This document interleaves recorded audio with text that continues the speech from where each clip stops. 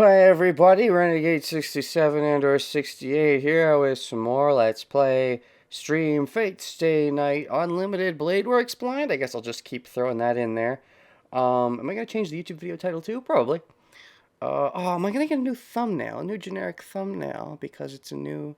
Am I going to bother? I might be too lazy. Probably too lazy.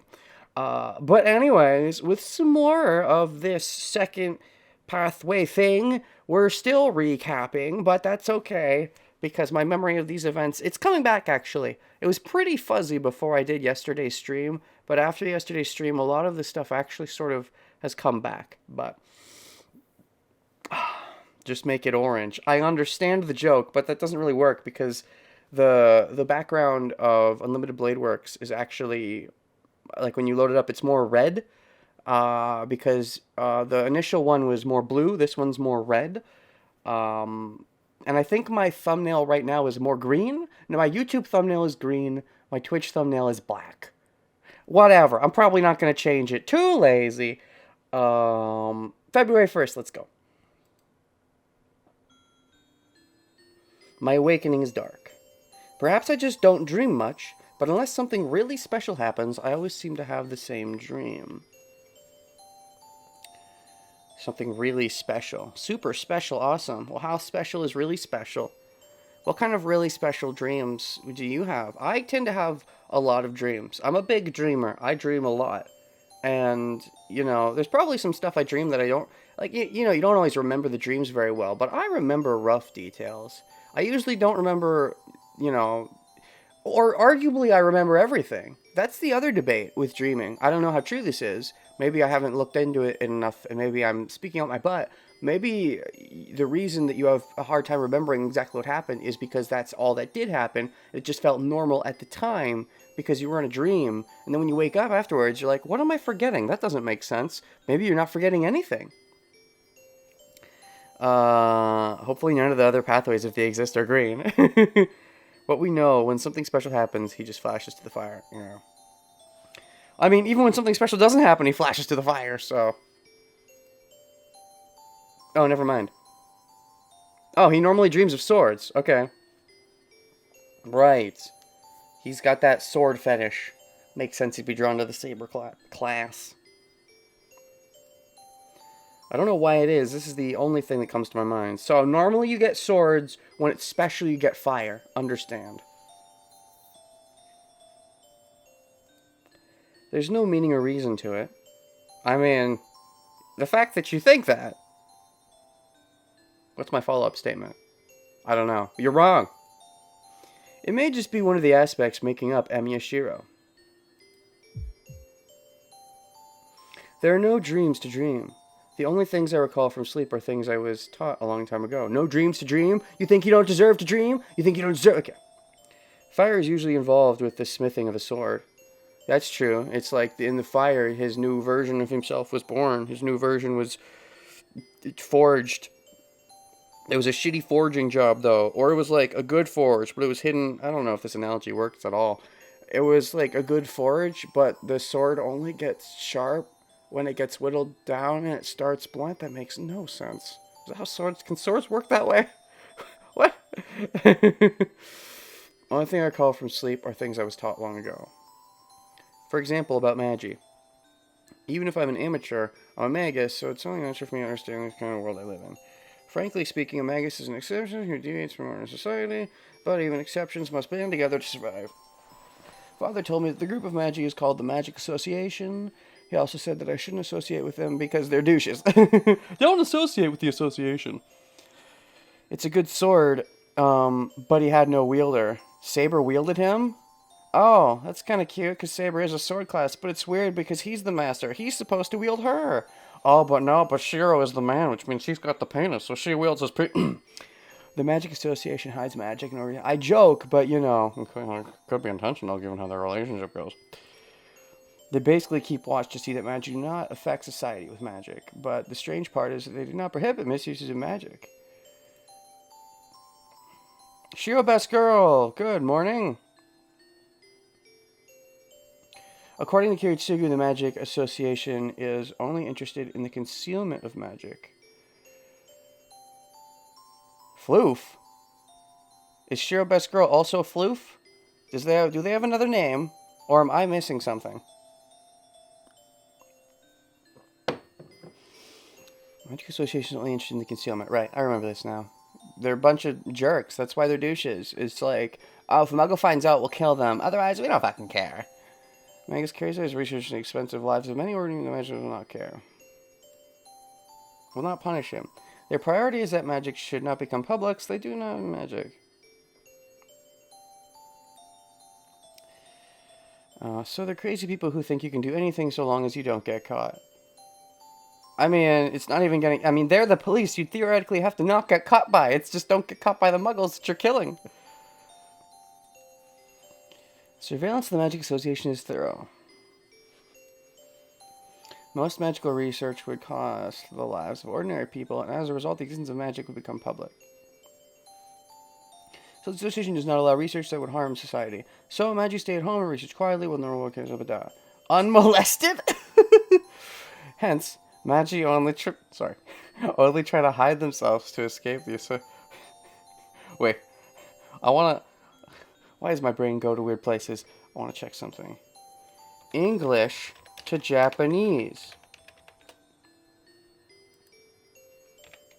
Molested. Chikan. What are those characters made up from? Let me check G-Show. Chikan, molester, groper, masher, pervert. Oh, okay, interesting. I was looking for molested, so, you can never fully trust Google Translate. Okay, the first word is shireru or oruka, means stupid and foolish, taught in junior high. The second one's taught in grade 3. It's just the word for China? Sino? China? Kan? Chi-kan. And it has no normal word, only a mixed word. That makes sense. No, it doesn't. Isn't it supposed to be that the normal words come from China? And the one is that... No, the mixed words come from China. The normal words come from Japan. That's right. So if it's a Chinese word, it just doesn't have a Japanese... Okay. Chikan. What else can this mean when it's not meaning molester? China. Sure. Oh, it's the kan from kanji. Oh, that's crazy. When I see the kanji for kanji, I'm like, oh, that's kanji. But it's the 7 that usually tips me off. Or it's not a 7, but you know what I mean if you've seen the kanji characters. But, okay. So the second character for molester is the first character for kanji. Funky. That is what that is. Yeah, Chinese character. I didn't realize that when I saw the kanji. Crazy. Then what do you call a Chinese molester? I'm so sorry. I want to know. I want to know what the Google Translate's answer is. Oh, right. Chugoku. Because Chugoku is the place. Right, that makes sense. Dang, I thought I could, find a loophole. Alright, enough of that.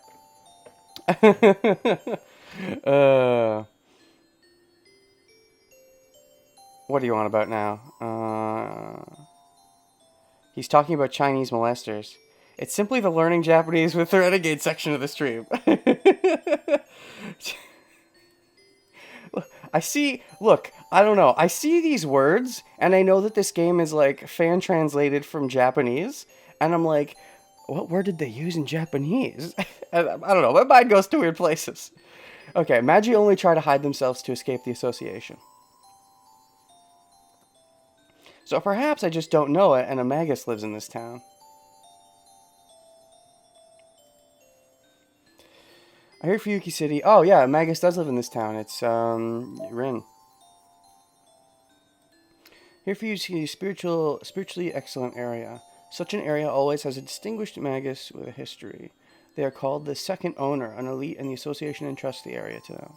Magi who would live in the area must visit them and obtain their permission to construct a workshop. I'm surprised Kiritsugu told you all this stuff. Looking at it like that, we're thieves living here without the permission of the landlord. Okay, that's probably why Kiritsugu would have told you. Because to let you know that you're basically illegal to keep you out of trouble. That's fair. Father was an outlaw who cut his ties to the association and moved here without the consent of the administrator, Fuyuki. But he's got ties to the mob boss, so it's cool. Rin should have known of Kiritsugu. I guess they could have kept it hidden. But Rin's like the land. I guess Rin's dad would have known, theoretically, if he didn't go and die. But maybe he never. Maybe Rin. That was before, so Rin never had the chance to find out. And I guess the association are douchebags. They never told her if the association. The association would have probably known, unless Kiritsugu was really secretive. I don't think he was that secretive though. About where I ended up.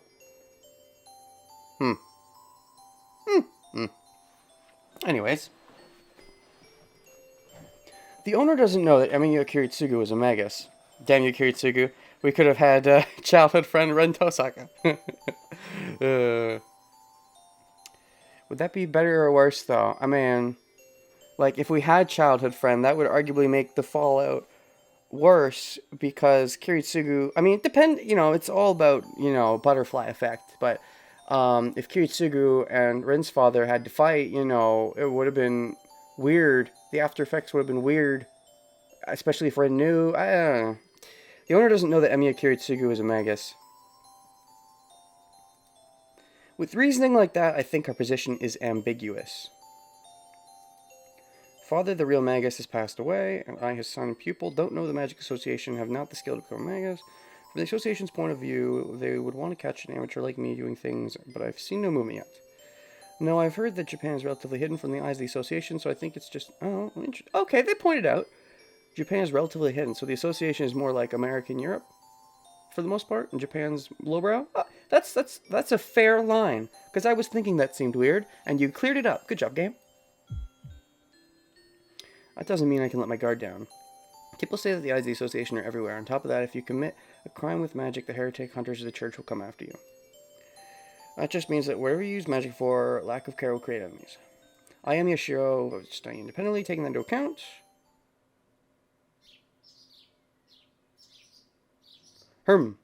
I wake up to see the sun shining in through the window. The sun may have just risen as it's still a bit dark outside. I'm really not good in the mornings. I get up, trying not to be defeated by the morning chill, and quickly fold up my futon. It's 5:30. One of my strengths is waking up at this time no matter how late I go to sleep. I do sometimes make mistakes and wake up late like yesterday, but I usually wake up early. Association reputation is like a deterrence by itself. Makes sense. Have the, have the reputation, then you don't have to actually do as much because people won't do it because they're threatened by the reputation. I am not that kind of person. I am not the kind of person who can go to sleep whenever and wake up whenever. When I go to sleep, I am going to... Usually, I'll wake up... If I was up for a long period of time, like over 18 hours without sleeping, then I'll usually just sleep for 8 to 9 hours straight. But if I'm up for more like 14 to 16 hours before sleeping, sometimes I sleep for 8 hours straight, but it's a lot more likely I'll sleep for like 4 hours, and then maybe I have to get up for, be up for a couple hours to re-asleep myself, and then go back to sleep for the remaining 5 hours. But definitely, I cannot just, let's say I would wake up at 8 a.m. I obviously don't do that, given that I stream at 8:30. But let's say I was to wake up at 8 a.m. If I go to sleep at midnight, wake up at 8 a.m., I can't just go to sleep at 4 a.m. and wake up at 8 a.m. Or I could, but I end up having to go back to sleep. There are rare cases where I can wake up after 4 hours and my body just never gets tired again, but it doesn't happen often. And I don't really know what causes it. It's like, I feel like 6 hours is the minimum sleep I normally need, and 6 is cutting it. Usually I get tired again if I don't go for at least 7. Shiro, who dude has plenty of mental issues, is very disciplined with his schedule. I'm a disciplined schedule person. I just can't discipline my sleep schedule like that. Wake up late like yesterday, but I usually wake up early. Alright, breakfast. I let Sakura do all the work yesterday. I have to return the favor this morning. I should finish preparing before Sakura arrives. That's why I try to be a lot more disciplined in when I go to sleep, because I definitely am not disciplined in when I wake up. I try to be disciplined in when I go to sleep, so I wake up around the same time each time, but it's harder to control.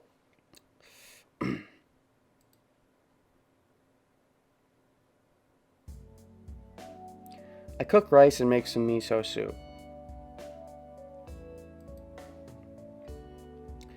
It was radish and carrot yesterday, so I make onion potato miso soup today. Ew, gross potatoes, but I do like onions, yay. Although, ew, radish, but, yeah, carrots. Okay, so it's mixed both days. Let's just have the best of both worlds, go carrot onion, in my opinion. I also make the usual broth, egg and broth boil, and I'm done. I cut and salt this, and stop before cooking it. Alright, that should do. It's almost 6 o'clock. I finished earlier, especially extra time, so what should I do? Oh, choice? I guess I can train a bit. There's no choice. Morning exercise is my daily routine, so I'll go and move my body a bit.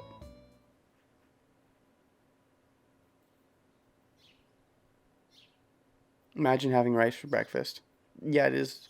Sometimes I'll have rice for breakfast, but I don't think of them as breakfast. I just eat whenever. I don't put much stock in what I eat when. The ANEW household has a splendid dojo. Right. This is the timeline where I kept the choice, where I chose to train instead of going to help soccer immediately. Does that affect at all, the fact that I'm doing this now, or no? I don't think so, because I don't remember the sit-up routine. It was built for pleasure when the house was built, so there's no particular purpose to it. Fujine is using it for herself, though. I hear that this place was Fujine's playground even before I came here. But I became Kiritsugu's student and started using this place a lot, so Fujine hated me back then. Well, there's only one thing to do now that I'm here. Even the mangas cannot neglect to train their body. One of the requirements for mangas is to have excellent physical abilities. While Kiritsugu was alive, we had many matches here. What? What happened? So Taiga knew Carrie before the whole war then? Oh, is that news? I don't fucking know. I hear this place was Fujine's playground even before I came here. So yeah, Oh, that is weird. Well, it's not that weird, right? I feel like he knew the Mafia, he knew the Yakuza even beforehand. That is weird, though. Or... Wait, no, not necessarily. Okay, you confused me. I don't think that's necessarily true. Maybe because the way it's worded implies that, but it could be that Fujine, like, because, the Yakuzas owned this building, and Fuji might have, lived here with whoever and played around in this dojo a lot. And then Kiritsugu was like, hey, can I use this place? And they still could have met at that point in time, and Taiga was just was essentially kicked out because, we were living here now, but Taiga tried to come over as much as she could because she liked playing here. That sounds more like what was happening. I don't think Taiga would have known, at least not very well, Kiritsugu beforehand. I think. It just seems odd. If Kiritsugu might have known of Taiga. I think Kiritsugu would have been acquainted with the Yakuza to some extent beforehand. At most, I think they may have known of each other, but I don't think there would have been much hangout time. While Kiritsugu was alive, we had many matches here. It was pretty much him beating on me, so I didn't learn anything about how to win a fight. But I think I learned the difference between a fight and a battle. Oh, this reminds me of Saber beating on you later on. And yet you sort of learned to get better there, yet you didn't learn anything here? Were you fighting with practice swords, or just, like, raw fisticuffs? Maybe you're just not a fisticuff guy, and you needed the sword all along. Or the bow. In other words, I was taught the difference between killing your opponent and beating your opponent. A fight and a battle. Wait, which is which? If you kill your opponent, you win the battle? If you just beat your opponent, that's a fight? I mean, I usually use the analogy like a battle and a war, and the war is the big scale, not a fight and a battle, but sure. Knowledge and experience are different. Sure. Unless I know in advance, it's hard to tell whether I'm involved in a fight or murder. Oh. Know in advance? I mean... we had the combo? Okay, sure. Not surprised. It's hard to tell whether I'm involved in a fight or a murder. That's such a weird line to say. Like, you mean like if you could see the future? I mean, it's one thing if someone doesn't tell you that, hey, we're going to kill this guy, and he says we're just going to fight him, and then he ends up killing him. But it's another if in the, fling of the moment, you're like, I got to kill this guy, and you kill him. You couldn't have really seen that coming necessarily, but it's a simple story. As long as you learn magic, you might destroy yourself, and times will come when you have to fight. For a magi, a fight means killing each other. Okay, fight is killing. Gotcha. I thought battle was killing. Gotcha. So I think what Kiritsugu wanted to teach me was to prepare my mind for the protection of death, but it's been a while since my teacher passed away. On my own, all I can do are simple exercises. That's right, time travel. That's the only way you can know if it's a fight or a murder. Things like push-ups, sit-ups, and stretching. Not too different from the morning practices I did in the archery club. The only difference is if I'm training lightly or heavily.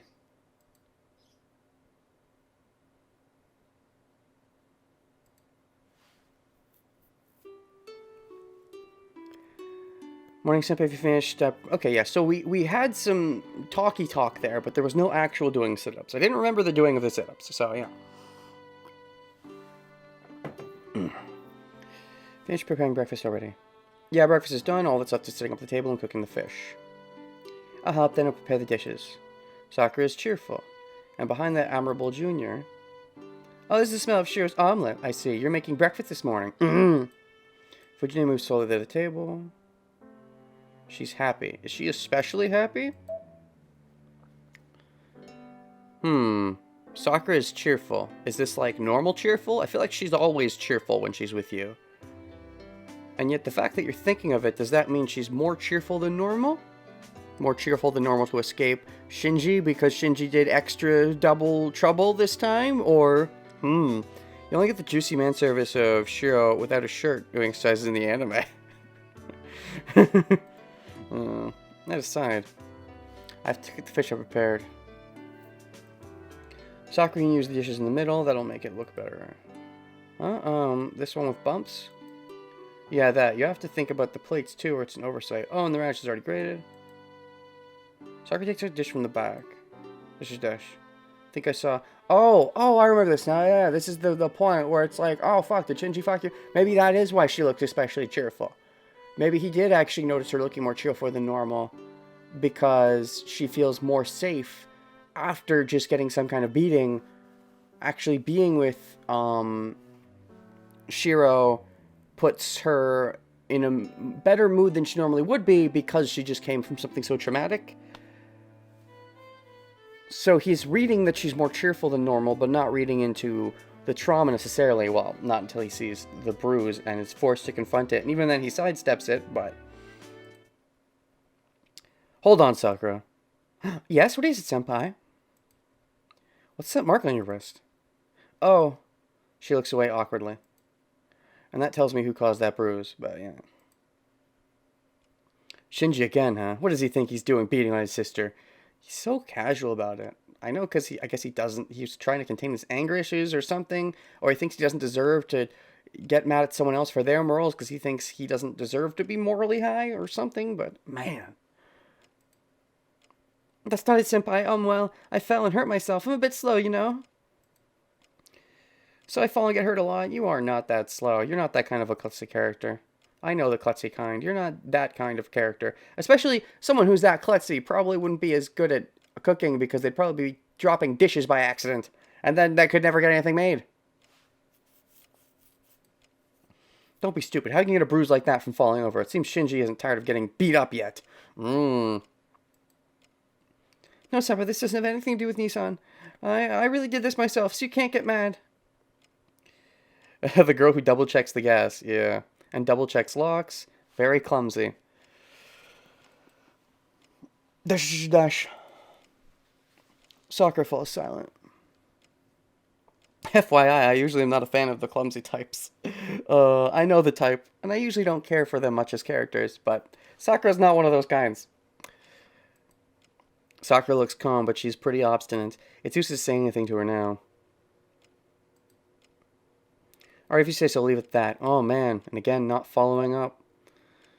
She's pretty obstinate. How much do I want to bet myself that I looked up what the word obstinate was the first time around?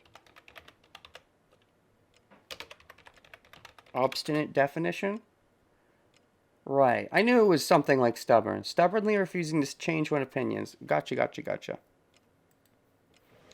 Well, Shiro himself is also pretty obstinate about not wanting to get involved in other people's business and face hard truths. I'll leave it at that. Yes, I'm sorry, Senpai. You shouldn't just let her leave it at that. Oh well.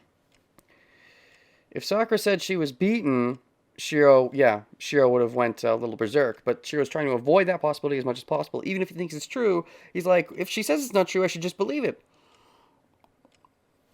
Because it's better. The world is better if I believe it. If I believe that what she's saying is true, then that means we live in a happier world. And I want to live in a happier world.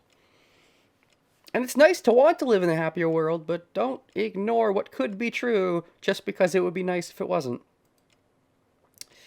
Why are you apologizing? It's Shinji's fault. He's still calling it Shinji's fault, even though she's saying, no, it's not, and that's why you're being told to back down. Ellipses. At the mention of Shinji's name, Sakura looks away awkwardly. In other words, he is the cause of that bruise, but you're still not going to follow up on it because you don't know for sure, even though you think it's true? Mato Shinji has a bad habit of being hard on his sister. There's a difference between being hard and hitting hard. I first noticed it about a year ago. Sakura was injured sometimes, and she just evaded my question when I asked about it. When I asked Shinji about it, of all things, he said he was the one who hit Sakura. Yeah, because that makes sense. He's not very smart. He's very pompous. He's cowardly, but he's only cowardly when he thinks he has to be cowardly, and otherwise thinks he's always better than everything and above everything. And he thinks, I hit her because she fucking deserved it, the little skank.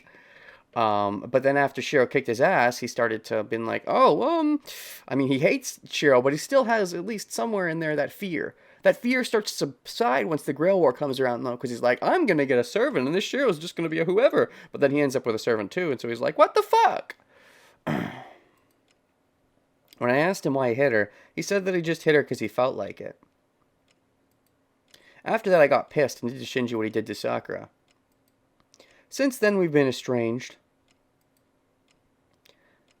Senpai, did you work things out with Nissan? Sure. Good friends. Definitely. Totally. Yeah, I did. We didn't have a fight or anything, so it's not like there was anything to work out.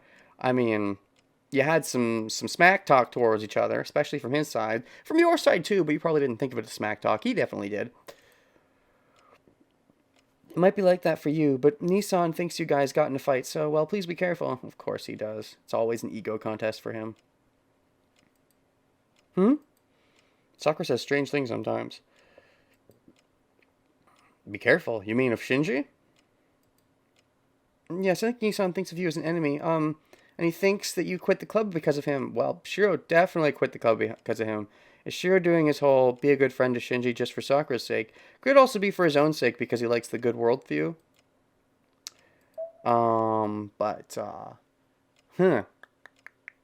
Please be careful. The way she's talking, I wouldn't be surprised if she's implying that, I mean, there's a clear implication, even without the fact that Shinji's a master, that Shinji might try something dastardly to actually genuinely hurt Shiro. Not just, spit things at him. But the fact that he's a master, if Sakura knows that, or at least knows something's up, then this could be an implication that be careful, he wants to and now could hurt you, potentially. But the fact that she wouldn't say anything about it would have to do with her trauma of not wanting to disobey her brother and having those awkward feelings, even if she knows. I suppose. And he thinks you quit the archery club because of him. That's not true. Me quitting the club had nothing to do with Shinji. Well, maybe a bit. Maybe entirely. But it's still not something you should worry about. Like Shinji said, this is certainly indecent. Which part's indecent? Shinji? Point at my left shoulder. Oh, right, there's a scar there. The scar. The excuse that he uses in place of the fact that it was really Shinji. Happened a year and a half ago. Right, that was the accident where Sakura started coming over. I would assume, based on the timing. A shipment collapsed on me during work. Oh, the Neko work. Okay. It's all coming together. That was all part of Neko's plan. She's the real mastermind. Got it. I thought it was just a broken bone, but the shipment was a hazardous one. I got a burn on my skin. After that accident, I quit the archery club. My school archery club emphasizes formalities as they let us shoot formally, even as students. The men expose their left shoulder when they shoot. Shinji commented that it might be indecent for someone shooting formally to have a scar on their shoulder, since I was getting busy with work with the archery club right then. Oh, that's a fucking excuse, you little doobie-doo. Senpai, I might be persistent, but are you really not shooting anymore? Fujimura-sensei said your injury shouldn't be a problem. It's probably also... It's part of the idea of not wanting to get into conflict. Yeah, the archery club would be fine with him. They would want him, even.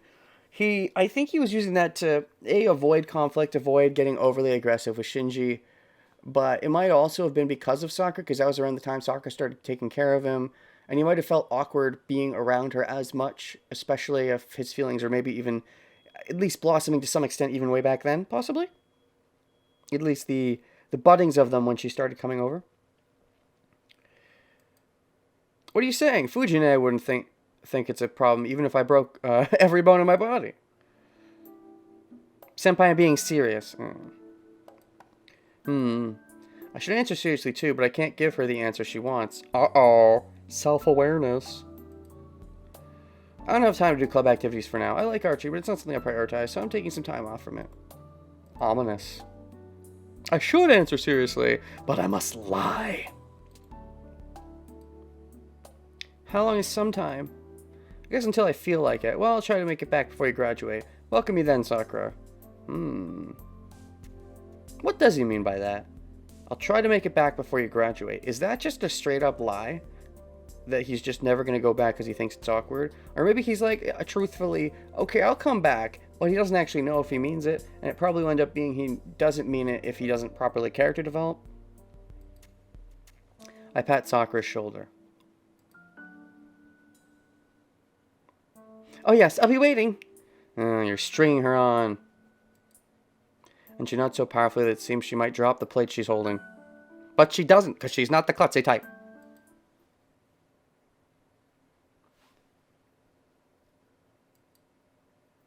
When Shinji is out of the club. Yeah, the problem is him and Shinji are the same age, so how will he ever make it back unless he's just hoping for Shinji to get kicked out at some point?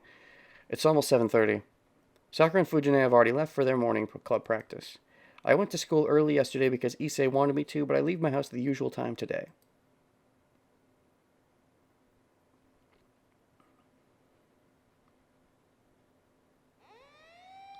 I ran into an unusual scene when I reached the intersection. Wait, what's this? Again, like I said, my memory a lot of this stuff is sketchy. That's part of why I'm going through it. Several police cars are parked outside a house. What house? Something must have happened as it's noisy and lots of people are surrounding the area. When you're in third year and I already graduated, I'll come back and chill. But wait. I mean, I guess that's one way to take it. But didn't he say... I guess until I feel like it. I'll try to make it back before you graduate. Okay, I guess the way he worded it, that could be what he meant. After Shinji's graduated, he'll come back and chill. I guess that could be how he meant it. That's kind of sad because that's probably not what Sakura wanted. But she maybe doesn't realize that's how he means it. But yeah, I could see that being what he means if he's trying to be honest without really being honest. Something might have happened as it's noisy and lots of people are surrounding the area. I'm curious, but I cannot tell what's going on with all the people surrounding it. I have no time, so I should prioritize school. And there's just a fucking example of not interacting with the dark bullshit. Yeah, like, I mean, to be fair, I wouldn't interact with it either. I would just be like, if there's like sirens and stuff, there's either something bad going on or something bad happened and I want to stay away. I would be like that too. However, that just sort of enforces the fact that he tries to ignore bad things as much as possible in his life. And, I mean, that's not abnormal, but it sort of preemptively shows off the characteristic. However, if there's anything more to that, there's not much. That was given. Shiro is a self-proclaimed hero of justice and he just avoids the crimes. Yeah, there it is. See, I would never call myself a hero of justice. I would just avoid stuff like that. But if he's calling himself a hero of justice, yeah, he just ignores it and goes to school, tries to not disrupt.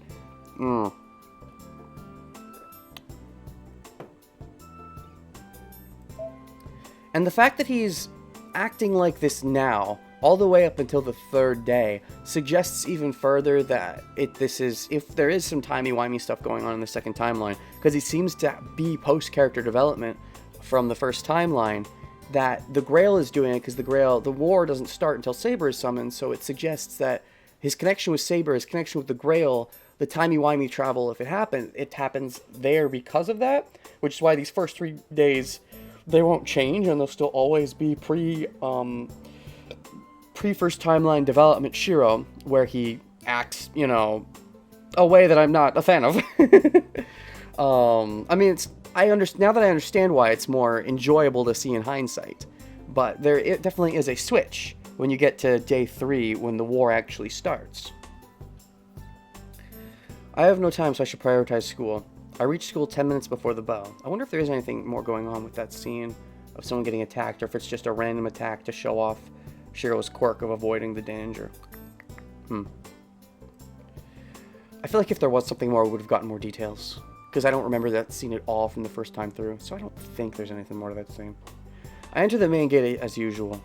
At least I don't think there was ever anything more to it in the first timeline. Maybe there's more in the second timeline. I enter the main gate as usual. Morning, Emiya. Oh, nope, that's a girl.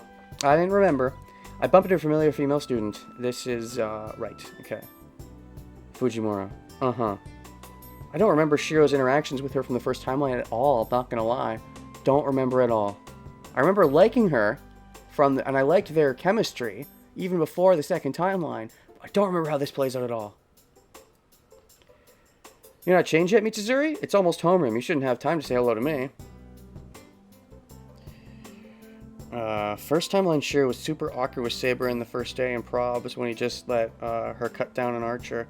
Second timeline, he's more confident. Also, he possibly cares more about Rin at that point, because he's actually had more time to be around her, and maybe even cares more about Archer, so he's willing to come in and stop immediately. You've not changed yet, Mitsuzuri? It's almost homeroom. You shouldn't have to say hello to me. You're right. You're cold as always, Emiya. And she smiles about it. Because she likes seeing normal Shiro, because at least she knows that there's nothing weird with him, because he did come early yesterday, which she might have thought is weird. So maybe she's been trying to approach him. Right, she would be trying to approach him, because she's also trying to get him back in the archery club, probably. She might even ship Shiro and Sakura. There's a good chance. If she doesn't ship herself with Shiro. I think she thinks of herself as more of a friend of Shiro. I wouldn't mind the Shiro Ayako ship, but I wouldn't be surprised if she's more of a shipper on deck.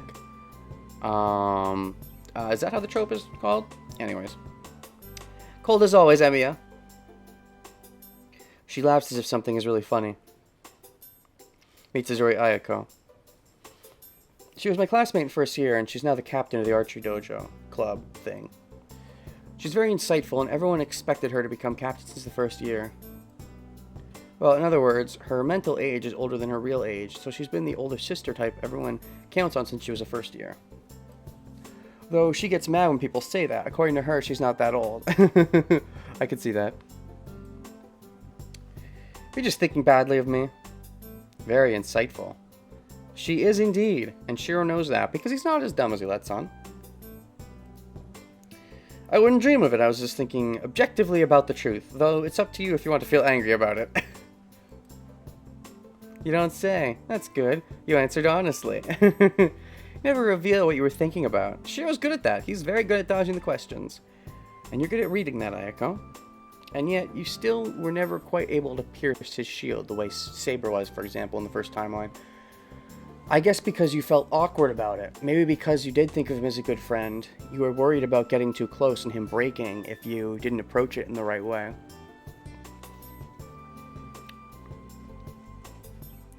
You don't let your guard down like Shinji does.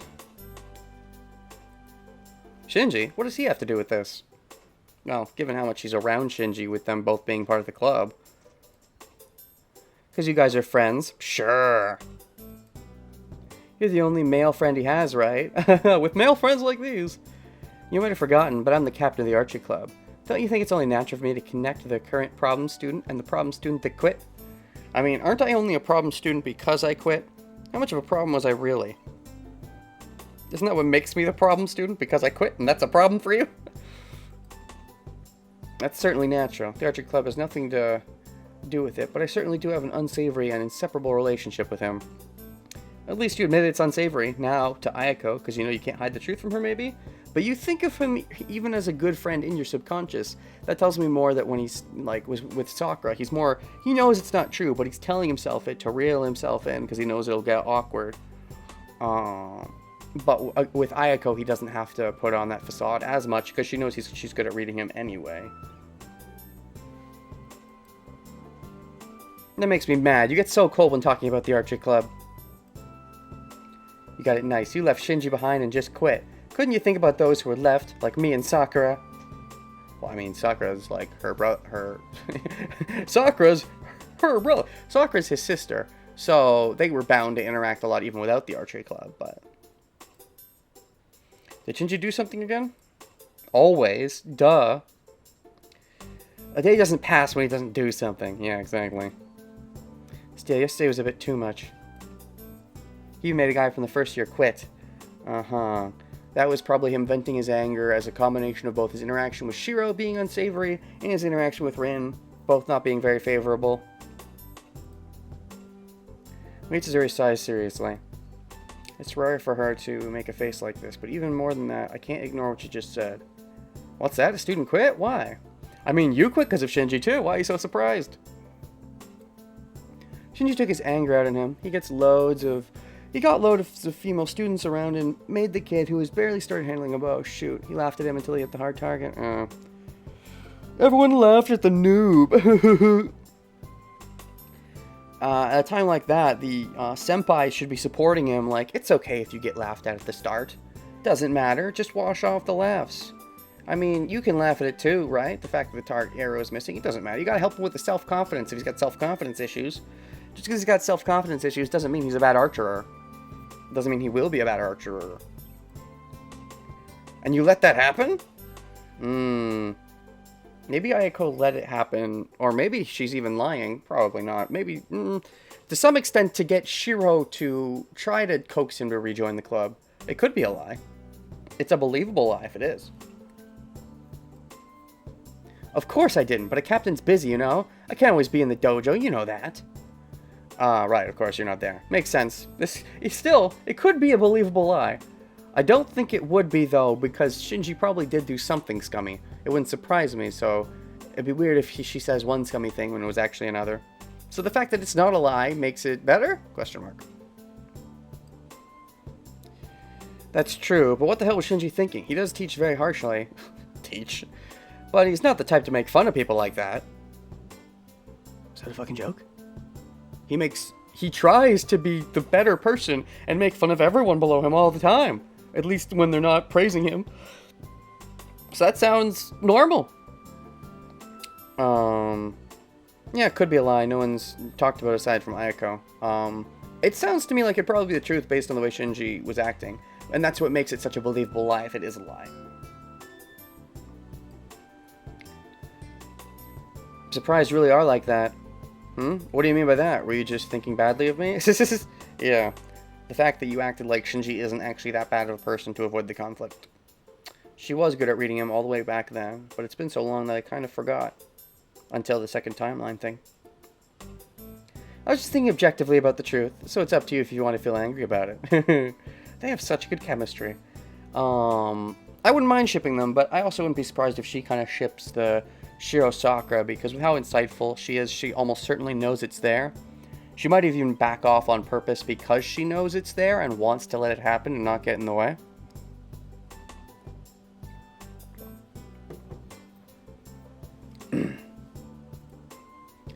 Stop copying me.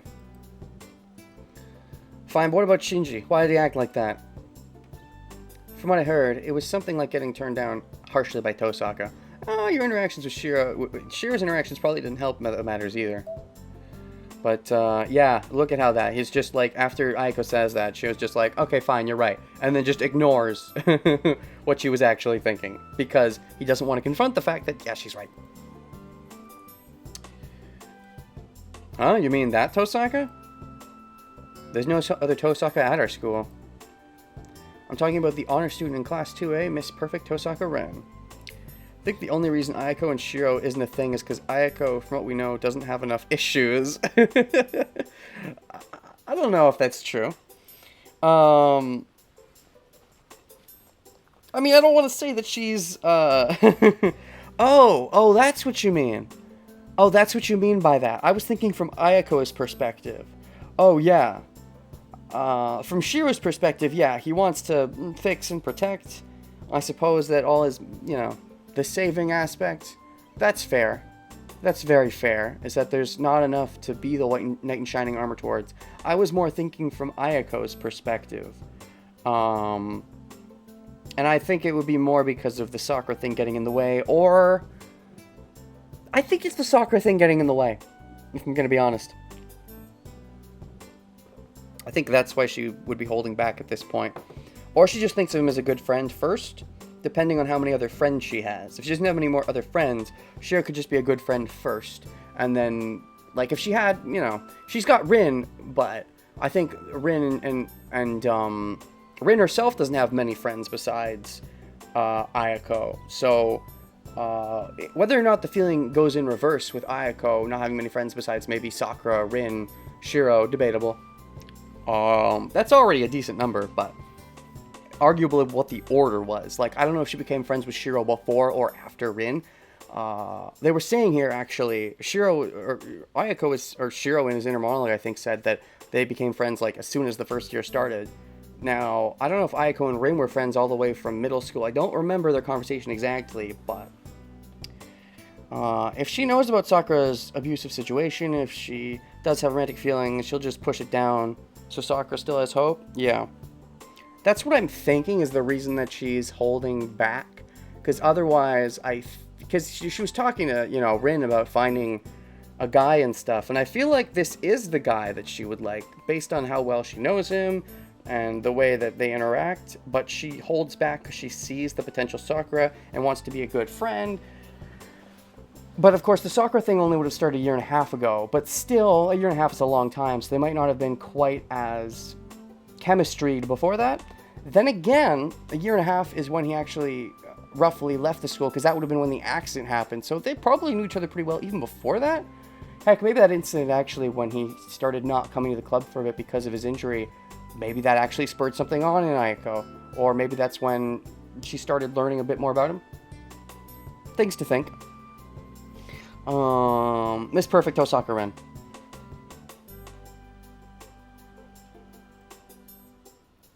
She also could just be awkward about moving to the next step, as it were, which wouldn't be that surprising necessarily, because even before the Sakura thing, it might just be that she's not necessarily comfortable going to the next step. If she does have fewer friends, she might want to keep the friendship and not, risk it. That whole thing. The Sakura thing would just double, triple it if that was the case. I don't think I've heard that nickname before. It's the first time I've heard the nickname, but I would probably agree with it. Miss Perfect. You would agree, and you'd want to agree? Reading the prologue, I agreed with her on that. That's why we've had a friend or foe relationship for 2 years. Right. That was the fact that they're similar? I don't remember exactly what that was about. I remember the fact that there was like a whole, like, I thought that they were talking about the Grail War, and they weren't. They were talking about finding a boyfriend. That stuck with me because of that, mostly. But with Tosaka involved, I can understand even Shinji getting turned down, and most of all, I think most people would turn down Shinji, I don't know, unless they're scared of him, unless they're too scared to turn him down. Which I guess maybe many are, but he just seems like such an unlikable douche. I don't know. Oh, for 2 years. So Ayako knew Rin Shiro around the same time? Okay. Alright. So that means I could see Ayako being even closer to Shiro in that case. Based on the way they interact. And based on the fact that Rin tries to hide her true self even from someone like Ayako. To an extent. But Ayako can sort of see through it, so I think it's sort of the same thing where Rin's willing to let her guard down a little bit, but not fully. Whereas at the moment, Shiro's willing to let his guard down. Still not fully, but more because he doesn't have as much magic baggage to hide. Yet.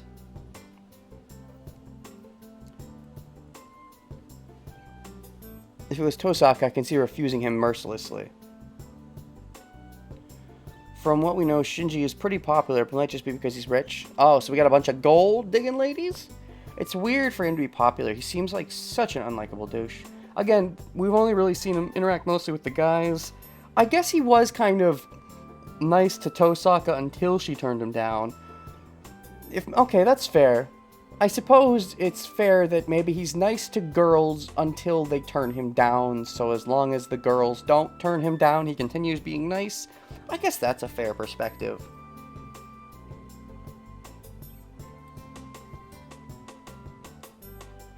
I think my perspective is so warped by the truth of Shinji that I forget their first interaction, because we constantly seen Shiro interacting with Shinji, not as much with the girls, because we only saw the one time we were playing as Rin, the interaction with Shinji, but I do think he was actually kind of nice, or tried to be nice, until she turned him down, so there could be some of that.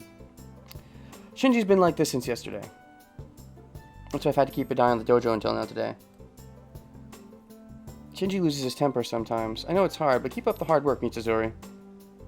Yeah, and you're just gonna avoid the hard work. You could help too, Shiro, but you don't.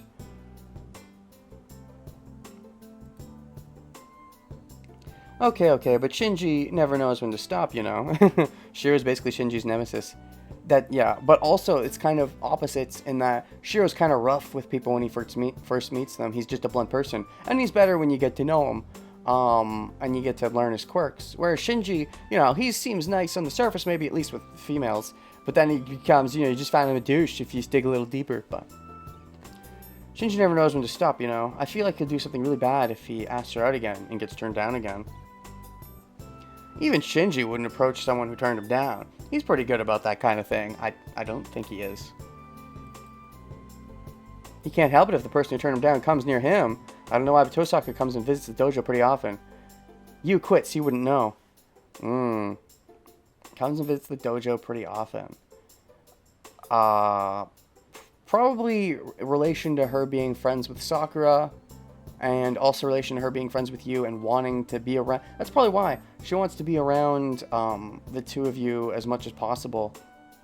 And possibly even Shiro, because it seems like she actually had somewhat feelings before then, potentially to some extent.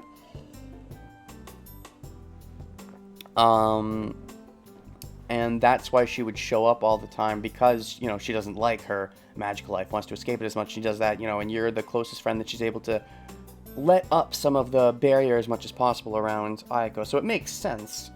And I feel like Ayako knows that, but she doesn't really need to say that to Shiro. Question mark? That's the first I've heard of it. Tosaka Rin doesn't do any club activities for personal reasons. I thought she went straight home, since she even turned down the recommendation to join the student council.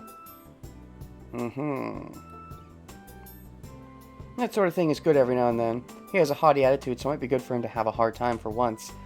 Not when he takes that hard time out on Sakura, which he probably does. Yeah, it lines up. Like, you know, he gets turned down by Rin. He gets, you know, sort of belittled by Shiro. He takes it out not only on the junior member, that's probably sort of him just delaying until he gets to get home and take it out on who he really wants to take it out on, Sakura, his favorite, you know, punching bag. Mitsuzuri says some dangerous things. It's very dangerous given the Sakura situation. But I don't know that Ayako might assume something, but I don't know if she knows. No, she would definitely know, given that Shiro beat up Shinji. I feel like I don't know that Shiro would hide that at all from Ayako. Come to think of it, I heard that Tosaka has many enemies. Could Mitsuzuri be one of them? Well, they're frenemies. Hey, Mitsuzuri, that's going to... Oh, you admit it's going too far. Because you know about the Sakura thing. It's almost time. Bye, Emiya. Come and see my archery skills sometime. Mitsuzuri hurries off. She's just like always. But I like that part of her. Feeling calmer now, I head for the classroom. She does calm you down a bit. It does calm you down when you're able to talk to someone who actually does know at least some of your inner darkness. You're able to let it up and let up some of the mirrors. Even if you don't let up all of them. Mirrors? Masks. Mirrors works too. A mirror can be a mask. Mask, mirror.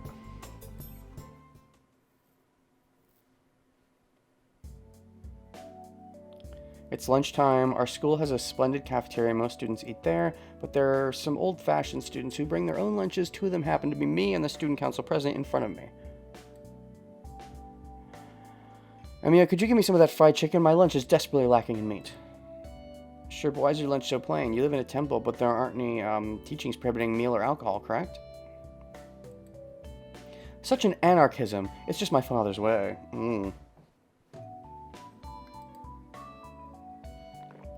He says there's no luxurious foods for a young priest, and that I should have to work for what I want. I'm thinking of running away and joining the circus.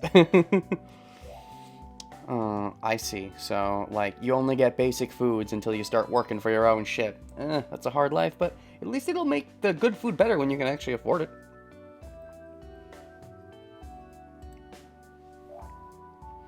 Yeah, that sounds like that guy. I don't know that we've ever met that guy, but I'll take your word that it sounds like him.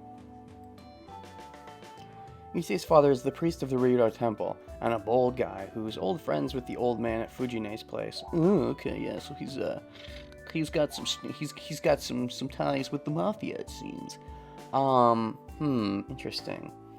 There's an inn between the temple and the mafia, the Yakuza, and then the caster was working at the temple with the assassin. Gosh, and Issei is from the temple. And the two missing masters are casters and assassins. Caster said that her master,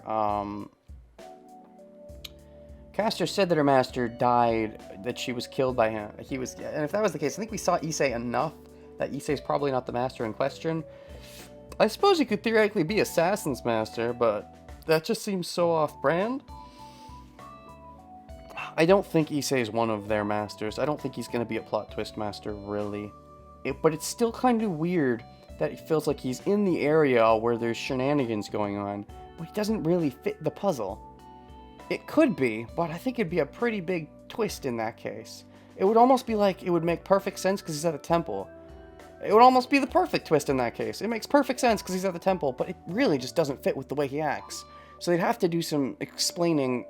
Like, the way he interacts and is like, hey, Shiro, you know, this such and such is going on at the temple. And he talks about this girl who's there. Who's this girl? We haven't met this girl? Is it all a lie? Maybe that's why it's a twist and he is a master. That makes him an evil master enemy then. He's not, he can't just be plot twist. He's got to be plot twist evil because he's telling lies to Shiro to lure him to the temple. If that was the case. I don't think so. Priest is related to the Yakuza? Maybe. Is there a character we haven't met yet that's secretly a master? Who's the woman that he's talking about? The woman gives me wiles. Is it Caster in disguise? Pretending to be a humoin? Anyways. A bold guy who's old friends with the old man at Fujine's place. You can't expect a normal personality when he's friends with a guy like that. That's great. Well then, I'll give you one in the hope of repayment someday. Hand in my lunchbox. Thank you. This too is part of my religious training. Only named character that we know that is a biggish part of the story that we haven't met yet is Makiri. Right. That person. But they're probably related to, Shinji in some way. So, like, would they be doing their own temple BS too? I don't think they would be Caster's master. They seem like a big deal. So I don't think they would just get killed off screen by their own servant. And even then, there's, I guess, assassin servant is possible, but they're teaming up with another master in addition to having Shinji out there? Seems unlikely that this Makiri person is actually a master. It would make more sense to me if he's some old fogey using Shinji because he's too old to do it himself or something. Would he be a Mato in that case? Or something like that. I don't know. He could be a Mato. Maybe like a distant relative. That too is part of my religious training. Issei bows deeply. How can I put this? I never know what to say when things like this remind me that he's the son of a priest. Makiri Mato is not a great name, to be honest. It doesn't really roll off the tongue. The double ma is a bit weird, but... How can I put this? I never know what to say when things like this remind me that he's the son of a priest. because you like thinking of him as a normal person. You don't like things that upset the flow, and him as a priest could mean that you eventually have to deal with something awkward the priest would deal with. By the way, Amiya, do you know there was something going on around the 2nd Avenue? It's right around... Aha, yes. Shiro is going to ignore that, but now Issei brings it up. It's right around the intersection where we part. Intersection? What was happening? Oh, shit, they did bring it up again. I don't remember this at all. The intersection this morning. He must mean that clamor with all the police cars. I heard there was a murder. I don't know the details, but of the family of 4, only the child survived. They say the older sister... Oh, fuck, I do remember this now. They say the older sister and the parents were stabbed to death, but what's strange is they think the weapon was a long one, not like a knife or something.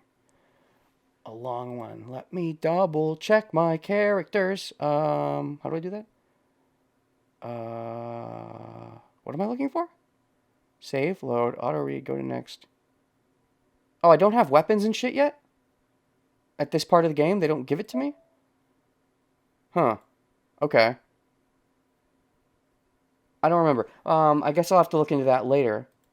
But, the weapon was a long one. This sounds... Lancer, it makes so sense to Kirei to be so open.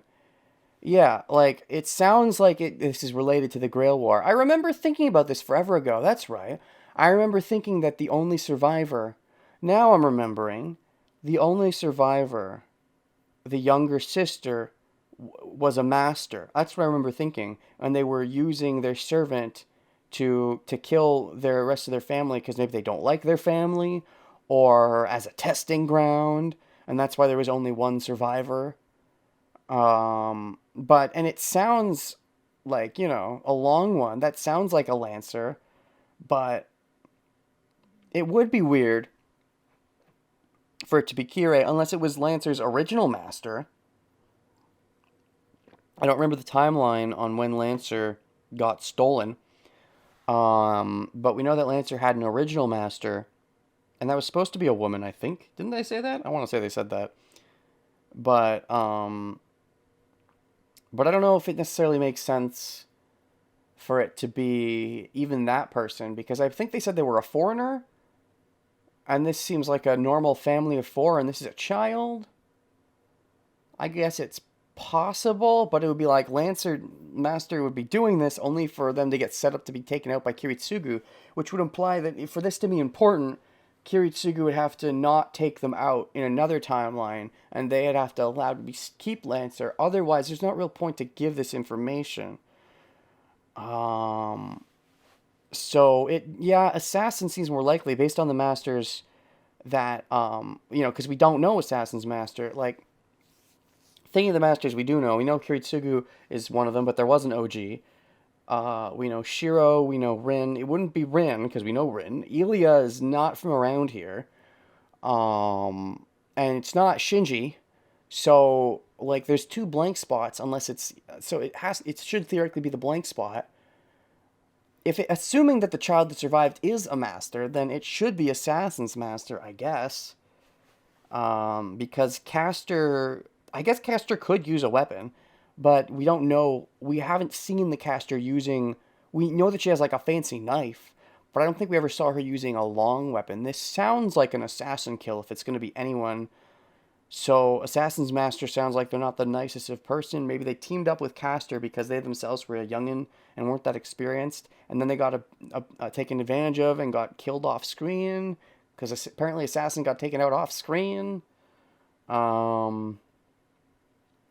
So maybe that was the idea, is that they're a youngin', they killed their family, they're inexperienced, they team up with Caster, Caster betrays them last minute? Maybe. This character type, though, that would kill their family, it's weird, though, because I think of someone like this, and I think of the Ilya archetype, the dangerous lolly type, this young sister. Wait, only the child survived. The older sister, hold on, we don't know for sure it was a girl. My mind went to older sister and thought that younger sister, older sister. It could be younger brother. That would be a bit of a different character type. So it's possible Assassin's Master is a guy, a young boy. Could be. That would be... It's still... That could be interesting. But that would mean we haven't met them yet, which is possible, I suppose. It's also possible that this person isn't the master, but then the fact that they survived, they should be something. They should be a character. They shouldn't be a nobody if they're being mentioned, even if they're not a master. And the killer in question, with the long weapon, should be Lancer Assassin for the most part. It wouldn't be Saber. Berserker would be way too brutal with it. Caster doesn't really make sense. Rider's weapon, they're also kind of short. And then Archer's weapons, his blades are also, well, the blades that he uses close up, I believe, are short, but then his arrow blades are actually kind of long. So theoretically, it could be Archer, but he gets summoned too late, I believe. Saber in Fate. Lancer does not exist anymore. They were defeated by another servant after Shiro was attacked 10 years ago. Rin in Fate. I wish that's the case, but the bloodstains were older than that. Here's a rough time frame about Lancer's OG master. Oh, Lancers now exist. They were defeated by another servant. I wish that the bloodstains were older than that. I mean, yeah, all we know is that Lancer hasn't really been with he was with Kiritsugu for at least before we were attacked. But we don't necessarily know how long before. I believe they also said that the original master was a foreigner, so I don't think it really adds up. And the fact that a lone person survived doesn't really fit with that notion. So this sounds like the most likely outcome is that it is Assassin's Master, if it's any master, because there is someone we haven't met theoretically. If it's not a plot twist master we haven't met. Did I say Kiritsugu and Mean Kirei? Maybe. They both start, with Kirs. But, because, thinking about the characters we've met, I feel like there has to be someone, based on that we haven't met that's going to be important in a later timeline, beyond just Makiri, which I wasn't sure about. Part of me thought that maybe we would establish the entire cast, even in one timeline, but maybe there actually will be additional players added in another timeline. I guess that is possible. Part of me thought that we had everyone and there was just 2 plot twist masters waiting to happen. But this implies to me that we haven't. Because this younger brother in question, nobody, or younger sister, no one fits the bill. Not a single one. At most, maybe one of the extra girls could be a younger sister theoretically. That's the most likely outcome if it is someone we know already. But even that seems like a bit of a stretch. And if they are that important, they would get added, at least. And it's not like they'd get added later. They'd get added now. Just like how Kuzuki is already fucking here, but he's done absolutely nothing in the plot. He doesn't need to be here yet. He's here because he's clearly going to be important later. That's why he's here. And yet those extra girls aren't there, so that suggests that none of them are very important. Right? Which means it should be someone we haven't met yet, because nobody fits the bill. I don't know. Ayako, theoretically, but they would know that, oh shit, that's where Ayako lives. It has to be someone we haven't met then. So I feel there have to be additional players we meet beyond just people we've heard of in the first timeline, which opens things up more than I was expecting. It's kind of exciting, though. Gato. I don't believe his name wasn't it Goto? I don't remember. But yeah, that opens things up more than I was expecting. Like how many new characters could we potentially meet in later timelines? It should definitely be some, though, I feel. At the bare minimum, beyond Makiri, I feel like we should meet whoever this person is. They should be a character, or important to the plot in some way, even if they're not a character. Am I going to peg them right now as Assassin's Master? I think that's the best bet based on the information I have provided. It doesn't make much... I mean, there's not many other through lines that fit with this. I think that being Assassin's Master makes the most sense. So I'm going to call that now that it's Assassin's Master. And I think it's a boy, just because I feel like the trope is a bit too similar if it's another girl. Because it feels like almost like the Ilya archetype, like the dangerous lolly. If you're going to make it a dangerous lolly, at least make it a gender flipped one. Anyways, if they think the weapon was a long one, not like a knife or something, Assassin Master got maybe adopted by the temple then. That's very possible, because they're without a family, so yeah, it's not impossible for temple. Well, initially Kirei did some church adopting, but temple's adopting people isn't that weird. Issei said there was a girl. So it could be that there is a younger sister, and that sister got adopted by the temple. And that's the person Issei was sort of getting smitten with. So it's possible. My narrative instincts tell me it would be a boy, but Issei's line about the girl who was bewitching him tells me it's a girl, unless that was meant to be Castor in Muggle disguise. Alright. Not like a knife or something. Dash, dash. A long weapon. He must mean something like a sword. Yes, especially if it's assassin, it would be a sword. Interesting they point out a sword specifically, not a lance. It was a murder, so that must mean the sister and the parents were killed. I picture it. Ooh, and this brings us to PTSD. This is why you want to avoid it. Someone barging in during the night. Unjust violence. A one-sided pillage like an accident. Slashed parents. The sister killed without even knowing what's going on to this side. The child covered in their blood. And you kind of feel that to an extent because your parents also died in that fire, but you survived and saw everyone. So this would definitely trigger PTSD, even if it's, not quite the same circumstances. It's close enough. Issei, have they caught the murderer? It doesn't seem like it. Accidents from faulty construction in Shinto and murder here. It's no wonder they're making the curfew here at skill. What's wrong, Emiya? Did you choke on something? Yeah, because it seems similar to his circumstances, sort of, and how his parents died and he wasn't around. He had to watch everyone suffer around him, and he hates that feeling. He doesn't want that feeling. He tries to run from it, but when he's confronted with it... Nothing. What's wrong? No, I was just surprised since you had a nasty expression. Sorry, this wasn't something I should have talked about during lunch. Issei tries to soften the air apologetically. I was fine with the topic, but was I really making such a nasty face? It would make sense for you to make a nasty face. And then there's a quiet knock at the door. Who the fuck is this? Wait, is this Karuki? Hold on. My memory logs are telling me that this is that his name? Kazuki. That's what my memory logs are saying, so I'm going to turn the volume all the way up because I want to hear his voice because I don't remember it and I want it to go in my ear lobes. Ha! My memory logs were correct. Excuse me, is Ryudo here? Oh yeah, what is it, Sensei? I'm sure I said this in the first time through. These two look like they could be related. I mean, he was just talking about his father, so Shiro clearly knows his father, so this clearly isn't the case. But they totally look like they could be related. Would that make Kazuki Castor's master, then? If Assassin's master is the child, does that mean Kazuki is Castor's master? He could be important without being a master. That just seems like the obvious fill-in choice. Kazuki. I don't remember, because, we don't really see him much at all afterwards, right? So is it possible he got killed off-screen by Castor if she's telling the truth and we never saw it? There's also still the small part in my brain that's like, it was Ryder all along. Ryder and Castor are one and the same. And when she meant her master was killed, she was talking about Shinji.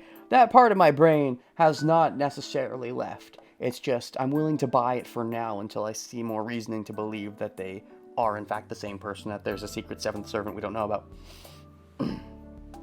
What is it, Sensei? Well, technically, Gilgamesh was the secret seventh servant in that case, but you know what I mean. Issei addresses Kazuki, who just entered.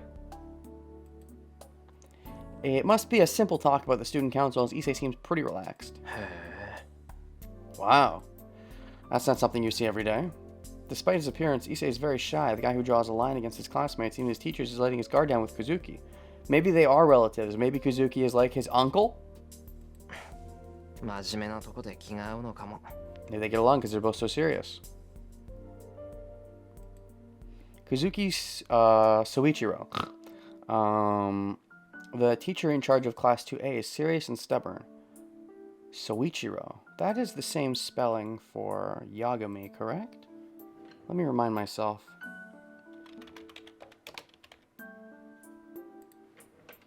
Soichiro. Is there an extra U in there in comparison? There is. It's Soichiro instead of Soichiro. So it's not the same spelling. Okay. At least I don't think so. I could be totally wrong. Maybe it's because it's a fan translation? Or maybe it's because I looked it up and that was the English version of the name? Wait, now I'm doubting myself and I have to double check. It's just so similar. I want to see the... Ooh, let's do the Japanese version. Let me type in kana. Soichiro... No, let me start with Yagami. Yagami... Oh gosh, I don't know the kanji for their names. Soichiro. Is this the name? Is this name right? Yagami Soichiro. I don't think so, because it's not giving me him. If I go to images... No, that is not the same character. I think it gave me the wrong kanji. Let me just not use the kanji. Let me just search with the kana. That's a food.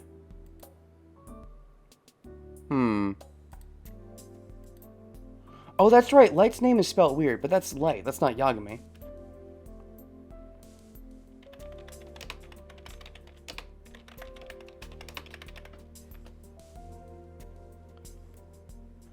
Found it. This is Raito. Wait, that can't be right. There's no way it's Raito, because that's just katakana. I thought his name had some weird thing where it's like moon, but it's pronounced whatever. So this... What is... Okay, and then if I go... And then if I go Soichiro... Just Google search it, dang it. Aha! But is that really his name? I don't know. Do I need the kana for it? Maybe I can just say... Maybe I'm trying too hard. Maybe if I just... Oh, I'm still in Japanese text. Go to English. Soichiro Yagami. This is bugging me. It's a Soichiro, and that's weird. Wikipedia, give me his Japanese name.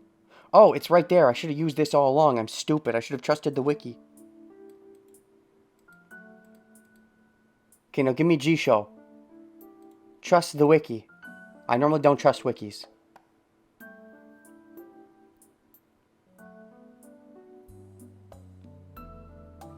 Aha! Alright, the world is solved. I figured it out. I solved the world. The world has been solved, and I will tell you why. Because I was correct. The English name is Soichiro, but it's the same. This fan translation uses a U in the so and the ro, whereas the English translation of Soichiro Yagami does not use a U, but it is there in Japanese, and there's a fan translation, so they left the U in. That makes sense. I was not wrong. I was not crazy.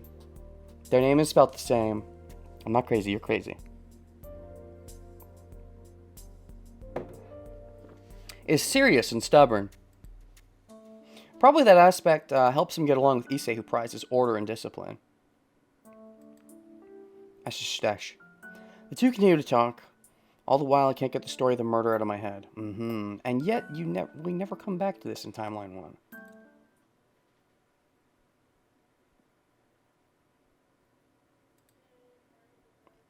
Let's see. Classes end, it's time to go home.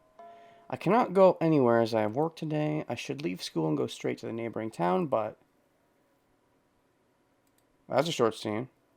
But what? It's dojo. I'm worried about the conversation I had this morning, so I've made my way to the archery club before I knew it. Okay, I heard Kazuki, so I can turn the voices off now. Geez, what am I doing? According to Mitsuzuri, Tosaka Rin comes here often. And he wants... he comes here to see Rin. Because he does have that crush on her because of how perfect he thinks she is. He wants to live the perfect life she lives, maybe. Still care, Shiro. Care about what, though? It seems like he's caring about Rin in this instance. Is that right? Or is he coming here because of Shinji? Never mind. He just... The fact... It makes sense that he comes here because of Shinji. I just see the Rin line and my mind goes there immediately. I really don't care about that, but I know that Shinji getting angry at her is going to be a problem. He does care. And he's like... Maybe the back of his mind knows that if he has to do some de-escalating or it will get really ugly, he's smart enough to know what'll cause it to get ugly. So he intervenes if he thinks it'll de-escalate. Shinji just doesn't stop when he gets angry. The fact that he mentioned Rin, though. Well, no, because Rin is the reason that Shinji's getting angry, apparently. Still, I don't know, the horn dog in me. Shinji just doesn't stop when he gets angry. It's bad if Shinji gets violent just because she turned him down. I don't know why it's bad, it's just bad. You know why it's bad, you're lying to yourself. Tosaka's not here. Tosaka isn't around. Mitsuzuri's worries were needless. Yeah, because this was day 2. Tosaka didn't come to school on day 2 because she summoned Archer at the end of day 1, if memory serves. And so she just skipped school all day on day 2 with Archer. So Tosaka was not here, I think. Because it was... No, it would have been the night of day 3, third day, that the shit would have hit the fan, I think. So... I think. Yeah, because Tosaka would have come to school on day 3. She would have sensed the field, been like, what the fuck? And then at the end of the day, she would have had the conflict with Lancer, which would have led into... Yes, that sounds correct. Who's not here? Archer and we were exploring the city. Oh, and if that's the case, then we should be going home. And then when we're on the bridge, we'll see Rin atop the building as she sees us. Yes, we see her somehow, even though we should not have the magical capability to do that. But we're apparently awesome and we don't even realize it. Who's not here? Ellipses. Oh, who's not here? Issei. So, who's not here? And there is Issei, whom I just left behind. Oh, it's you, Issei. Don't scare me like that. You're looking at the dojo suspiciously. Who's not there? Tosaka. I heard that she had an argument with Shinji yesterday, so I came to see how things were. Well, that is suspicious. You gave your reasons without being asked. Issei still he might not know Shiro as well as Ayako knows him, but he knows him a little. You wouldn't normally give your reasons. You'd normally dodge the thing unless you had to. He's given the reasons because it's something that he really thinks is going to probably be problematic, so we go straight to the point? Possibly. Oh, what? What I do shouldn't concern you. Yes, that's right, but it's useless, Emiya. Tosaka won't be here. That's because she intentionally skipped school today. What? Skipped school? So she was absent today? I see, she's absent. Wait, Issei, how can you say she skipped school? I don't think she'd do such a thing. Huh? She's not as perfect as you think. Of course she will. She won't catch a cold. As I see it, she's evil. You'll be eaten if you let her looks deceive you, Emiya. That's his way of saying he has the hots for her a little bit, but he can't be suckered in. Somehow Issei's words annoy me, because he wants her to be the perfect version of herself. He wants to aspire to the perfection. He doesn't like the imperfections that are implied but aren't actually stated. He wants it if all the bad stuff that's implied is not real. It's true that I don't know her, but I can't imagine that she's a bad person. You're going too far, Issei. Tosaka can't be like that. What, you're after Tosaka too? Oh, I'm sorry. Please ignore what I just said. Ellipses. After Tosaka? Who said anything like that? He probably likes her to an extent, but I think he doesn't like her in the same way he likes Sakura, where I think he actually sort of is starting to get feelings for Sakura, for sure. I think he more idealizes the perfect persona that Rin gives off, and sort of looks up to it in a way. Don't jump to conclusions. I just thought it'd be bad if Shinji got in trouble again. In trouble, sure. More like got others in trouble. You're planning to stop Shinji if he attacked Tosaka, huh? You're playing an unrewarded role again. I don't really care, but you have a bad taste, Emiya. Playing pretty coy, you say. Planning to stop Shinji if he attacked Tosaga. You think he's going to attack Tosaga? I don't think that's quite what would happen, but...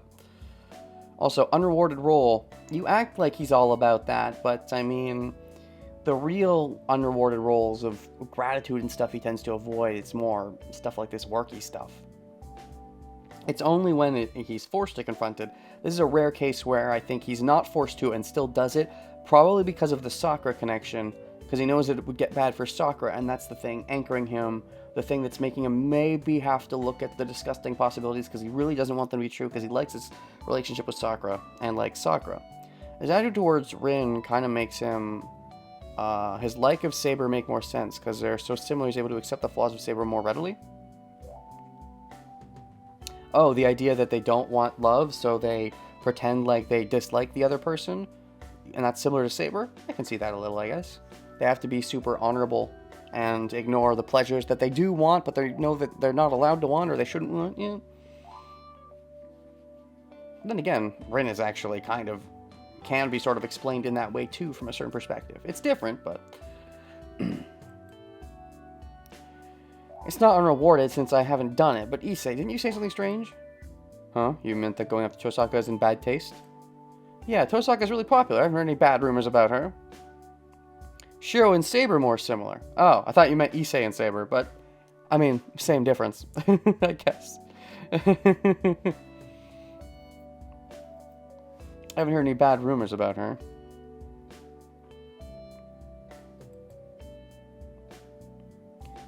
His attitude towards Rin kind of makes his like of Saber make more sense. Oh, you mean the perfection thing. His attitude as in the fact that he looks up to the perfection of Rin. Well, I don't know if... I guess, yeah, that's true. Saber did have that thing that... But he became more of a Saber-sexual. He became more of a sexual luster for Saber, so I think that's a bit different than his... initial idealistic version of Rin was. He definitely had an idealism version of Saber that went to odds once Saber wanted to do the fighting, but it's not quite the same thing, I'd say. Yes, none, and that's exactly what I don't like about it. What don't you like about it? Everything. The woman is a fox, a schoolgirl, a monster. You can see the blush, yeah. I just don't like her physiologically, I won't say anything bad, but you should try to hate her too. Oh man. I think that's his sneaky way of saying, I totally like her, you're my friend, please don't try to get in a relationship with her, because if you succeed it's going to make me feel really weird, because I've been trying to avoid that this whole time. You say, don't you always say we shouldn't talk badly to people behind their backs? Man, he must really like Rim. It's true that someone with no good negative sides is kind of sus, but at the same time, based on what we know of him now, I think Issei is more of a closet horn dog. Idiot, this doesn't count as talking behind their backs. I'm speaking so that she can hear it. Oh, no wonder I feel someone's eyes from the archery dojo. Wait, she's here? I thought she wasn't here, because she skipped the day. Was she here? No, she wasn't here. Thank God. So glad Tosaka is absent today. No, she isn't here, so that was a weird way to word it. This doesn't count as talk. I'm speaking so she can hear it. Oh, you mean one of her friends is going to hear it and then tell Rin? I guess, but not really.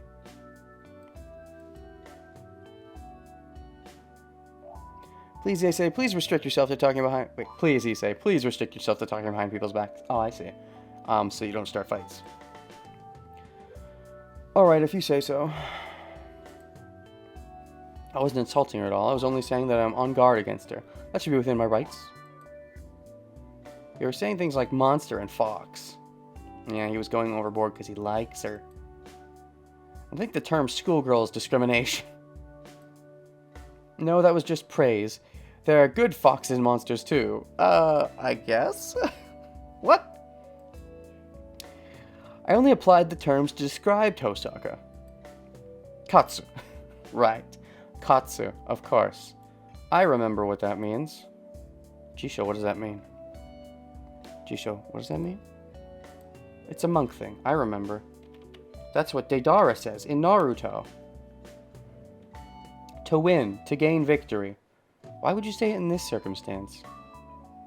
Katsu, and moreover, besides, as well as on top of that, at the same time. But this is what he's saying about just before he walks away, right? What else does Katsu mean? Living, life. Oh, that's what he meant. This is probably what was used. It was more of a judo. Judo? Nope, this is monk. Exclamation used to scold practitioners in Zen. Thirst? Dark indigo. And that's all the Katsus. Okay. Maybe it is about gaining victory, because maybe that's the way of life for the monks? I don't fucking know. Katsu. Robotescent, Issei laughs.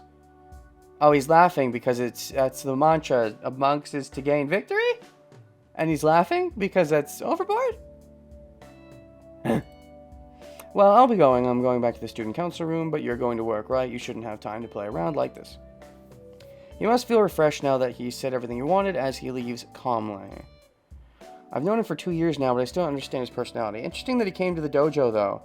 Like, he might have been following me if he saw me on my way out, but he could have also known that Rin comes here a lot, and he was coming here for that particular reason. Well, then again, no, he knew that Rin was absent. He knew that Rin was out because he's a student council president, but he also cares. It was probably more about Shiro then, if he knew that Rin was absent. Or maybe because Rin's absent, he tries to avoid her. He came here today because he knows that she normally comes here, so she wanted to check in on the place, but then he didn't bother checking in because his talk with Shiro, so maybe it was just more Shiro. I've known him for 2 years now, but I still don't understand his personality.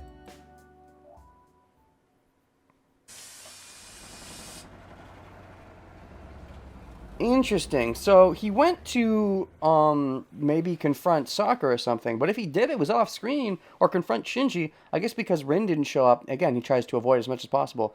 If Rin was there, he might have been more confrontational about it. But because Rin wasn't there, he's like, well, I don't have to. I can ignore. I do not have to dig deeper into this. The Sakura connection and knowing how ugly that could be made him actually go out of his way to actually potentially be active instead of reactive. But then as soon as he's like, oh, Rin's not here? Shouldn't be a problem. Okay, I'll go back to being reactive and ignore this. Arrive at the neighboring town of Shinto across the bridge. It's not 5 o'clock yet. I guess I still have some time. Miyami City. Miyama. Why do I keep doing that? Miyami. I always say Miyami. Miyama City is a residential district, so there's no part-time jobs here, but the developing Shinto has many available.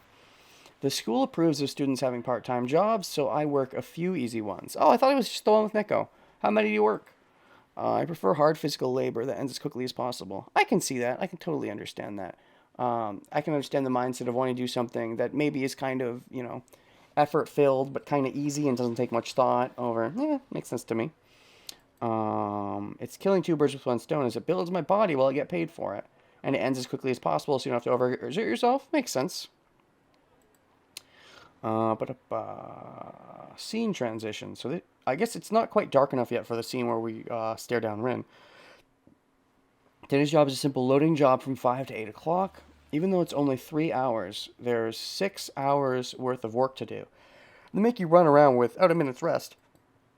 Yeah, if it's 3 hours, that's probably acceptable. I think if you hit at least 4 hours, that's when you have a required, 15-minute break or something like that. I should rest when I can, even if it's just for 10 minutes. It's a waste of energy walking around until my job, so I guess I'll rest in the park. Don't know how that is in Japan, but I assume there has to be similar laws in place. I'll rest in the park. And then, in the park where the fire happens, it wouldn't be the same park. Do we have a park scene with Shiro here? I think he would avoid the park. Oh,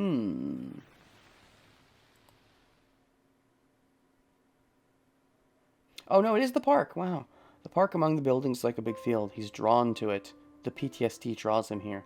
He normally ignores it, but I suppose there's nothing bad here potentially happening right now. The park among the buildings is like a big field. Maybe he's reminiscing about his past self or thinking about what could have been. And this is him, again, I think there is that part of him that even though he's like, you shouldn't change the past, he has to wrestle with that for a long time because there's a part of him that does want to go back and undo everything, I think. This is that part of him connecting there, being like, oh, what I would have done or what I would do if I could, that kind of thing. It's before he's given the choice to go back, so it makes sense that he'd think about it now, if anything. A park should be filled with people like families and lovers on weekends, but it's empty here now. No, this place is always desolate. This place is the same as always. I'm a bit sad. Of course you are. The utterly neglected ground looks awful compared to the neatly organized surroundings. The desolate area makes the wind feel cold. This is the remaining of the conflagration 10 years ago, and this is the place where I was saved from burning to death. There is a huge part of him that wants to change things. That's why he doesn't think about it for so long, even though it's such an obvious thing to wish for. He never says it, because he knows he doesn't really want it, but he also wants it, which is why he never explicitly says that that's why he doesn't want it, until he's confronted with it and forced to. I wonder why they don't plant grass here. It's a waste to keep it like this. They can't, right? Didn't Archer and Rin have a talk about that? How Archer's like, it's magically been fucked, so grass won't even work properly. It's a large area, so if they retiled it, the park would get bigger. Thinking absentmindedly, I sit down on a bench. I stare at the burned land to pass the time, always thinking back to this fire, not being able to move forward until you can accept that, that you earned this life you have. That you should do something with it. I don't remember what happened here back then. You remember too well. Leaving the park disorganized is possibly an analogy for Shiro and how he's still stuck in the past. I suppose they aren't willing to tile it. They can't move on. I mean, maybe nothing is built here, possibly partially because of what Archer said, I think, in the prologue, Rin's prologue, about how nothing can be, maybe because of the lack of magical energy. But, yeah, it would still fit if the fact that the park area itself can't move on, Shiro can't move on, there's definitely a tying aspect there. Like, he wants to see the park move forward, and as long as it's not moving forward, he feels less bad about himself not moving forward. But things and people are different. People only have so much time to move forward. Things, they can move forward for centuries and make change. So if there's, like, a slow pace of moving forward, it's not as bad for a thing or a place as it is a person. All I can remember is that it was hot, and I couldn't breathe. And that people died trying to save others. People died probably trying to save you. I wonder why. For example, an adult that tried to save a child from a burning house. He saved the child, but died in its place. For example, there are people who had their throats burned, but they gave what little water they had to one guy, and the others died. And you feel that guilt for being the one who lived instead. There was someone who ran alone to get away from the fire as fast as possible, and everyone that he passed on the way died. And that's him talking about himself. That one I know for sure. Someone who ran alone to get away from the fire as fast as possible, and everyone that he passed on the way died. I know that one's talking about himself. The other two could be as well, potentially. An adult that tried to save a child from a burning house. That could have been his house. He saved the child, but died in its place.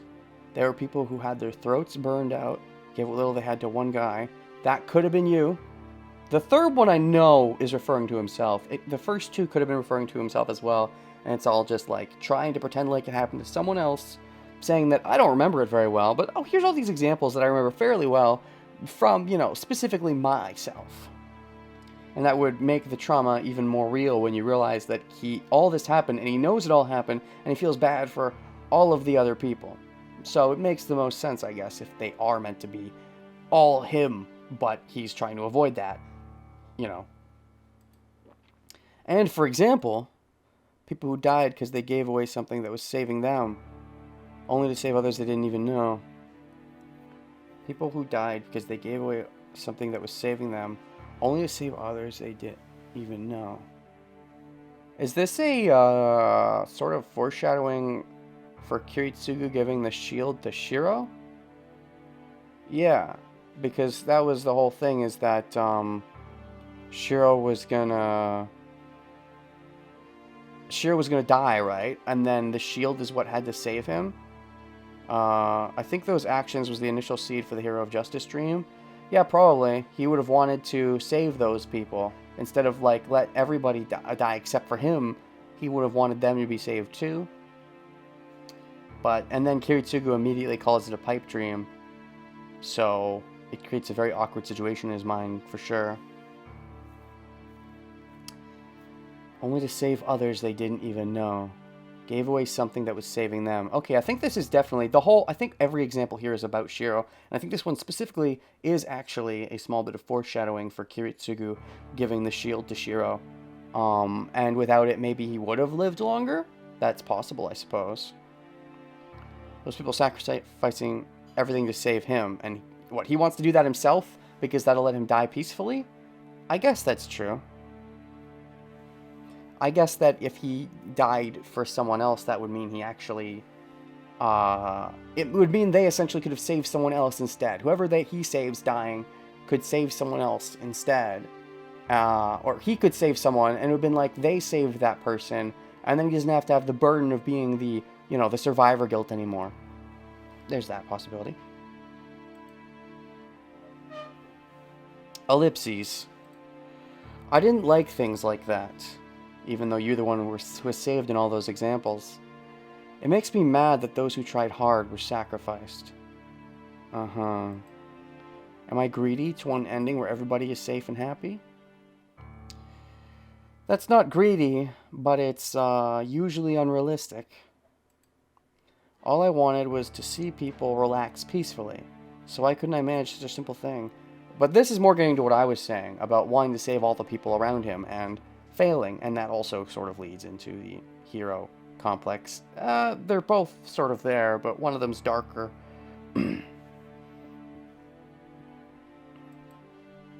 That's difficult. What you want is to save everyone. Kiritsugu answered so to the question I asked as a child. Of course, as a child, I denied it. Because Kiritsugu saved me, I know he was a sorcerer who could do anything. I knew he was a superhero who couldn't ignore people in need, who saved them for no benefit. Saving you definitely gave him benefit. I believe Kiritsugu could have saved everyone back then. Nope. When I told him that, he made a troubled expression and said something that I remember to this day.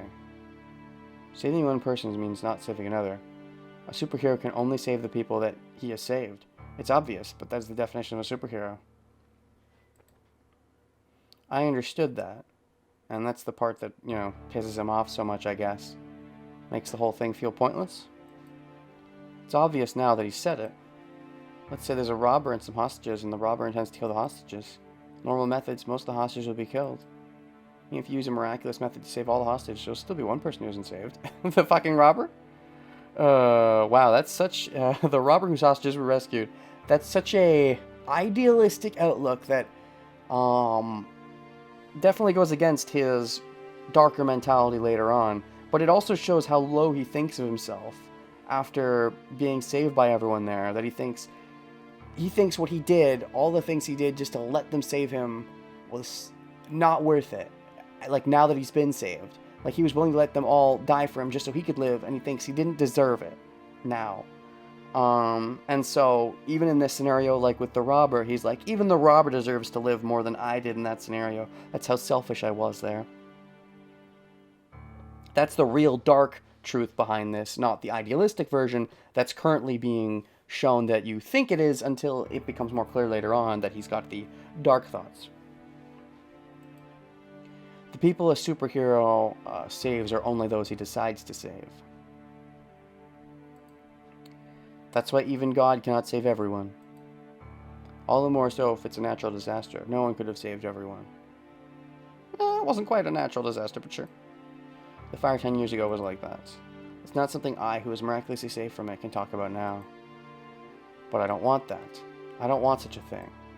I don't want help that has a limited capacity. You think the help should have gone to someone else instead. You think you didn't deserve it. You have to help, no matter how impossible it is. I can't stand to have strangers dying around me like back then. So if I had been there 10 years ago, even if it was impossible, I would have gone to the fire end. And yeah, here's the beginning of the idea that maybe he actually wants to go back in time and save everyone from the fire.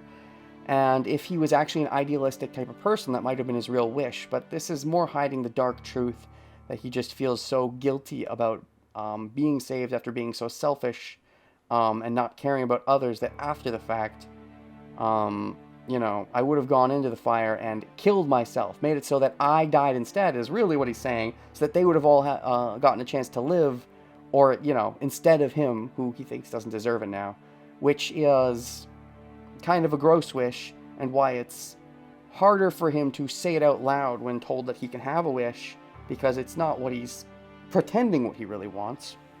In the first read, you just think Shiro is a dumb, naive boy who's being way too optimistic, but in later reads, everyone's more worth than himself. Yeah. I would certainly have died in vain, and you would have been happy about it, because it would have let... No, not in vain. The whole point... I guess even in vain is better than... Because even if you die in vain, then that means others don't have to waste their time saving you, because you would have already died, even if it's in vain. Well, if the idea being in vain, then that means they didn't... Well, they wouldn't waste their time saving you, but if that led to anything fruitful, then that means the death wasn't in vain. Debatable, I suppose. That's for certain. Geez, I'm hopeless. It's already 5 o'clock. The 5 o'clock bell rings. I stand up and quickly make my way to my work.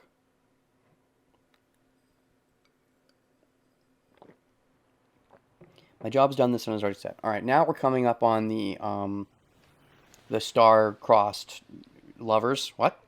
Gazing at each other. So actually, I'm going to take a quick little break here. Stare down. When my job is done, the sun is already set. It's a bit before 8. I finished 10 minutes early because I worked too hard. It seemed I worked frantically since I went to that place before work. Yeah, not surprising. You casually go to that place. It's crazy that you go to that place so casually. Here in front of the station, the night's just getting started. There are lots of people and a constant flow of cars on the road. I guess I don't have to buy anything for Fujine.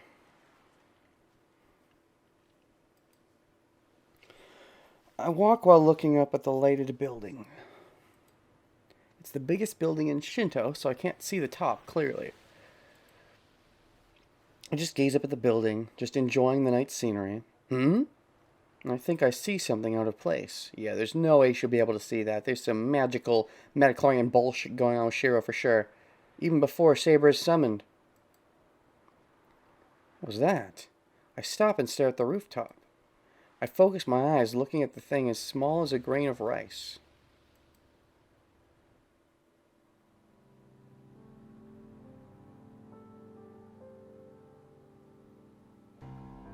There's that archer eyesight. You say you can't see the top clearly? That's pretty clear. If you can fucking tell it's Rin, that's really dang clear. Dash, dash, dash, dash.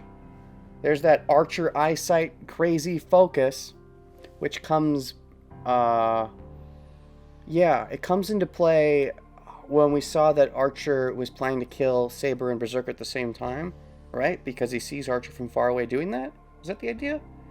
But yeah, clearly signs that he's got some crazy superpowers going on even before Saber gets summoned into the equation. Shiro is his own craziness beyond just the shield inside him.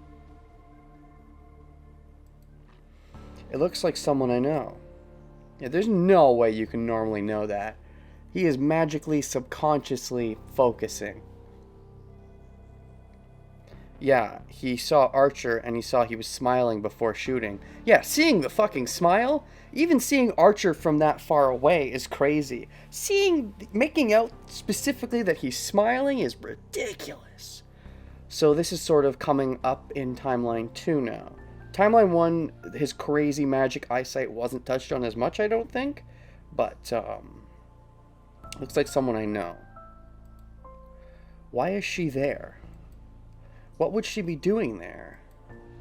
With her long hair fluttering and doing nothing, she looks down at the town. You can frickin' see her hair fluttering. Gosh, it's crazy. There's no way. Ellipses. It doesn't seem like she notices me down here. I mean, you definitely shouldn't be noticing her up there. No, there's no way she could see me. But you see her! She's so high up that I, with better eyesight than most, can barely see her by improving my mission with magical energy. If you're an archer, you need pretty good eyesight, and Timeline 2 seems to be the bow user archer. I mean, sure, but this is like pre-Timeline 1 in theory. with better eyesight than most, can barely see her by improving my vision with magical energy. But I mean, that would take a lot of magical energy, right? This shouldn't be a simple trick, even if you are like a good archer. I can recognize her since she's standing there alone, but there's no way she would notice me down here among all these people. And yet she still kind of does notice you. Probably because you're doing some funky magic, and he can sort of read your funky magic to an extent. Mr. No Spell needing 1 hour to make a fake circuit. Yeah. Yeah, I can strengthen my eyes in a few seconds. No big deal. Indeed. She's just looking down at the town. Maybe she's looking for something, as I can feel her sharp stare even down here. Ellipses.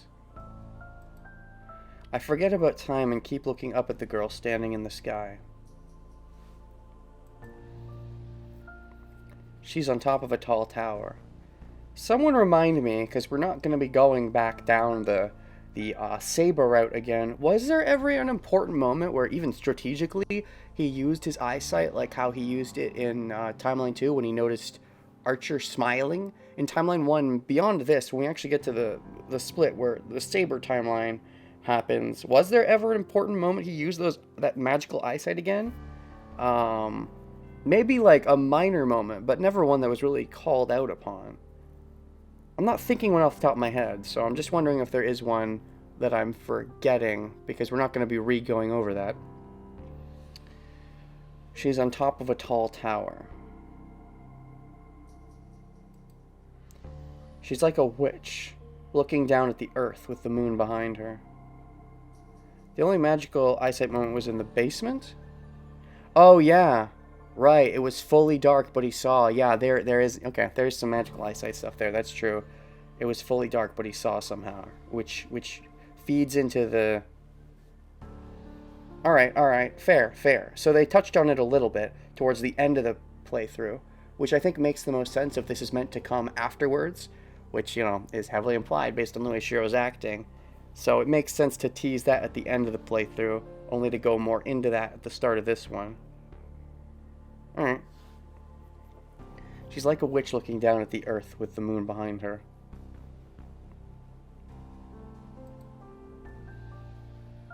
Oh. And then, she must be done with whatever she was doing as she disappears. Her figure has disappeared, and the scene returns to the beautiful view of the night. That was Tosaka, right? I have no proof, but I think I'm right. There aren't many girls with looks that stand out that much. And more than... with looks that stand out that much? What? And more than that, I'm not stupid enough to mistake a girl I secretly admire. Yeah. I see you, but still. Well, Tosaka sure has strange hobbies. No, there's still some nudge in the back of you that's got to know something weird's going on with that, but you're going to ignore it, because it could be too weird.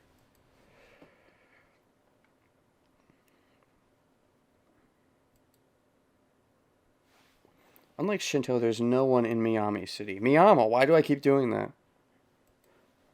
After 8 o'clock, there are no people around, and the town is terribly quiet. Once again, he's out past curfew. 2 for 2, actually. 2 days in a row, and day 3 ends up out past curfew again. He just doesn't care at all, because he thinks, well, if I die, who cares? I shouldn't be alive anyway. Yeah. Completely ignores the curfew. Town is terribly quiet. At the junction is the house I saw this morning. Okay, you think more about the house? There's no sign of people, and the door has do not enter sign. 3 strikes and he's out. Yeah, because on day 3, that's when he gets lancered. After only 1 day, the house is as quiet as an abandoned building. Parents and older sister killed by the burglar. What kind of life remains for the child left behind? We have to find out. They wouldn't drop so many details if it was just supposed to be a nothing. If it was just going to be, oh, a family got murdered, they wouldn't bring up the fact that there was a survivor. So it has to matter. Dash, dash. I bite my lip, feeling powerless. I know the fact that there's a survivor actually gives him his own echo of self-reflection for a bit how he is the survivor, and that gives him trauma, but they can do that in other ways without needing to introduce a plot detail like this, especially when they talk about like a sharp object that's long. They don't need to introduce the murder method. They don't need to talk about the murder method, even if they were just doing that for the Shiro parallel. So, anyways, bite my lip, feeling powerless. Even after swearing, to become like Kiritsugu, I can't do anything about something that happened so close by. You purposely ignored it when you heard sirens going off. Even though I want to help someone, in the end, I don't even know what I can do. It's like he's kind of a death seeker, but at the same time, he avoids uncomfortable situations because his own situation is rather uncomfortable. It's interesting in that way. Because you would think, seeking death would mean running into the uncomfortable situations. But at the same time, he wants to make good use of the life that was saved for him. He's in a constant dual conflict where he's a bit of a death seeker, but he also wants the life that was saved to matter. So he feels obligated to do something important with it. He can't just throw it away on something meaningless. He'll feel like even more so the people that saved him wasted their lives on saving nothing. So he feels he has to do something important before he dies. Yeah, it's a passive death seeker. It's like he wants to die, but he wants to make sure he does something important before he does, because otherwise he'll feel like he wasted the life that everybody wasted theirs to save. He thinks that he wasn't worth saving, but now that he's been saved, he needs to do something with his life before he dies, so he doesn't want to get into those uncomfortable situations. Yeah. I don't even know what I can do. And he likes to ignore the uncomfortableness, just look at the pretty stuff, because thinking about the uncomfortableness brings up the PTSD and brings up the bad memories. That's also probably part of why he wants to ignore all the uncomfortableness. The PTSD is still always there subtly, and it affects him, but there is still the wanting to ignore it. Let's have just a pretty life. It's a weird duology that it plays. I don't even know what I can do.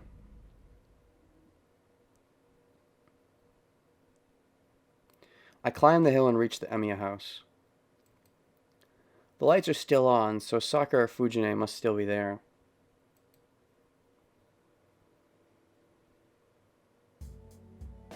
I'm home. Oh, just you, Fujine?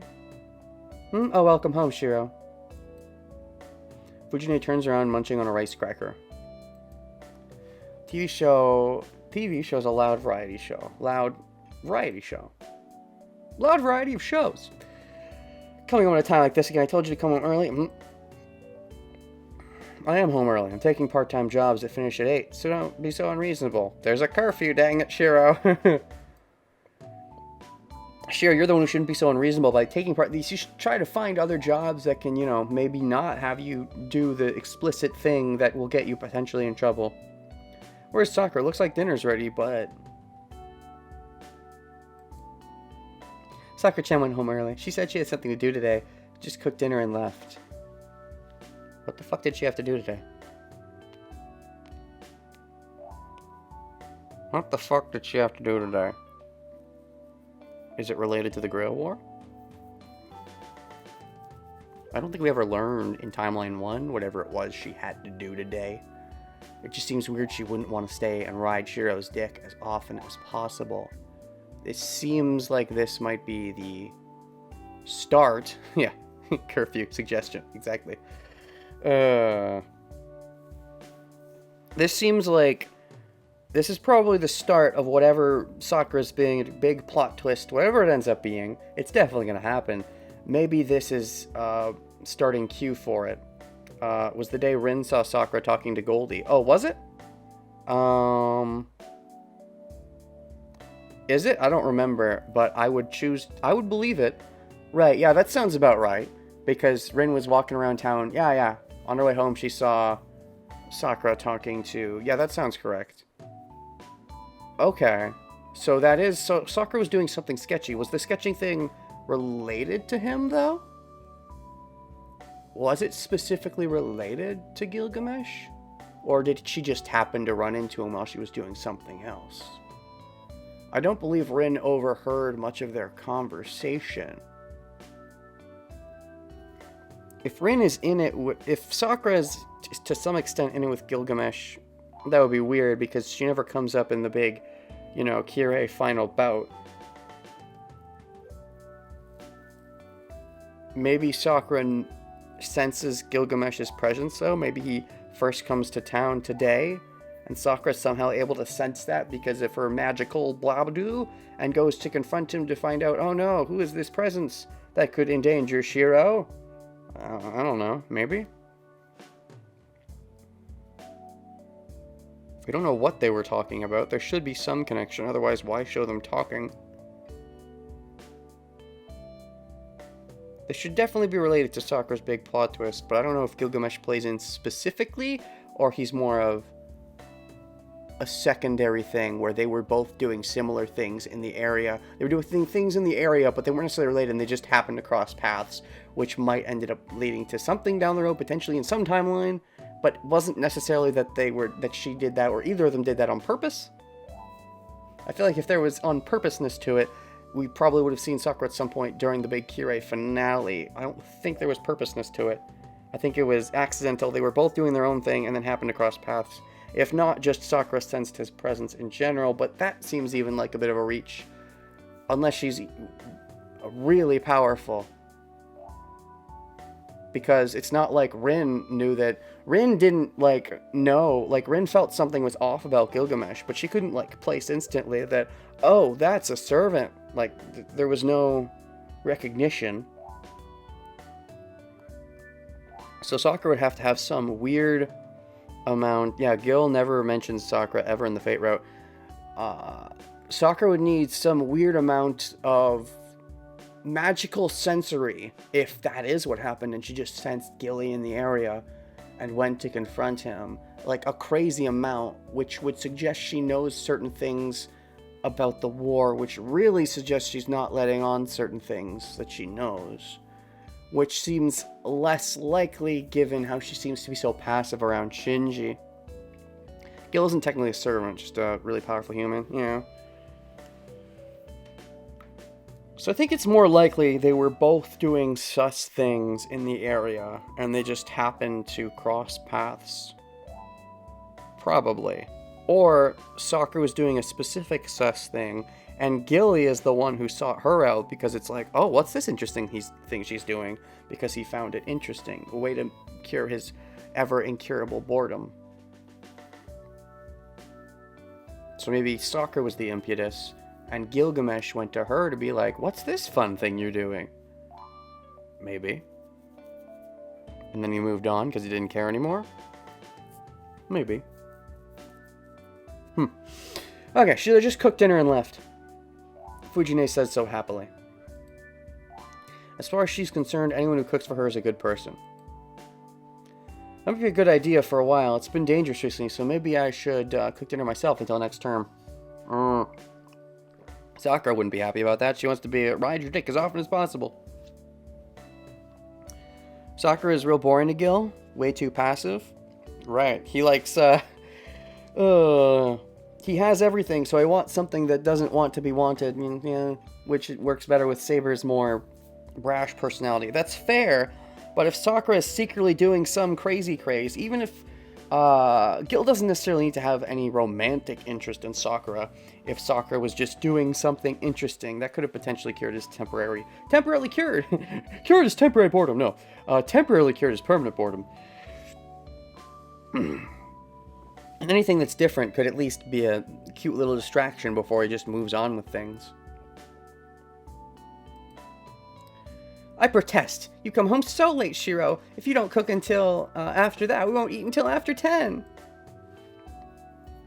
Hold on, can't you just eat at home? She prefers your cooking? I am at home. Of course. Fujine seems puzzled. Honestly, I'm not sure if that makes me happy or sad. Duh, it makes you happy, Shiro, don't lie. Alright, I understand. I can't exactly expect you to cook for yourself, can I? Anyway, what's that thing by your feet? Don't tell me you've been picking up junk again. What is this? Fujine has a terrible habit of leaving junk at my place. so that you can fix it. Large bowls from restaurants. Oh, you can't really fix a large bowl from a restaurant. I guess unless there's a crack in it. I don't know. Large bowls from restaurants. A heavy teapot. The poster? Oh, I think I vaguely remember the poster. Large bowls from restaurants. A heavy teapot she got in the shopping district. A strange guitar that plays by itself. Wait, what? A guitar that plays by... Is it haunted? I think she thinks this place is some kind of warehouse. Well, your storage room is sort of a warehouse. Let me see. I'll throw it away if it's junk. This, it's a poster that was left over at my place. Fujine hands me the poster. It's probably some infamous idol or something. Let's see. Here we have a military-style guy with his thumbs up on a cheap-looking blue sky background. Join the army today! In letters like blood, it reads... Love's lovely Rangerland. Oh, and that's in red text. Oh, we don't see the red text again for a while. Please join the self-defense force. Hold on, there's an army recruiting poster. Is she trying to get Shiro to recruit? I don't want it, so you can have it.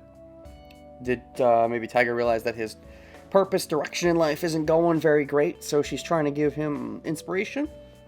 Makes sense. Alter ego into that recruiter poster, yeah? Because it makes him confront the fact that he doesn't really want to be a hero? You can have it. Well, I don't want this either. I roll up the poster and hit Fujine with... Oh, I think I remembered her hitting him. Missed. But Fujine deflects my attack with a poster she had hidden and counterattacks mercilessly. The double poster. Bam! The poster lightly knocks my... Huh? Tiger Dojo? No. Stars, I saw stars. Don't imagine you can hit me with your skills. You need to practice. Well, that's right, she wasn't using a poster. She was using like a metal pipe or something. That's not the problem. What was that? Why does a poster make a crash like that? Could this be the skill of a master? Huh? Oh, sorry. This poster's a special first edition made from steel plate. Don't be whacking people with that, Taiga. I know you have that your jokes come from the slapstick sense of the physical comedy. Well, I'm not into that, especially when it comes to a guardian and a guarded. It, you know, it's a little too icky to me, but... Shiro's your head alright? I mean, you're questioning if it's alright, and that's a little nice, but the fact that the joke came from this in the first place... Fujine, your personality is going to kill someone one day.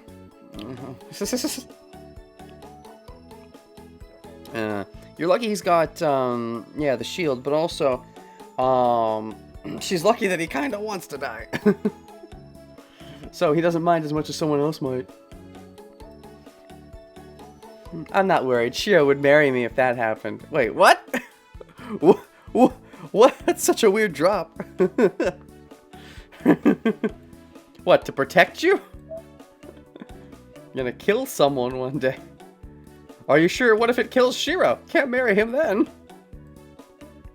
I completely refuse. I have no intention of marrying such a thoughtless killer.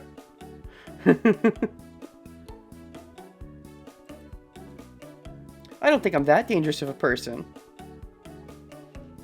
That's an interesting relationship drop.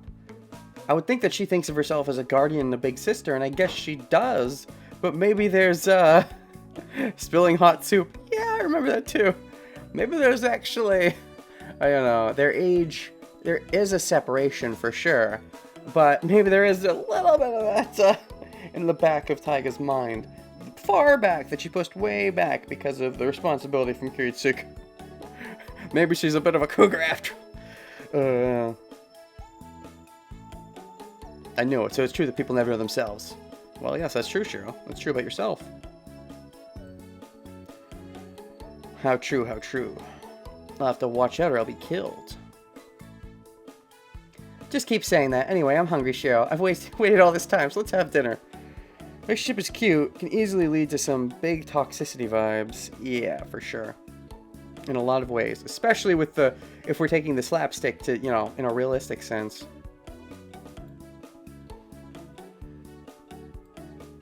Fujine stands up.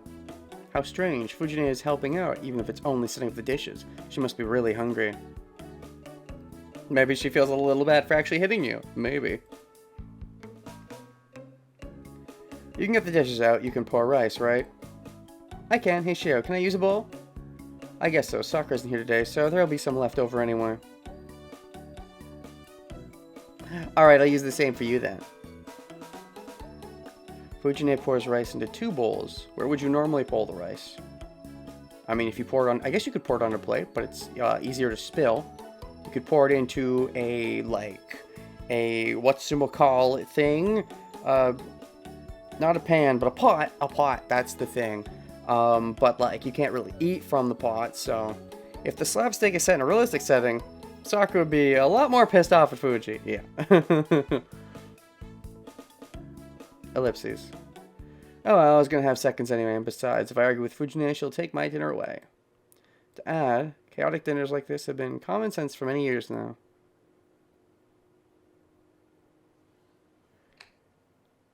The day ends. Finishing a rowdy dinner and seeing Fujine off, I take a bath. After that, I practice my daily routine in the shed. I complete it as usual and go to sleep.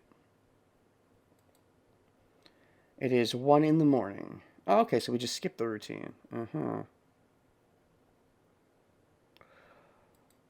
The day ends peacefully without any troubles. Also, 1 in the morning, and yet you can still wake up at 5:30 just fine. Gosh, that's late. I mean, that's not enough sleep, man. You need more sleep.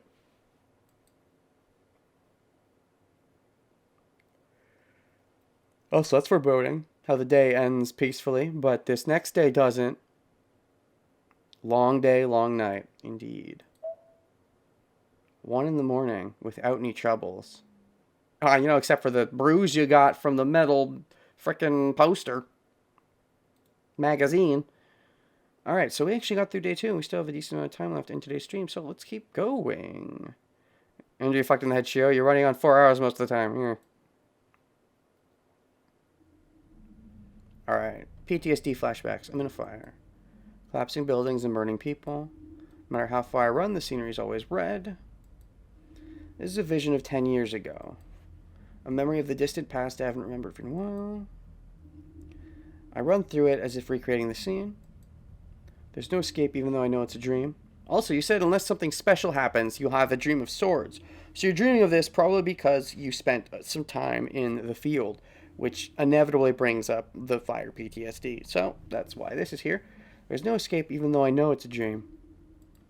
And usually when you know it's a dream, that means it's a nightmare. I run, keep running.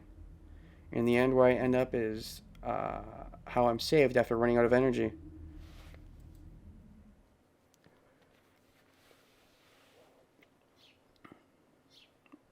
Dash.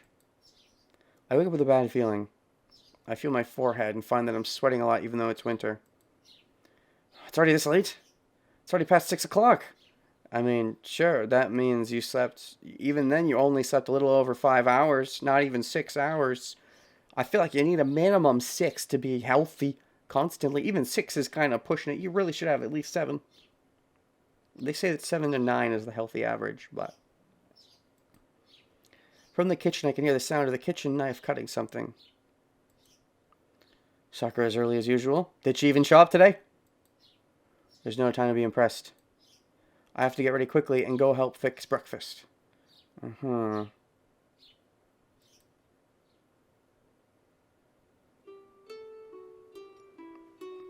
Shiro, what are you going to do today? Will you be working this afternoon because it's Saturday? Also, this is Taiga, not necessarily Sakura. Is Sakura also here, though?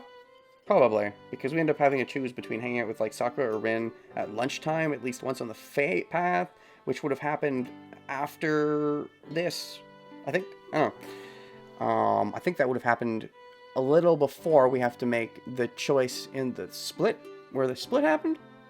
Where I ended up dovetailing in the Fate pathway? I think. I don't remember. What are you going to do today? Will you be working this afternoon because it's Saturday? No, I don't have work today. I think I'll be doing something with Issei. Why? Hoped you might come and visit me at the dojo today. I'm in a pinch this month. But you... Oh, in the dojo. And you do end up going to the dojo, but not today. Well, you end up cleaning up because of freaking Shinji, but, yeah. In a pinch, what is? My what? I'd be really happy if someone made me lunch. Oh, and you end up actually kind of doing that. Hey, it works. I refuse. It's your own fault. You should skip a meal once in a while. I'm not expecting anything from Shiro. The only one I'm depending on is Sakura-chan, right, Sakura-chan? Okay, yeah, she is here. If you don't mind having the same lunch as me, I can prepare one. Did we talk about what you did last night? Probably not, because Shiro knows that would potentially lead to an awkward situation he wants to avoid.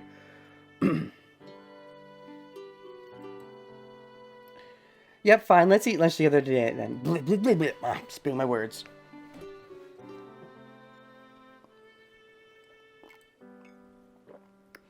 Breakfast continues as usual. What was her exact wording? My wallet made me lunch. Is that an excuse just to get Shiro to come? Were you planning it even back then? But if you were, then why didn't you go through with it in the original timeline? Because you never end up doing that call, I don't think. So what's the butterfly effect then? I'll have to rethink about this when we get back there. Because there's a couple changes we would have potentially not seen, because there was a jump from there to there where we dovetailed into the other timeline.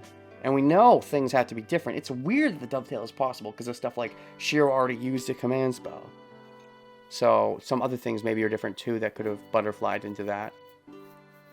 The call that Taiga gives us.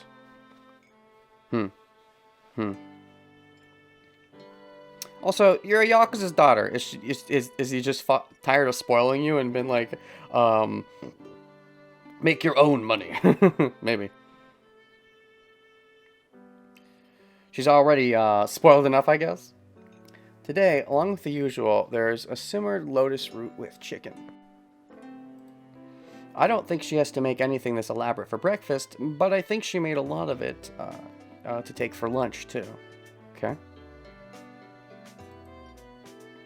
Sakura's a member of the archery club, and Fujine is in charge of the archery club. It's natural for them to share lunches. Oh yeah, Shiro, you were late this morning. Did something happen?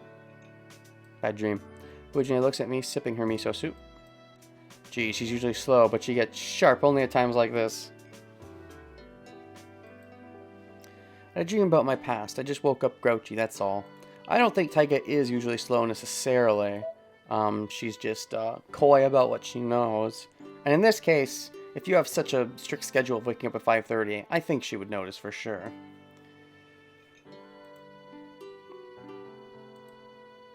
I see. Nothing unusual. I'm relieved. I mean, even if it's not unusual, it's still not healthy. Fujine ends the conversation like she's not interested. Maybe she is interested, but she knows prodding makes you feel bad to an extent, so she's careful about it. I'm not worried at all about it either, so I shouldn't get mad about it. 10 years ago, I used to have nightmares back when I couldn't get the... Anyways, as I was saying... What was I saying? Right, I don't know if I was saying anything special. I used to have nightmares back when I couldn't get the fire out of my mind. 10 years ago. I think I was just reading things out. I don't know if I was saying anything special. Fujine ends the conversation like she's not interested, so I shouldn't get mad about it. I think just internally I'm thinking about how different Shiro is. Taiga isn't slow. Yeah, just that Taiga isn't slow. She just, she's actually a fast, because Taiga is a fast-moving animal. No. I was saying in this particular case, it would make sense that she wouldn't be slow, for one thing. Because if he always wakes up a certain time, of course she would notice that. But also, I think she notices more than Shiro thinks, but maybe Taiga backs down. Yeah, push and not to push. But also, it's interesting that this is all these first 3 days are... There really is such a stark change. So, it's going to be interesting to see more of that change and how that plays out. But also how that theoretically ripples. If the changes all stem from Shiro, which is a cool idea, why does Taiga call? Why does she call that one time? That's a Taiga move, not a Shiro move. That implies Taiga herself maybe notices something is different and up with Shiro, And that's why she calls? Things to think. Things to think indeed. I saw less of it as time passed, and I'm well over it now that now that I can't let it slide even after dreaming about it. I mean, that I can let it slide. The fact that you can let it slide is part of the problem. But I guess it was pretty bad back then, since Fujine has been here since that time. She's sensitive to my change. Sure you hungry? You don't happen to have no appetite this morning, right? I'm hungry. I'm fine. Don't try to take my food using my dream as an excuse. She sees Shiro in a better headset. And she sees Shiro in a better headset and knows to push him to coming into the archery club. She probably could have seen Shiro was a little better in general. And yeah, that makes sense. Like, you don't want to prod Shiro too much, but if he seems like he's more open to being prodded, like more responsible all of a sudden, hey, maybe he's open to the prodding. That is one way it could work, for sure. I'm hungry, I'm fine, so don't take my food using my dreams as an excuse. Man, I'm glad you've gotten so strong, but personally, I wish you were more delicate. That's my line. I wish you'd be more sweet. The perfect guardian and guarded. Duh? Right, because Taiga has to, she has to awkwardly look out for him because of, or she wants to also from Kiritsugu. It makes sense that, she herself being rough would maybe want him to be delicate to protect him because she's that kind of tomboy character. But Shiro's just, you know, wants to protect and all that. Yeah. Taiga's saying she wishes Shiro was more vulnerable. Vulnerable? Yeah, vulnerable. I know what you mean.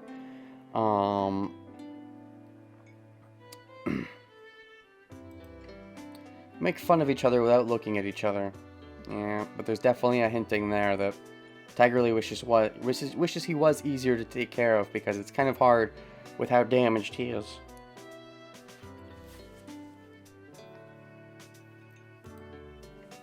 That proves my liveliness, and Fujine laughs with relief. Heh. To be honest, I'm glad she's worrying. But she'll be elated if I thank her, so I act like I'm disconnected. That's why Taiga is so hard on him. Trying so hard to make him emotionally react. Is that the reason for the physical abuse, too? No, that's just slapstick comedy. It makes sense, though, for her to go overboard towards Shiro if she thinks that's what it needs to make him react. But there's a definite push and pull to it, because she doesn't necessarily probe quite as much as is needed. I guess she's still testing the boundaries. Because she doesn't want him to go back to how bad he was when he was younger, I suppose.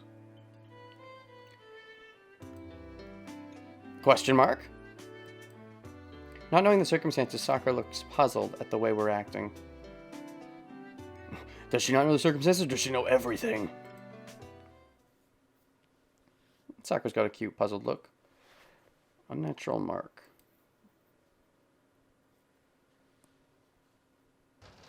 After Fujine leaves, we lock the house and leave. If Taiga saw immediate post-fire Shiro, makes sense she doesn't want to push too hard. Yeah. We lock the house and leave.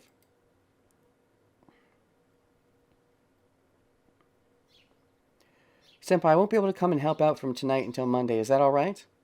Today's Saturday, so you mean day 3, day 4, and day 5. What are you doing for these stretch of 4 days? You would normally want to be around Shiro so much, so this is probably connected to the Grail War, I would assume. I don't know, it just feels sketchy. Why? What are you doing? Or is this related to the archery club? I don't know. If it was related to the archery club, I feel like Shiro would have known already. That's alright. It's the weekend anyway. You should be hanging out with your friends. Shiro, you are her closest friend. So don't worry about it. Huh? No, that's not it. It's not like that. It's just a personal errand, and I'll be attending the club too, so you can come to the dojo if anything comes up.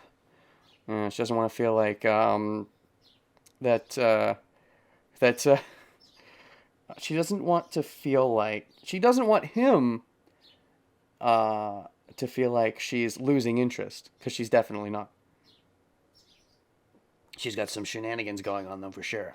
Probably related to the Grail War, I would assume.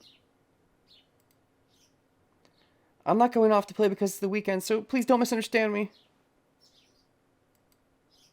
Question marks? Sakura's acting suspicious, and she looks very tense. But you don't follow up on it. You're my entire central social group, senpai. At least, I mean, he's not the entire group. There's other people like Ayako and stuff, but he's definitely the one she cares most about for sure. I don't know why, but I guess she just means she can't come over this weekend. And you're not going to prod at all? Because you're too worried about the disgusting undertones? I wonder if Shinji is making you do... I wonder if it's you doing something secretive, or Shinji is making you stay over on the weekend, stay late, come home early, because he needs to get some extra beatings because he's that riled up. Or something gross like that. That's the theory that you could have if you don't think Sakura is secretly plotting the evil take over the world plan or something. But I think it makes more sense with the theory that she is up to something. This would relate to that specific something. Okay, I'll go to the dojo if something comes up. Yes, it'll make me happy if you do so. Sakura looks relieved. Best case scenario, Shinji just wants Sakura out of the way for his Shiro murdering plans. Yeah, I mean, at least that means he wouldn't be taking it out on her, but... When she looks down, her face suddenly stiffens. The way she's acting... Like, she was acting happy enough normally that I thought that this wasn't necessarily related to the Shinji thing. I don't know. Because if it was related to the Shinji thing, then she might be like, oh, it's getting even worse. He's going to pull me back into the danger zone, which would have more despair. But she doesn't necessarily look specifically despairful, but I don't know. In this scene, it does. She does. Senpai, your hand. Oh, because of my hand. I see. Question mark? Sakura's staring at my left hand.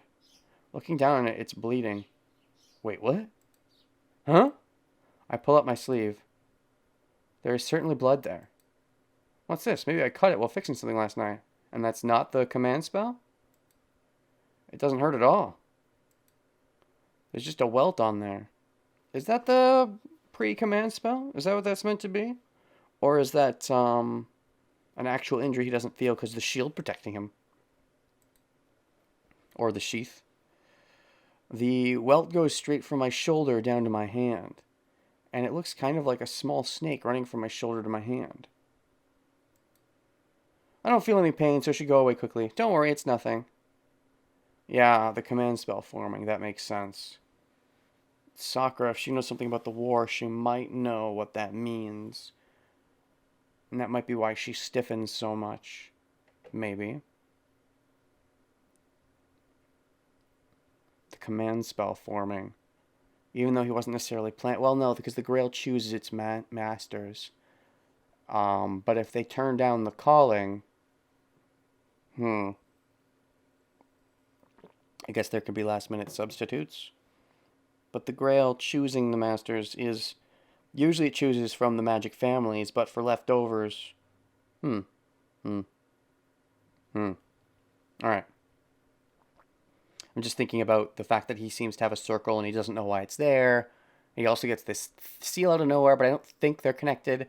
I think the seal is the Grail giving him that seal, whereas the circle is someone else set that up for him. But the thing is, if they didn't know he was going to be involved, that's harder to think of. Maybe because someone set that up for him, that...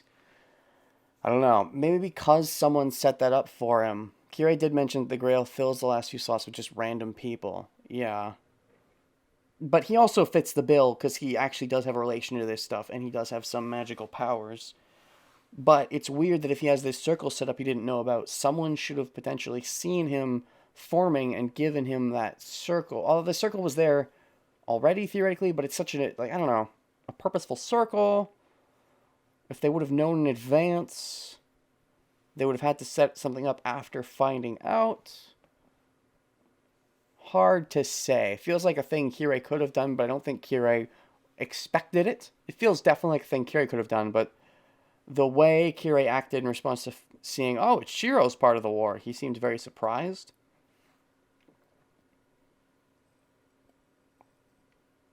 He didn't seem to expect it. At first I thought it was Ilya, but the way she acted didn't seem to expect it. Time travel Shiro seems like not a bad bet. But then, like, how does that work? Because even if the Grail is mentally time traveling him, there would be no act for the physical version to go back and make the seal in the first place. Make the circle. The circle seal disconnect is weird in my mind. Anyways, it's nothing. From what we know, yeah, Kirei only knew about Shiro when he came to the church. If you say so. Perhaps she's feeling bad from seeing the blood as Sakura looks away and falls silent. Thank you for the 100 bits. Fill my glasses.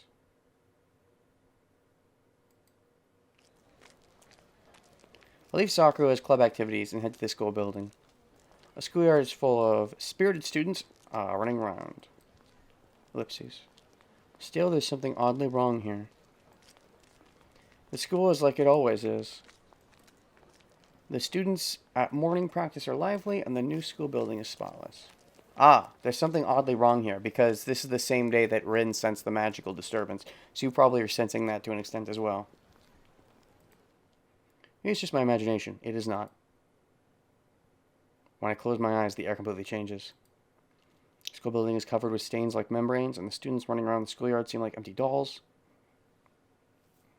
Maybe I'm just tired. I shake my head and head towards the school.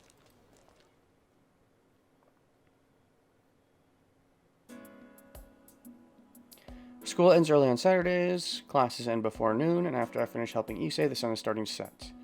Well, let's head home. I pack up and leave my classroom. Yeah, Shiro's right, something's weird. But he's also very tired because he doesn't sleep much. He's right, something's weird, but he ignores it. And this is when he runs into Shinji, right? And then... Oh, you're still here, Emiya. Bump into Shinji. That punchable face. There are a couple of girls behind him being rowdy. You were still here even though you had nothing to do. Oh yeah, you were sticking up for the student council again, right? I envy you. You can get good reports from the school without doing any club activities. I mean, the reason I'm not doing club activities is kind of because of you, right? I mean, you know... I'm not helping the student council. It's only natural for a student to fix the school equipment, right? After all, we're the ones using them. That is so... I can see why Shinji hates that, because that's so, like, you know, we won't deserve it unless we do it. So that's, Shinji would interpret that as, you think I don't fucking deserve it then, bitch?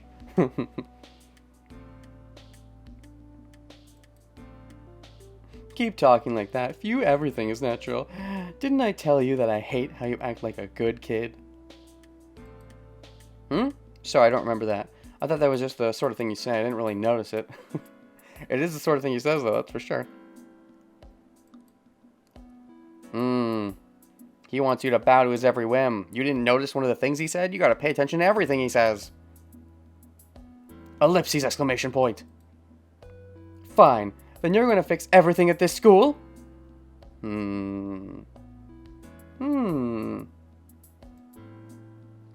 Fixing everything would be impossible. Yeah. Like what Kiritsugu said. Fixing one thing is letting another thing break, to paraphrase the Kiritsugu.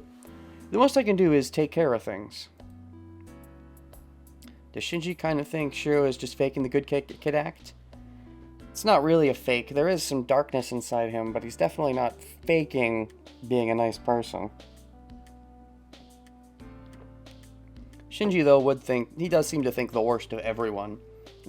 Or rather, he thinks that everyone's beneath him, which kind of ties into thinking the worst of them. So, I wouldn't be surprised if he just takes everything Shiro says as a lie, or wrong, or whatever at this point. Especially after Shiro decked him in the schnoz that one time. Do me a favor. Our archery club is kind of a mess right now. It's a bit disordered, and some of the bows need strings attached. If you have time, can you do that too? You used to be a member, don't just stick to the student council. And be useful to us sometimes as well. The reason I'm not is because of your dumbass. Senpai didn't... what? Senpai? Didn't Fujimura-sensei tell you to do that? That's right, you'll be scolded tomorrow if you don't do it properly. But the shop will close if I start cleaning now. It's fine if he does it, right? I don't know. Besides, an outsider wouldn't know how. But he's not an outsider. Outsider today. You used to be a member, right? Yeah, I'm trying to control him. Doing what Issei warned him about. And he falls right into it.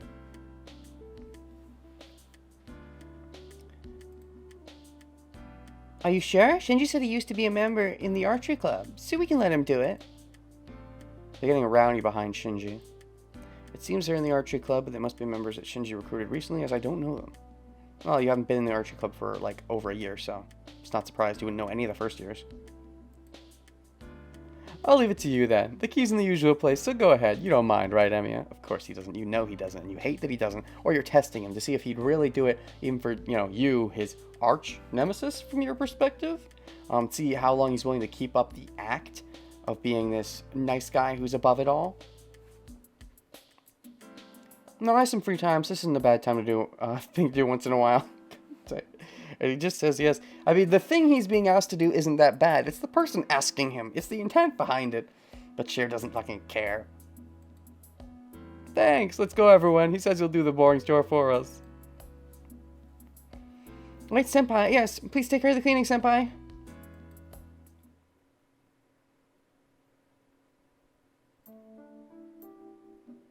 The cleaning ends quite easily, as I know the place well.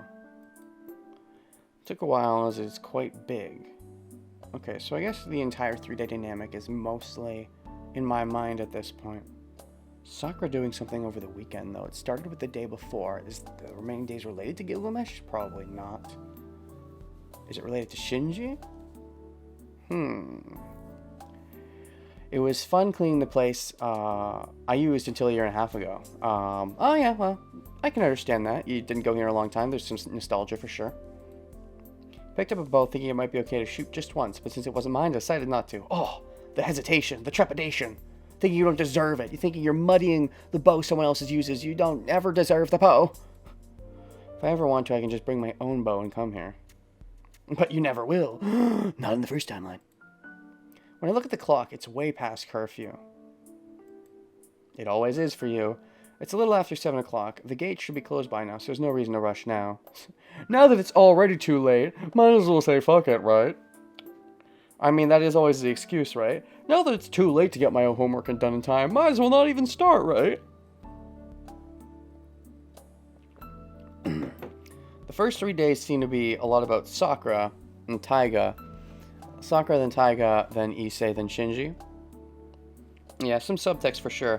Rin is very minor beyond what we see of her and her thing. There's also Ayako a little bit, but it's very minor. From Shira's perspective, it's definitely, yeah, Sakura, Taiga, Issei, Shinji. And then Ayako just a tad. Rin's perspective has a bit more importance on Ayako as a minor moment with Issei. It's got obviously a lot of Archer. Rin's perspective gives us a minor moment with Taiga from my memory. And then a minor moment with Shinji. And a very minor moment with Sakura. A lot more with Ayako, actually. So kind of the reversed of Shiro's perspective, I guess. Anyways, the gate should be closed by now, so there's no reason to rush now. But still, was this dojo always this dirty? There are loads of places that look unkept. Another hour or two won't matter that I've done this much. That's such a bad mindset. That's such a bad mindset.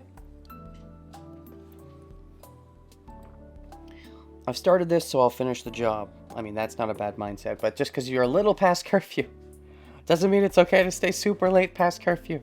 Recognize your past curfew and go heed the curfew.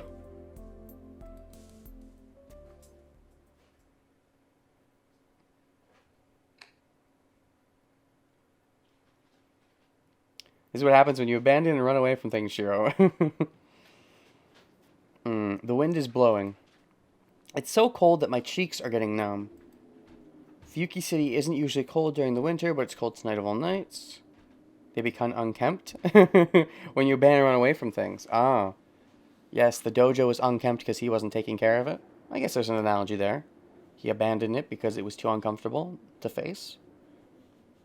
Yes, so that's why he has to stop being unkempt. Because he's abandoned his own... Yeah. It's called the Night of All Nights. Dash, dash, dash. My breath hangs around as a white cloud.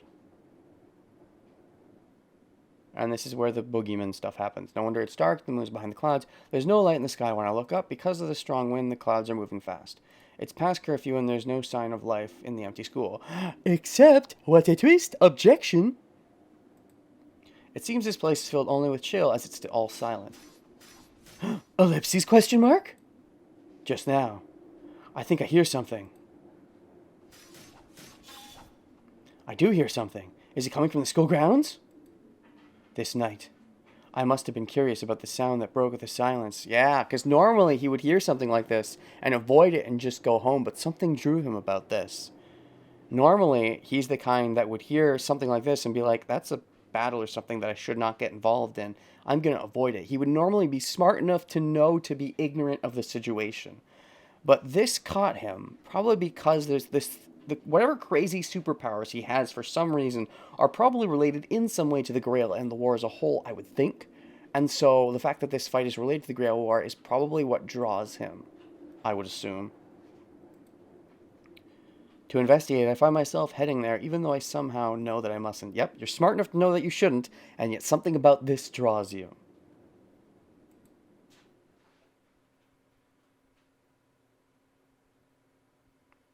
The night he goes inside the dojo, the night he cleans up the dojo, he confronts this fight. Yeah. Cleaning up the dojo isn't that weird for him, but the fight thing happening, he would probably try to avoid unless it came to him normally. So this is an abnormality for him. He even highlighted it himself. I go to the schoolyard. People? Well, they only look like that from this distance. It's a dark night with no light. If I want to know more, I'll have to go closer to the schoolyard. No, you don't. We already know you have super eye vision. Just use your super eye vision. I can hear the sounds louder now. It sounds of metal hitting metal. That must mean someone's fighting with weapons there. Now at this point, you definitely walk away. Stupid. What the hell am I thinking? Normally, wouldn't even gotten to this point. I dismiss the image from my mind with a bitter smile and walk on.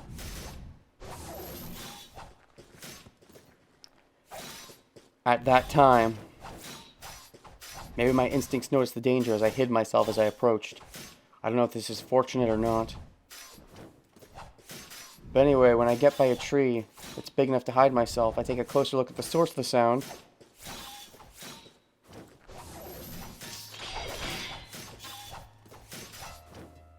My mind stops completely. What the? There's something strange there. A man in red and a man in blue. They're dangerously armed as their ominous appearance suggests they're actually slashing at each other. I can't understand. I can't follow them with my eyes. I mean, you probably can if you concentrate, right? My brain does not work properly faced with their impossible movements, but the clang of their weapons tells me they are trying to kill each other. Dish. I just knew immediately when I saw them. They are not human. They're probably just things that look like humans. Tons of hyperbole. Isn't that the best way to write action scenes you can't actually watch play out? No, I think this game actually does action scenes, for the most part, fairly well, given that most of it is just text. I think especially the motion. I talked about this in the Kirei fake fight versus the real fight.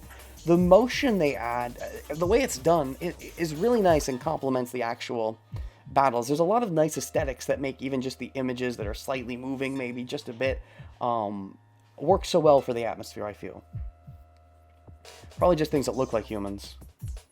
I can tell not because I'm learning magic. Anyone would realize they're not human. After all, humans can't move like that.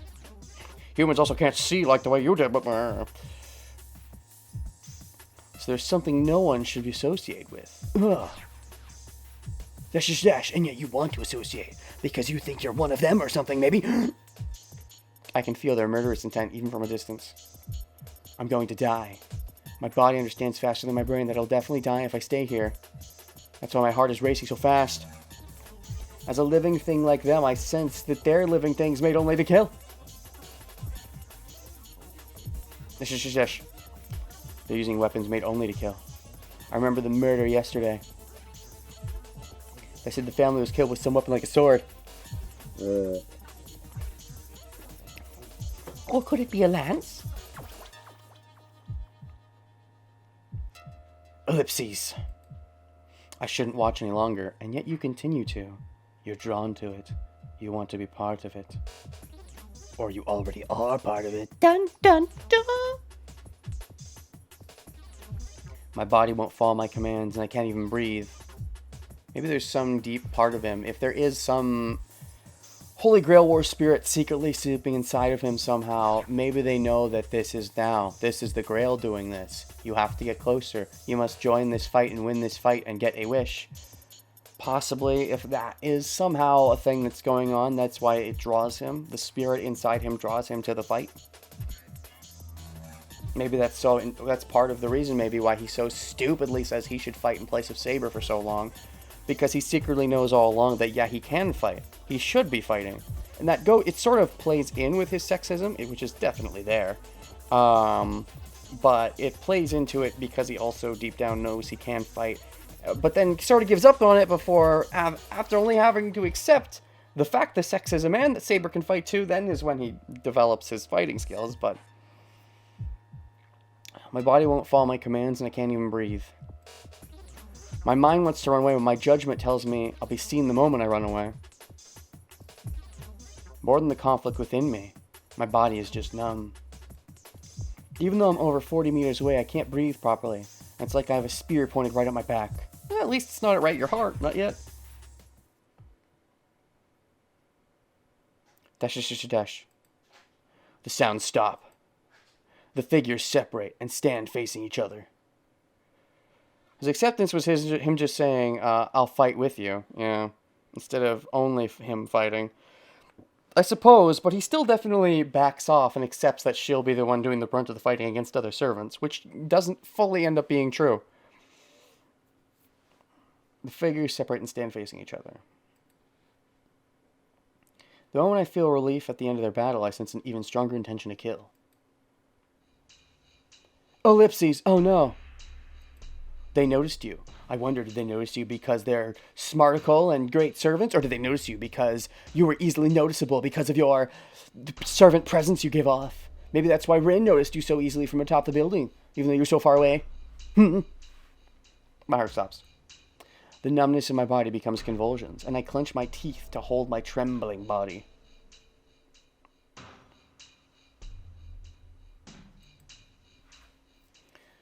Oh, right, this is when he's activating his Null Phantasm. That's why he stops. That's before he sees him. I see. That makes sense. Right, because Shiro freaks out after this. They didn't notice him at first. Okay, whatever. He's actually too good to be noticed. He's so good, he doesn't get noticed unless he wants to be noticed. What the hell is he? I clench my teeth. An overwhelming amount of magical energy is flowing into the guy in blue. Kiritsugu showed me once what it's like to draw in magical energy from the surroundings. Beautiful magic that impressed even an amateur like me. But that thing is different. Just as even the simple task of drinking water could seem ugly if it goes too far, what he's doing is so excessive that anyone with knowledge of magical energy would hate it. Well, shit. But he's got knowledge of magical energy, so clearly there's a contradiction. I don't think he hates it.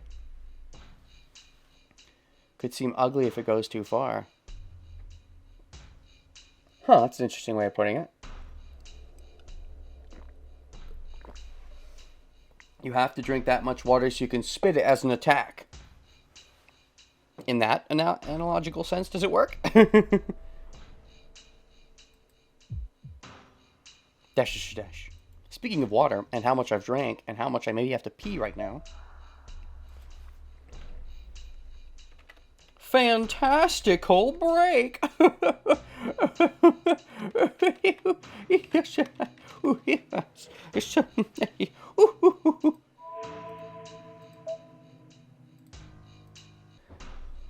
How do those sound effects play out? Beep beep beep beep beep beep beep beep. Whip beep beep beep boop beep doop beep. Shoop beep boop beep boop beep boop beep. doopy, floopy, boopy, doopy, roopy. Okay. Dash. He's gonna die. The guy in red is gonna die. It's a blow with that much concentrated magical energy. There's no way he'll be able to survive it. Oh, he'll die. He's not human, so something merely like a human will die. That is, I will die. That is, that's something I can just ignore? Ooh, he asks himself. Interesting. He's not human, so something merely like a human will die. Oh, he's not human. He's only like a human. That is something I can just ignore? He's asking himself. Because he always just ignores the situation. So he's confronting it and thinking, someone's about to die right in front of me. Normally I ignore things like this when they're far away, but it's right in front of my face. Am I really just going to ignore it? Or should I actually do the hero thing? And that's why he fucks up and makes a noise, and Lancer notices him.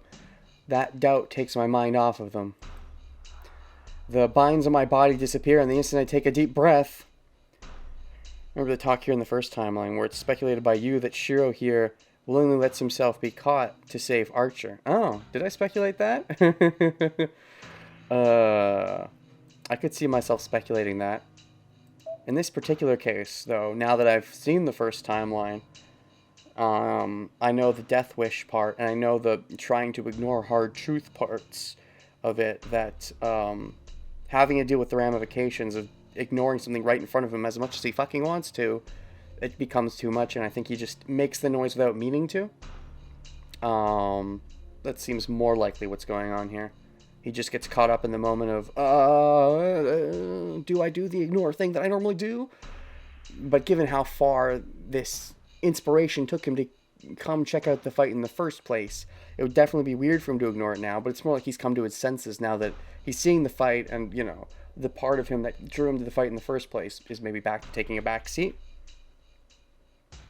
The instant I take a deep breath... Who's there?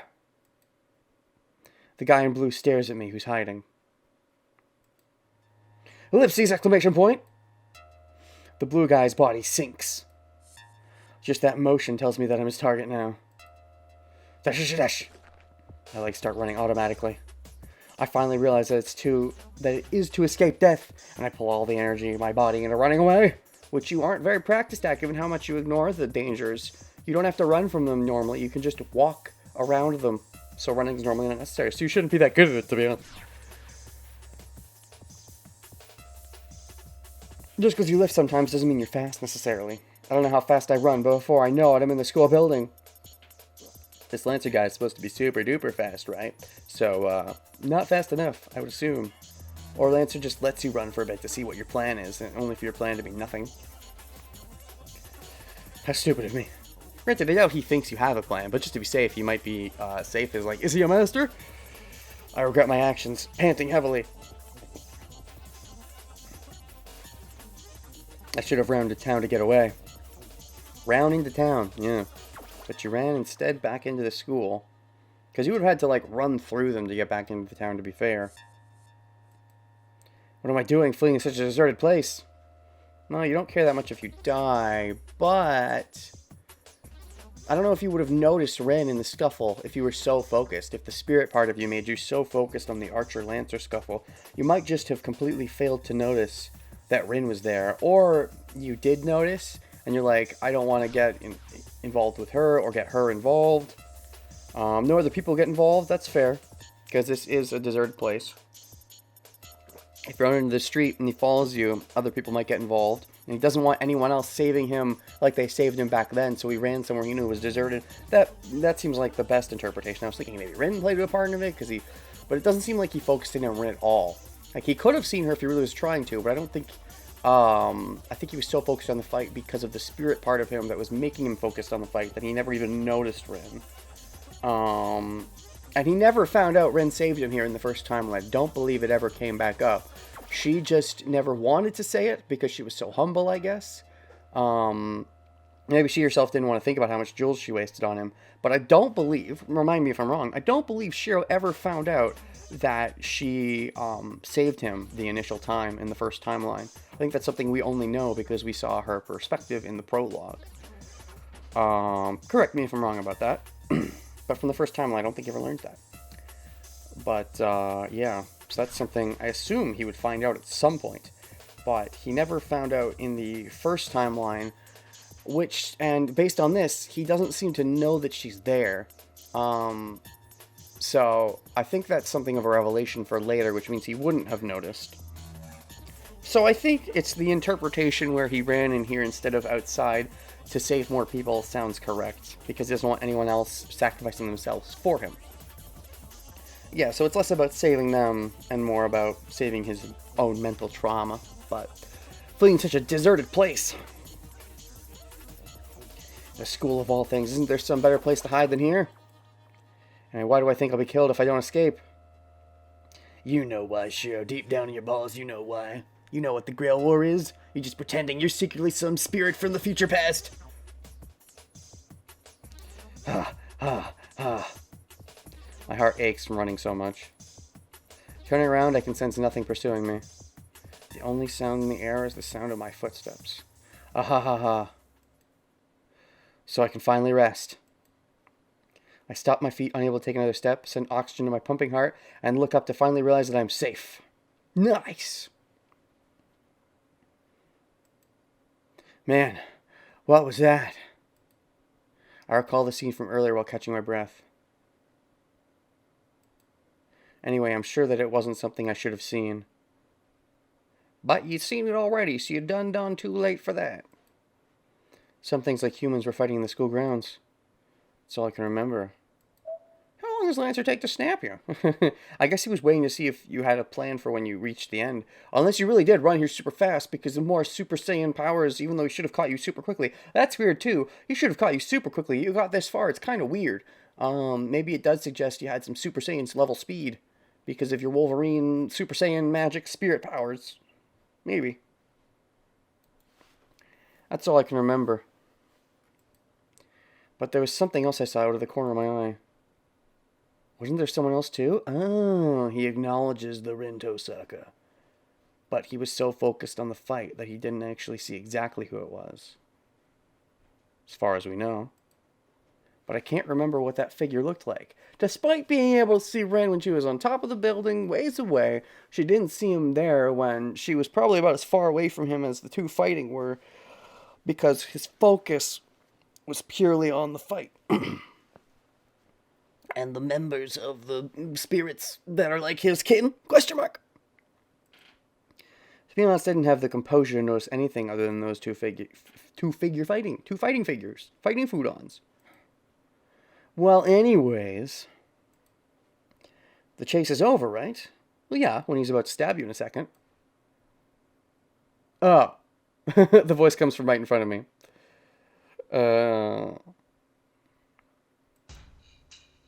Yo, you ran pretty far. Ellipses. I can't breathe. My brain stops, and even though I cannot think, I vaguely understand that I'm going to die. You know better than anyone that you can't escape, right? People who get killed are usually like that. It's nothing to be embarrassed about. You don't have to feel ashamed. You know better than anyone that you can't escape. I mean, he follows that up with people who get killed usually are like that. But I don't know. I first read that line, I'm like, what do you know about him? You know he's a spirit in disguise? No. Something to be embarrassed about. You don't have to feel ashamed. The lance is casually raised. And that feels so morally bad, but Lancer did die as kind of a cool bro at the end there. I mean, he's not morally amazing, but he's not morally terrible either. He's at least honorable to an extent. But still, the magic does have the code of kill the witnesses, which he doesn't like, but he follows it, Kirei definitely does go to a certain grody extent, though, that even he can't ignore, so there's something to be respected there. People who get killed are usually like that. It's nothing to be embarrassed about. So you don't have to feel ashamed. That's just casually raised. You're just unlucky, kid. Well, you saw us, so die. And that man's lance mercilessly pierces Emiyashiro's heart. If it really pierced the heart, you'd be freaking dead instantly. The fact that you weren't, again, suggests some malarkey beyond... I mean, it could just be the shield, of course, of course. The orphan basement was deaf over Lancer's morality line. It could be, you know, the sheath, but this suggests that if it is the sheath, it's working before Saber gets summoned, at least to an extent. Would it have fully saved him without Rin's intervention is hard to say. It definitely fully saves him after Saber gets summoned, but it at least saved him enough for him to not die, I would say. I don't think Lancer just fucked up not killing him. I think that the sheath, at the very least, kept him from dying enough that Rin could do it. Whether it would have fully saved him after the fact, I guess we won't really know. But the man's lance mercilessly pierces Emiyashiro's heart. There wasn't even time to dodge it. All the training. Why am I talking like that? All the training I did was for nothing. I knew I was going to be killed. I knew I was going to be pierced by that lance, yet I could not move at all. Ah, the world distorts. My body grows cold. View this scene as the sheath gave him a few minutes to live and Ren gems brought him back, yeah. It's possible the sheath could have saved him anyway, but narratively it's more satisfying if you think that the gems were necessary. If they aren't necessary, that also could work, but it means, like, the narrative subtext there is, you know, the wastefulness and, you know, Ren, what's even the point, her most important thing, and she just throws it away on something that's not even needed. But, you know, that is an angle, but it's a bit of a dark angle if they want to explore that. Given that it was never even fucking brought up in that timeline, even though that timeline was all about about Shiro's sheath inside him. I think that is when you would bring it up if they're going to bring it up, but they don't. It's not impossible they bring it up in this timeline. If Shiro knows everything already, the sheath could just get brought up partway through anyways. But my body grows cold. Feeling vanishes from my fingertips. Gah! I cough up blood once. More blood should have come up, but it only happens once, because of the sheath. Magical Avalon. Perhaps the man's lance is special. You're the one that's special, but his lance is also special. The blood slowly clots.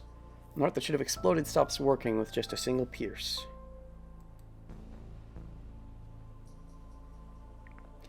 I can't see well. There's no feeling in me. I feel like a jellyfish floating in the dark sea at night. I don't feel any pain already? I don't feel any pain already. Wouldn't it be I feel pain already, or I don't even feel pain? What's the already? That feels like weird wording. The world is white, and only I am black. So rather than feeling like I'm dead, it's more like the world around me has disappeared.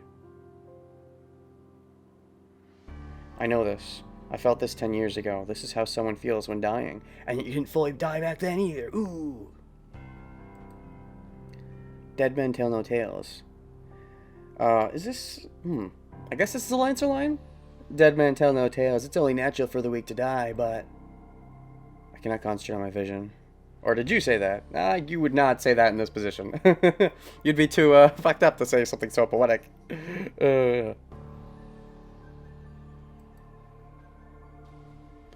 Oh no, this is him talking. Yeah, he's talking about Kira. Okay. Man, you really make me do unpleasant jobs. It's a joke that a hero is acting like this. Right, you're the hero. The heroic spirit. Right.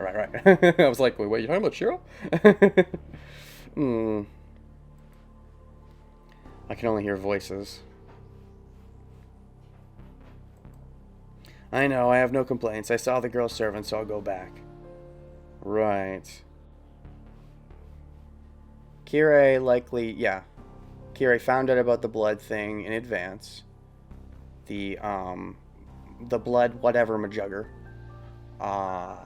And then the blood seal that Shinji set up. And then sent, yeah, because he knew Rin would have summoned it. And then knew Rin would have found out about it. So sent Lancer to spy, which suggests Rin taking Kiritsugu's role here, saving his life on the verge of death with a magic artifact.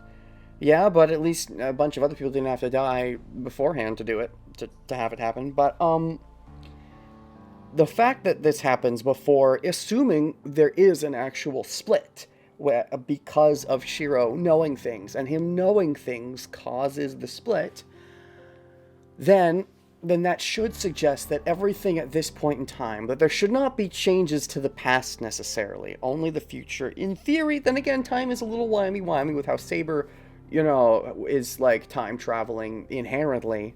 So I guess you could argue there could be some stuff that's different in the past. But from a linear standpoint, it should be that things shouldn't be different in the past just because we're on another timeline if the branch comes from Shiro and his experiences being brought over. Then if they're all starting there, then everything from here and prior should not be changed, so it still should be Kirei at this point and everything like that. This blood thing on the school should have been set up by Shinji, and all that should still be the same. So I'll go back. A voice filled with irritation. Because he likes fighting and not doing the spying, but yeah, Gilly's supposed to be the one doing the fighting. After that, I hear footsteps running through the hallway. Archer, huh? I want to finish the match with him, but I have to follow my master's plan. Jeez, I don't like him. The voice suddenly disappears. I guess he jumped out of a window or something. And after that, footsteps approach me and stop. In that brief period, more footsteps. I can't hear much now. Follow him, Archer. Lancer will probably go back to his master. This won't be worth it unless we at least find out what his master looks like. Well, you fail. Oops. Whose voice was that? I concentrate my fading mind, but I can't remember anything. Right now, my breathing is too noisy. My lungs must still be alive. The air coming out of my mouth is as loud as a hurricane. But it's amazing he isn't dead yet. Thank you, Avalon. I sense someone looking at my face. Perhaps my breathing was loud as the figure tries to close my mouth and... CPR? Oh. Stop it. Why does it have to be you? The fact that you care so much despite how little you seem to know each other. You say it's because of the Sakura connection. Feels to me like it's more than that. I feel like that's your excuse. I don't think you would care this much if it was just about the Sakura connection. Unless you really cared about Sakura. But if that was true... No, like, if it was Sakura, sure. But it's not Sakura. So, I feel there's definitely something deeper even from beforehand.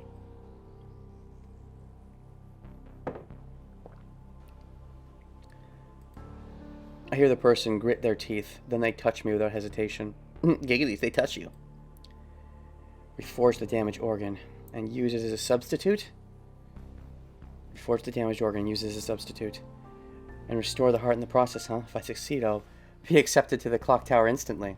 The clock tower is what, the association of great people? A pain-filled voice. If she really cared about Sakura, Shinji would go missing one day, and Rin just smiling in the background. Yeah, because Shinji's, even though Shiro helped out Sakura big time,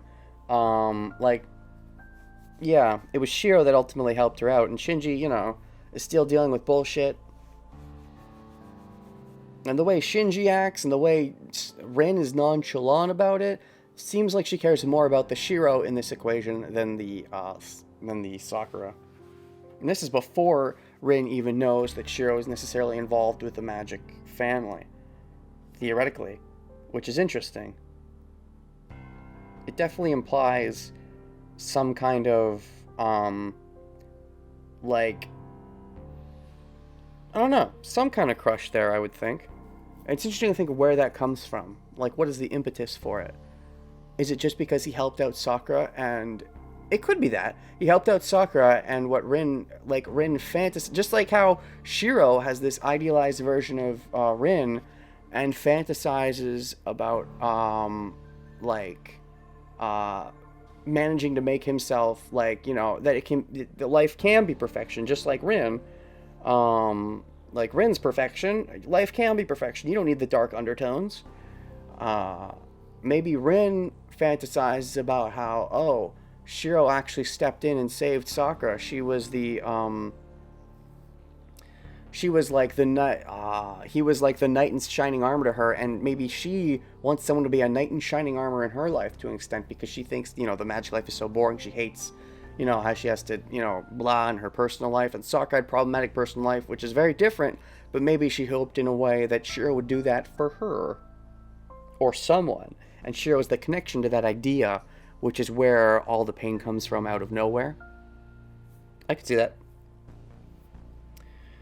Ayako also must talk about Shiro as well to Rin. Sure. I mean, even though they haven't spoke much, she probably has spoken a little bit with him about Shiro, but a pain-filled voice. With that, my mind stops fading. With that, your mind stops fading. This is before she's done her jewel thing. Is this your superhero-powered awesome side sticking through because of your Rin slight boner? Did you realize it's Rin? Dash. Feeling returns to my body. Oh, or is this after the gem thing already? I don't know. Timeline. Slowly, bit by bit, like a drop of water going down a leaf. Feeling returns to my body. Dash. What is the person doing? The person is sweating and places their hand on my chest with all their heart. Dash. When I notice, the place where the person placed their hand is terribly hot.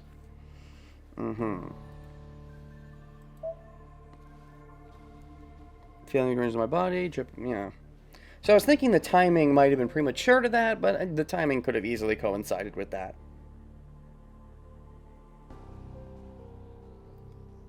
Actually, wait, what is the person doing? The person is sweating and places their hand on my chest with all their heart. This would have been... No. The gem thing... Yeah, because a pain-filled voice, without my mind stops... This is before she actually does it. So I think there is actually a bit of the superpowers coming through, being like, oh, wait, what's this? What's she doing? And then it sort of helps stop him to let her do it, to sort of help out. Because, this is... feeling returns to my body slowly bit by bit. I feel like this is before the gem thing. Places their hand on my chest. I feel like when they place the hand on the chest is when the thing actually goes through. Although, she could have done some prep spells, I suppose. Maybe that's what he was feeling. I guess it works either way.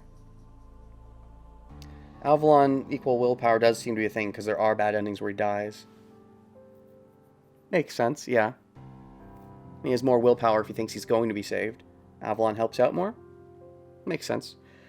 The place where the person placed their hand is terribly hot. It must be so hot the frozen blood melted and started to flow again. Phew. Or rather, she viewed. I sense someone take a deep breath and sit down. Tired. I hear a clang of something falling. Guess it can't be helped. Forgive me, Father. Your daughter is terribly heartless. And that's it. The person speaks to mock themselves and leaves. Dash. My heart resumes its activity. And then my mind stops. It is weird how she just leaves him there. I mean, she highlights it herself, how he'll just go after her again, but it's weird that she leaves him there as if that's all okay. I mean, she knows that, he's a muggle, so she can't let him see her just in case, but just to walk away. You'd think he would just go after him. And she's not thinking about that, I guess probably because she's so frazzled about realizing in the moment just how much she does care all of a sudden about Shiro. She's surprised that she cares this much, and she's probably contemplating what that means, and so her mind is elsewhere, and she's just not thinking straight as she walks away. Because if it was just the Sakura thing, oh, I saved Sakura's friend, I don't think that would preoccupy her mind as much. So I think that tells me that's where her mind was trapped in the meantime, while being stupid and not thinking about the aftermath. Very muddled mindset. Realizing Lancer, yeah, because it seems like such an obvious thing that Lancer would go for it, but she doesn't think about it because her mind is a mess, and I think Shiro makes it a mess. This is not the sleep of death. This is a restful sleep, to recover the energy to wake up again.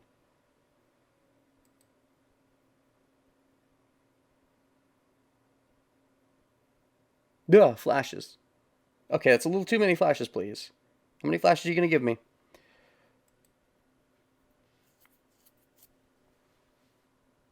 Guh. The guh is the best kind. I wake up. I feel sick, my whole body's in pain, and I have a sharp headache. Each blah, blah, blah, my heart throbs. What happened? I can't remember because of the sharp headache. My body is cold, probably from lying on the floor for a long time. The only certain thing is my ripped uniform and my own blood on the floor. Nice.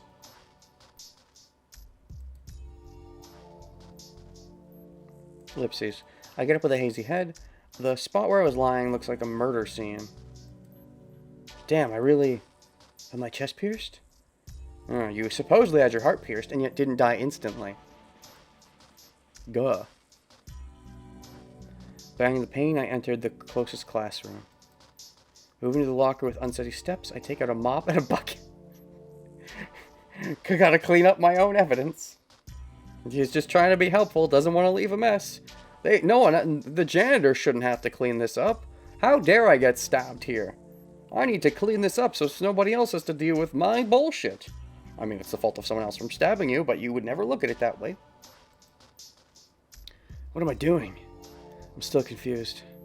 Why do I still have to clean up when I've just met something totally outrageous and been killed instantly? Am I an idiot? Well, yes. But if you realized that already, that would make a lot of the rest of the first timeline very different. Damn, it won't come off. Interesting.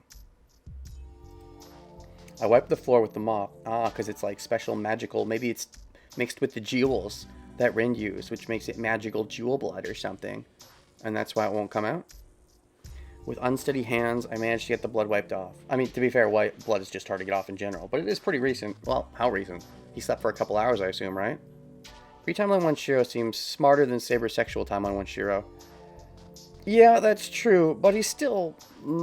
I mean, sure, but the Saber's sexual is when he's actually finding a focus for his life, other than the meandering, constantly avoiding hard truths, not really going anywhere. At least then, he has a true purpose. And the purpose makes him blind to everything, that's fair. But, it sort of is what helps him develop in the first place, because he has to learn to... Because he has to learn to let go. He has to learn to move on, which helps him move on from the fire and such. With unsteady hands, I managed to get the blood wiped off and pick up any trash lying around and put it into my pocket. But you still have to clean up the mess. You can't let a janitor deal with this. It was your fault for getting killed. You can't let someone else deal with something that was your fault. Maybe I'm destroying the evidence. You're doing this so the janitor doesn't have to clean it up. I'm still in a daze, so perhaps that's why I'm doing something so absurd.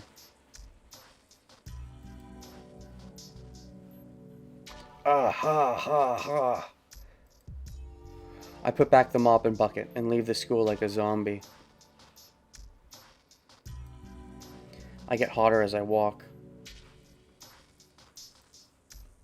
The air is so cold, but it feels like my body is burning.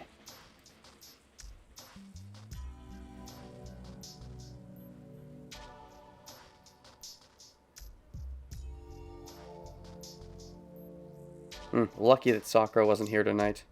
Was it luck? Or was it like Shinji doing it on purpose to get her out of the way? But no, well, maybe. Because Shinji knew some fucky stuff was going on with his blood thing. And then he had Shiro stay late. And if Shiro ends up going home and they follow him, whoever the servants are that show up, it's possible Sakura could get wrapped up and Shinji wouldn't want that. So that is one scenario. Possibly.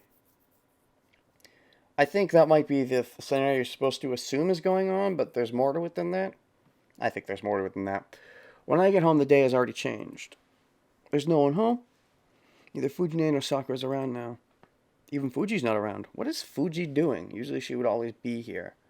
Is she helping Sakura with some situation? Why isn't Fuji here? Fuji should be here. It's very convenient that she's not here. Ha. I collapse to the floor. I lie on the ground and finally calm down. Ellipses.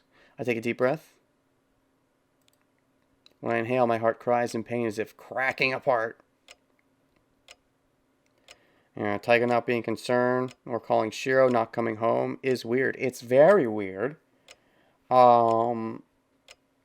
Maybe Kirei would have sent Lancer here. Well, no, Kirei wouldn't have known where Kiritsugu, or Kirei wouldn't have known where Shiro lived. Kirei didn't know, so... Well, Kirei might not have known that Shiro was a master, but Kirei would have known maybe that Shiro was the one who survived. Maybe if Kirei... Well, no, if Kirei knew, then Kirei would know who Shiro was before seeing Shiro at the temple. He might have known some redheaded individual that lived here, but he might not have known that Kiritsugu lived here. He might not have known that it was related to Kiritsugu. That's possible. He might have known that it was this kid, but didn't know who this kid was. I suppose there's a possibility there. He might have known who this... Because he had all the other orphans, the fact that he ended up going with Kiritsugu, Kirei might have kept an eye on this kid to an extent. So he might have still kind of known who he was. Knew of Shiro and his appearance, but not as Emiya. Yeah, I think he knew of Shiro because he was one of the orphans. The only orphan that, he didn't take in and turn into a fuel source. That's true. So he would have tracked Shiro, but he wouldn't have known that he went with Kiritsugu, that he became an Emiya. He wouldn't have known that, I guess. That's fair. And then he would have known, he would have sent Lancer to this place to kill him. And then when he miraculously survives, it's like, oh, wait, you're Emiya. Oh.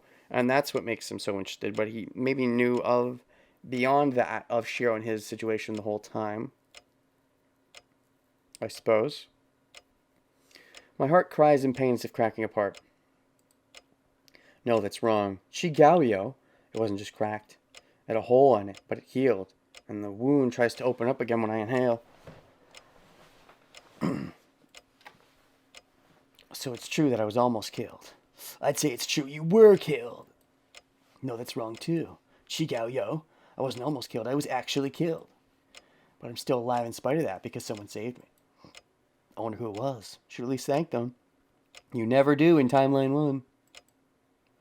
Person was there. That person might have something to do with them. That makes no difference to the fact that the person saved me. I have to thank them one of these days. Gah! I don't want to let my guard down. The pain returns. At the same time, I feel like vomiting. Aha! Gah! I sit up and resist the sickness. Yeah, because Lancer's about to barge in any second now. Anyways, the reason I went on the whole Kirei track actually was I was thinking, is it possible that Kirei called the house, in advance, in case there was anyone else living there, and said, "Oh, I have this errand you could potentially run over here. Do you mind doing it?" And got Taiga out of the house that way, because the fact that Taiga didn't follow up at all is weird. It's very convenient timing. It's possible. I don't know if Kirei at all knew of Taiga. But maybe she called the house in advance, because she has been stalking him a little. He has been stalking him maybe more recently even, because the fuel cells are mattering more now. It's possible he got Taiga out of the house, because it is weirdly convenient timing that she's not here today, and not, calling him when he's late. But I sit up and resist the stickness. I place my hand on my bare chest where the uniform is ripped. If Sakura knew about the war and what's happening, maybe she influenced Taiga to do something. Yeah, that's possible. I think it's more likely that, it's more likely Taiga is helping Sakura in some way right now.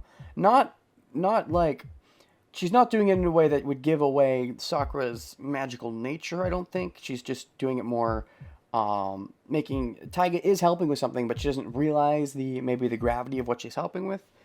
And so she just assumes Shiro's okay, and that's why she's not...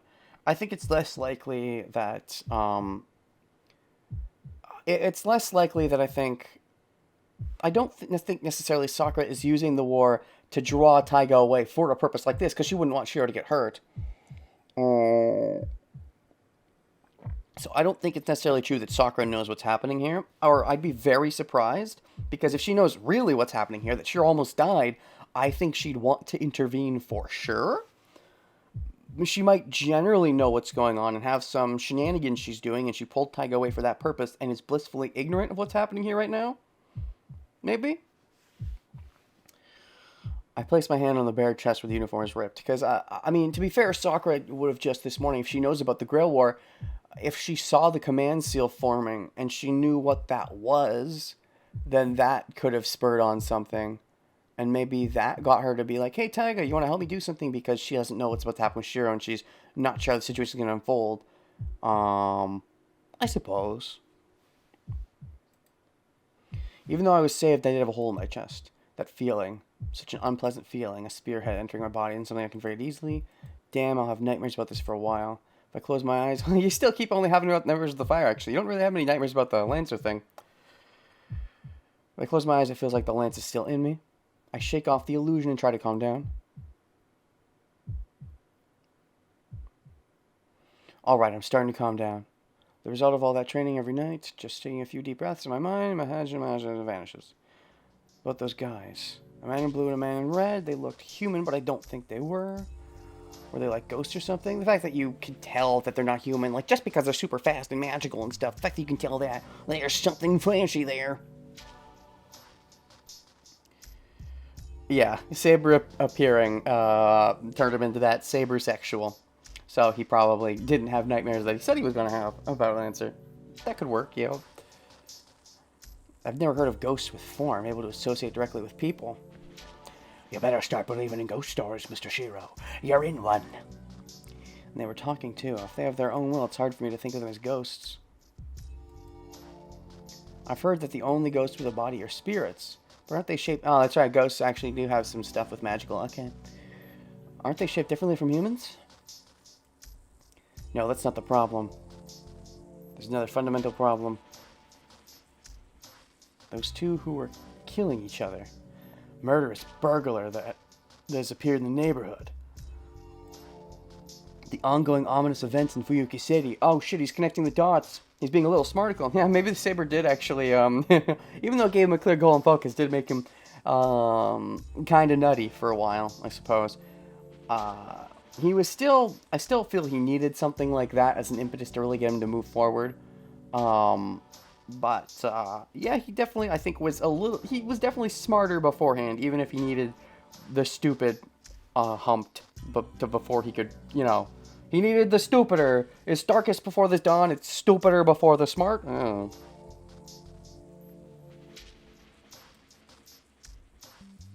Ellipses. All I can tell with such thoughts is that it's way out of my league. If Father was still alive, then maybe he could do something about it? Perhaps because the wound on my chest is so vivid, I complain about things I shouldn't.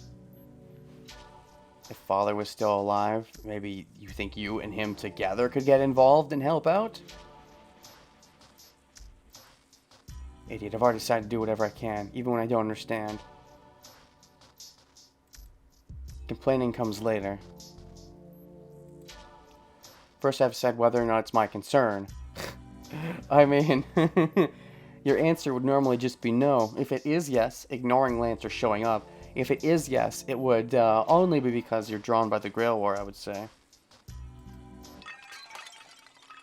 Anyways, the choice of whether or not it's your concern is now taken out of your choice. The bell hung from the ceiling rings.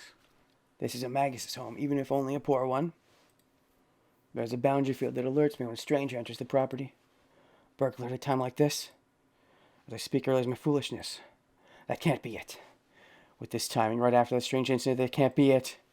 There's an intruder. Not a burglar, but an assassin who's here for my life. Not actually an assassin, though. Because I remember that guy saying, "You saw us, so die."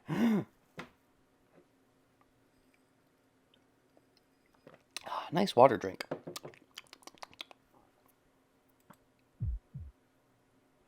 Ellipses. The house is filled with silence. In the silent darkness, the murderous intent, I felt the skull is slowly drawing closer. Like that you can tell that is already, I mean, you can tell where the murderous intent comes from. I guess you could argue, oh, it's a poetic way that, you know, a normal person would just react to so much magic, but I don't think Miles would react at all. So I think it's just showing some of his magical prowess of, feeling the murderous intent, more like feeling the kindred spirit, because you're also secretly a spirit in these. Maybe.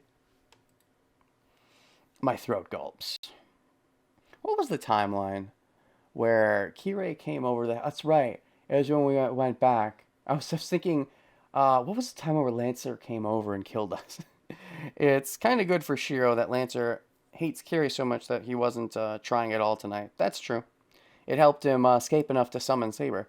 I was thinking, yeah, what was the timeline where Lancer comes onto his property and kills Shiro? But if memory serves, it's the one. It's a bad ending, and it's the one where Shiro chose not to go down. You choose not to go down the stairs with Shiro. You go all the way home, and then Kirei comes over and he's like, "Hey, what's up?" and then talks to you in private. And then someone else shows up, and you don't know who it is. It's gonna be Gilgamesh who's gonna fight Saber without you seeing, and then Lancer shows up and stabs you from the back.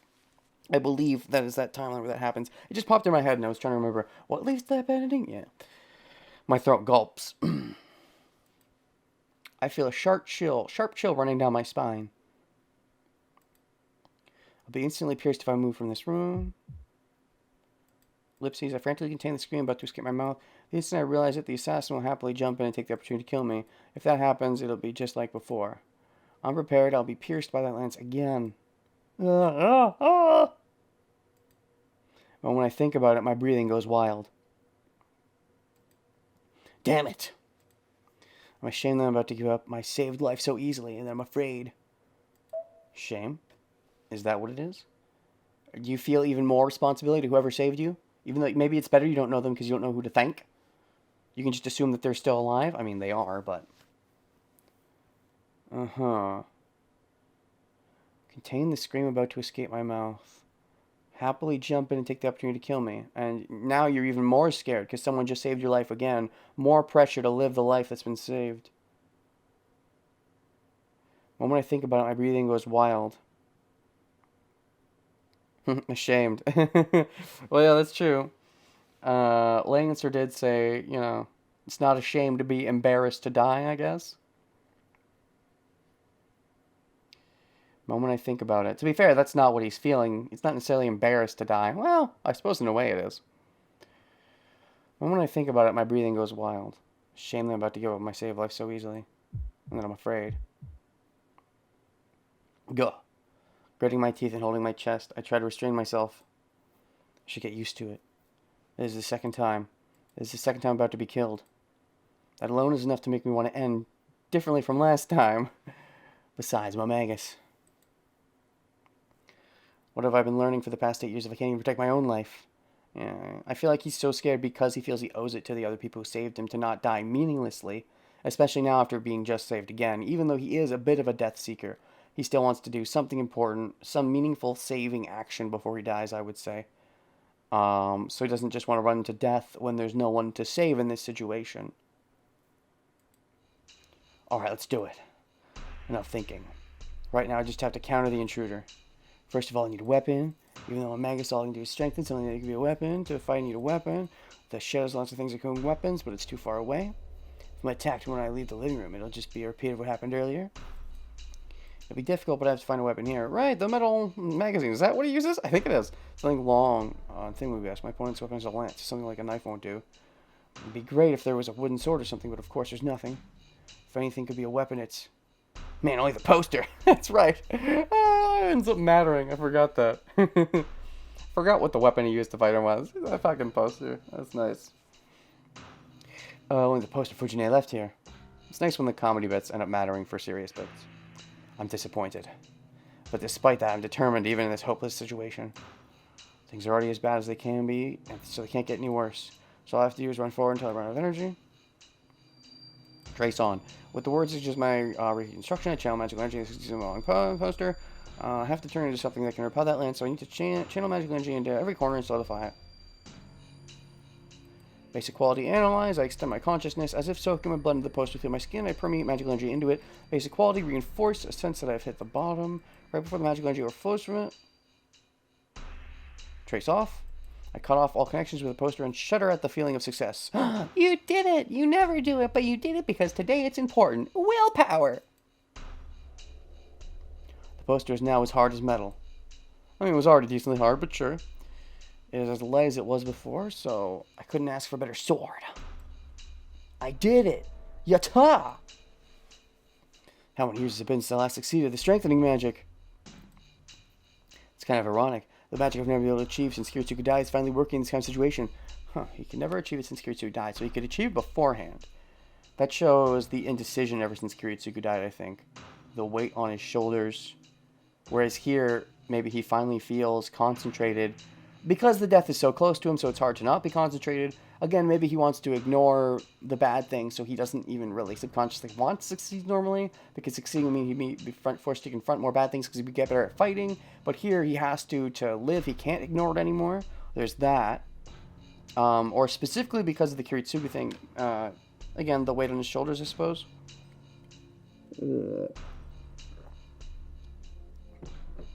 Because he does point that out as a specific incident.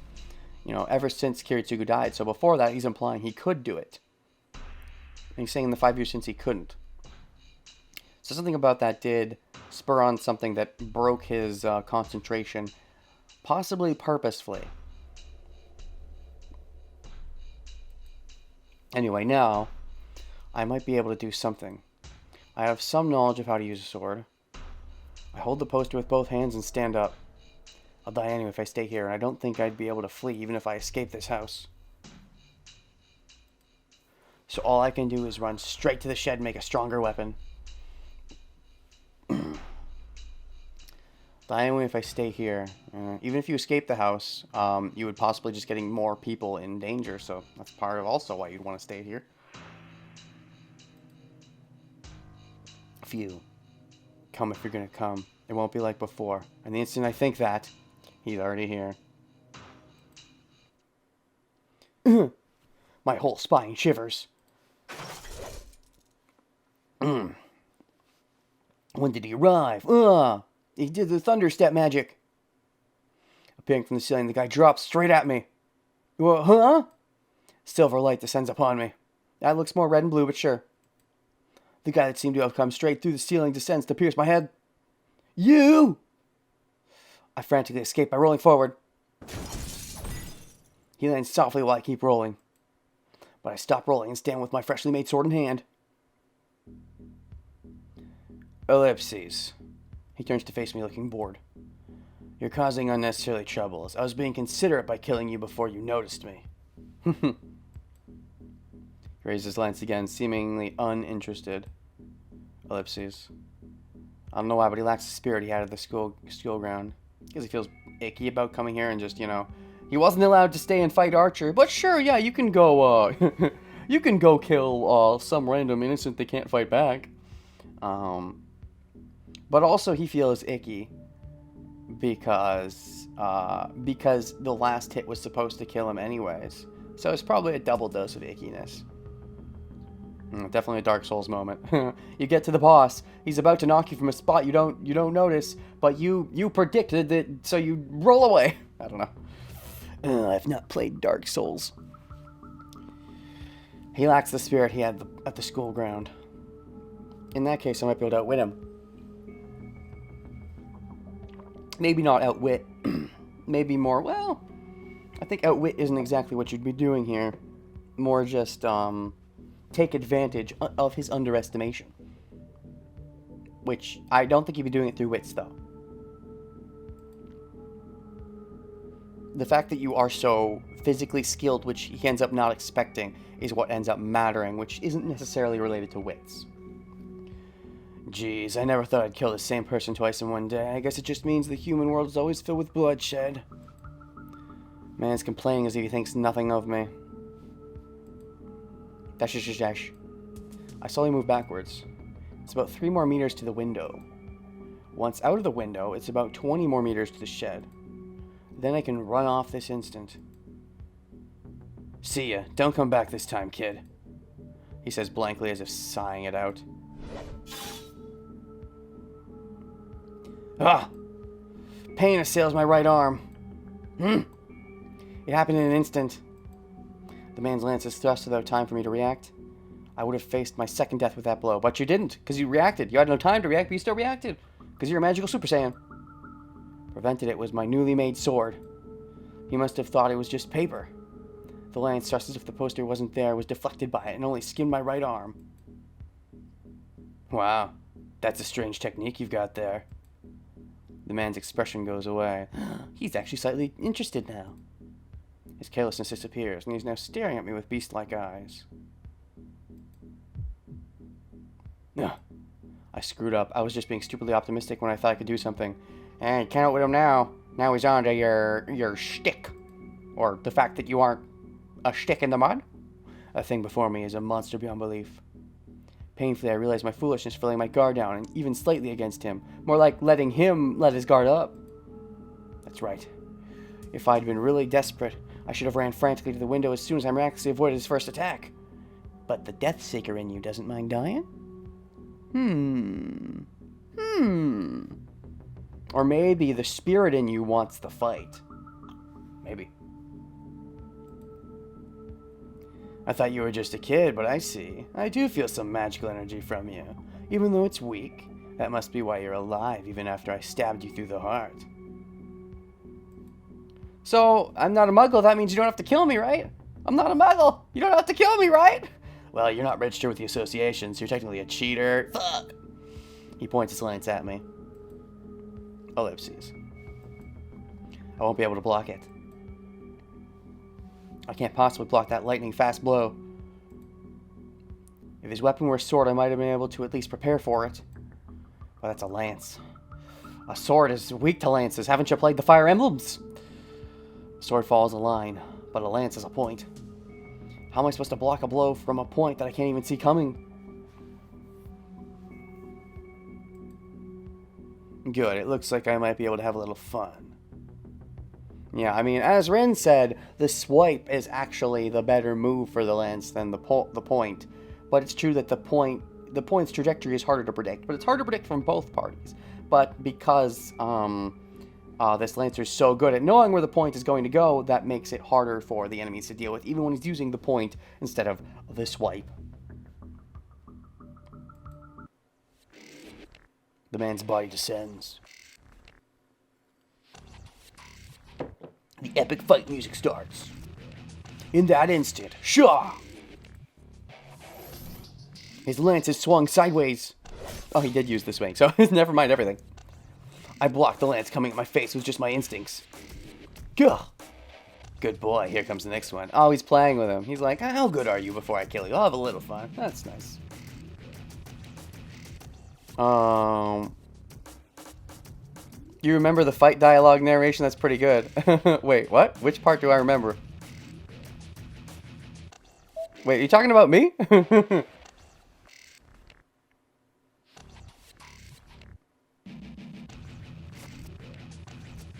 What part did I remember? I'm sorry. You're telling me that you're impressed that I remembered something, and I'm not sure what you're saying that I remembered. Because I feel like I've just been taking this as it comes. The Rin Tosaka talk about the line and point. Oh, I thought you meant something about this fight. Yeah, no, about that fight. No, I remember that. Yeah. Here comes the next one. There's a huge whirlwind. I was just caught off guard about how he used the swipe and not the point. I don't know how he's moving the lance in this small room, but it makes a beautiful arc, and he's swiping a lot here. He's clearly taking it easy on me and trying to have a fun time. Normally the swipe is better, but this guy knows how to use the point and make it effective, so he's toying with me. He's trying to have a little bit of a fun time, test my abilities before he kills me. Comes to attack my body from the other side. Gah! My constructed sword, my concentrated move to stop it bends. Is using a hammer? Damn, this numbness feels like I've broken the bones in my arm. Damn you! Yeah, it does give him a chance.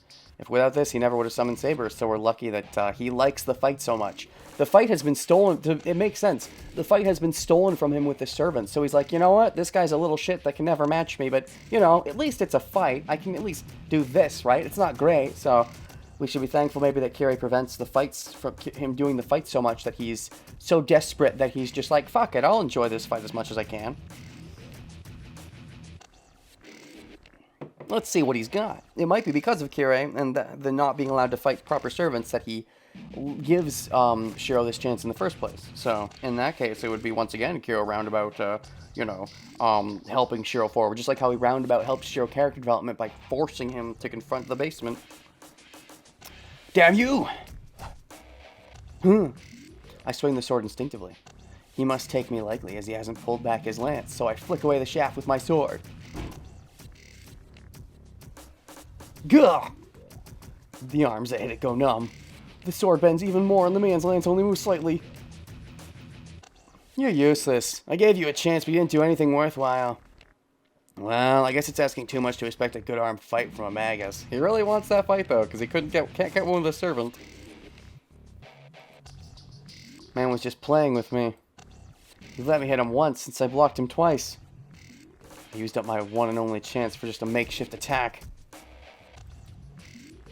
Yeah, in the moment, I guess you didn't realize how much he was taking it easy on you, but that's why he sees no point in fighting me anymore.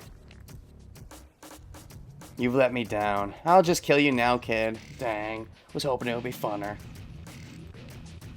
He readies his lance again. Say, during that small necessary movement. Oh, say what you want, you idiot! Oh, without looking behind me, I jump out the window. You know, when I hear say, I don't think it's going to be followed up with, what you want, you idiot. I think, say, did you know that, or something like that. I break the window with my back and roll outside. Yeah, you were fighting him the whole time. Even though you could have done this run for it move at any time, you decided to start by trying to fight him. I mean, after realizing, oh shit, he's toying with me, you ran. But at first, you started straight away fighting him. Which is just, there's that fight impulse, which slightly suggests the Death Seeker, but also maybe the spirit inside of you wanted the spirit fight. There's definitely also the Death Seeker in there, though, that is okay with the spirit fight. But the Death Seeker should want to save someone before they death.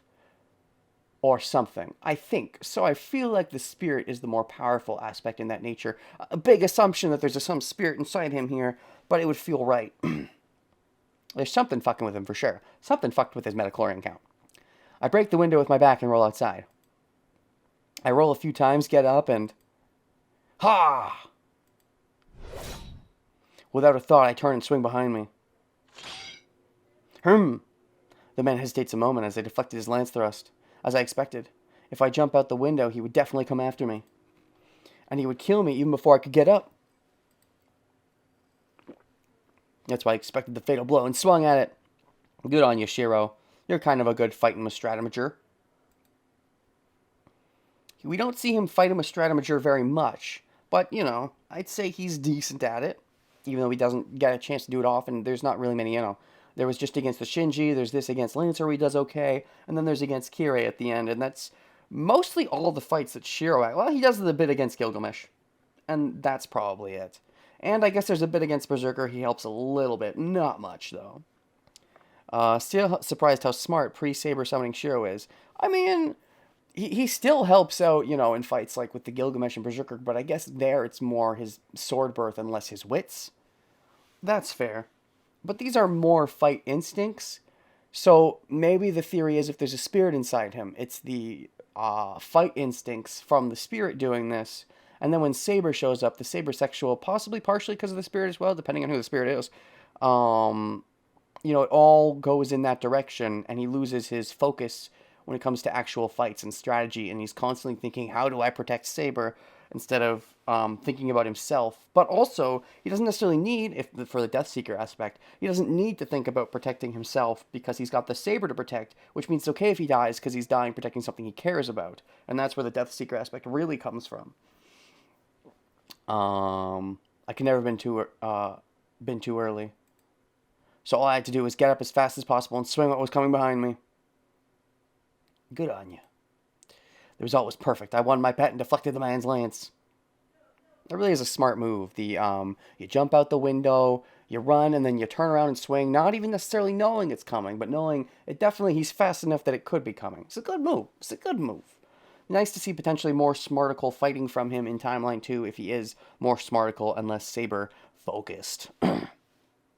I assume he's still gonna go after some girl, but it'll probably be because he's more is able to read into their trauma and help them out and actually help them because he's now helped himself in the first timeline.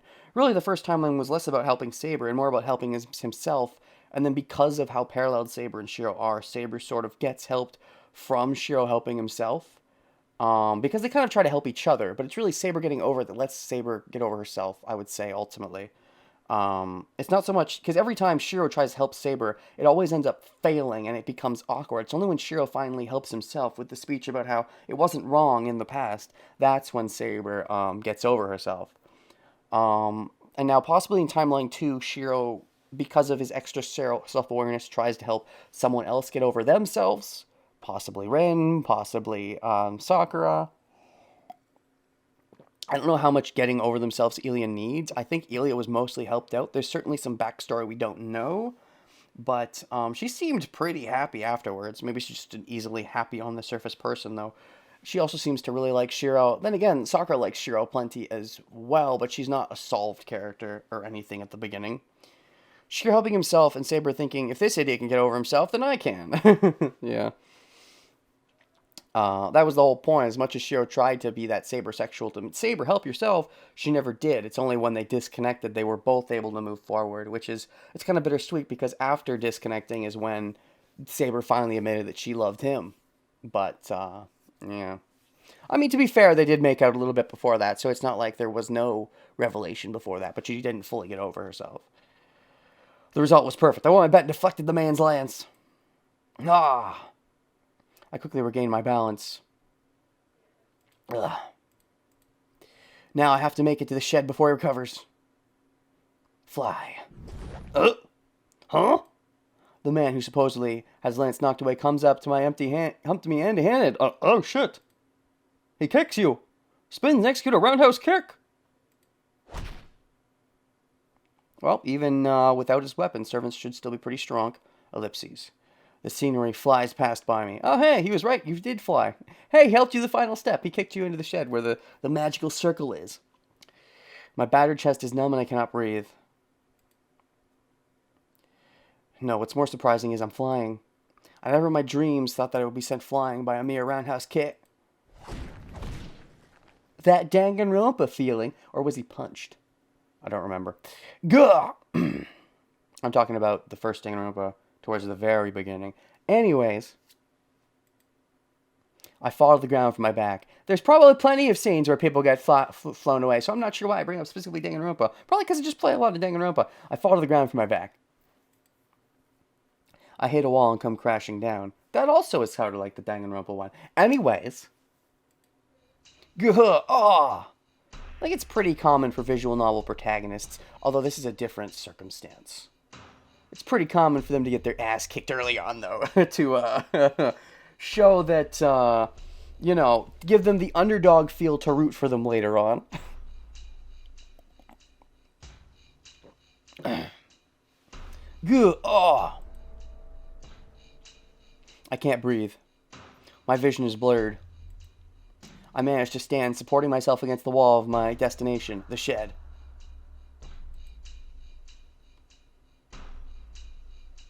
Sure, I mean, you would be the first victim in a killing game. I mean, he is a bit of a death seeker, so he'd probably, I don't know, if he was actually confronted with such a killing game, I feel like he would be more hyper alert because he wouldn't want anyone to die while he got to live. At least if we're Timeline 1 Shiro. If we're Timeline 2 Shiro, I think he's a bit smarter. But if we're Timeline 1 Shiro, he probably would be the first to die because he'd be looking for all the potential killers and victims, and he'd try to save whoever he thought the first victim was and end up getting killed in their place. Or he would kill and then end up being the first blackened. He either dies first or goes the whole way. Yeah. Or he could be the first killer, potentially, if he kills someone attempting to save someone else and then ends up getting the blackened. He would never let himself get away with it, though. He would always get himself caught, even subconsciously. But then again, even killing in the first place would be very hard for him. So I think it's more likely he tries to save the victim, but then gets killed themselves by whoever's the killer is, because Timeline 1 Shiro probably wouldn't be able to go through with the full killing, because he probably doesn't even think his life is worth more than the person he's killing. Ha ha! I track the man with my blurry vision. Your blurry, but still enhanced vision. I must have been kicked 20 meters. The man approaches, lance in hand. Gah! I'll be killed. I'll definitely be killed. The man will be here in a second. If I don't want to die now, I have to get up and face him. Ellipses. The lance comes out at me. I can't even turn around fully, and my collapsing body faces the man's lance. Damn, if you're a man, keep yourself together. How fortunate. I got lucky as I couldn't hold myself up and my knees collapse. The lance goes over my head and hits the door of the shed, opening it. And this is what opens the circle and completes the magic incantation. Oh, this is my last chance. If I go in the shed, there should be something that I could use as a weapon. Do you subconsciously know what's in there? Do you know about the circle subconsciously? It would make sense if you already know, because it's weird timing-wise for anyone else to set that up. It's not impossible, but it's weird just with the applicants we know. It doesn't seem like it's Kirei. It doesn't seem like it's Ilya. I guess it could be Kirei. She just doesn't know you're an Emiya. It seems unlikely, though, because Kirei would have sent Lancer to finish you off, even if he doesn't know you're an Emiya. Like, he knows you live here. Maybe, though, he did it anyways to be like, let's see if he lives, because he would think of you as someone fun to toy with. So maybe Kirei did set it up? It's not impossible, I suppose. Yeah, he can get a weapon, maybe a saber, exactly. Go. I enter the shed on all fours. There. This is it. A fatal, inescapable blow is thrust. Or did Lancer say this is it? I don't know. Yeah. And I block it. I unroll the poster and make it into a one-time shield. A huge impact.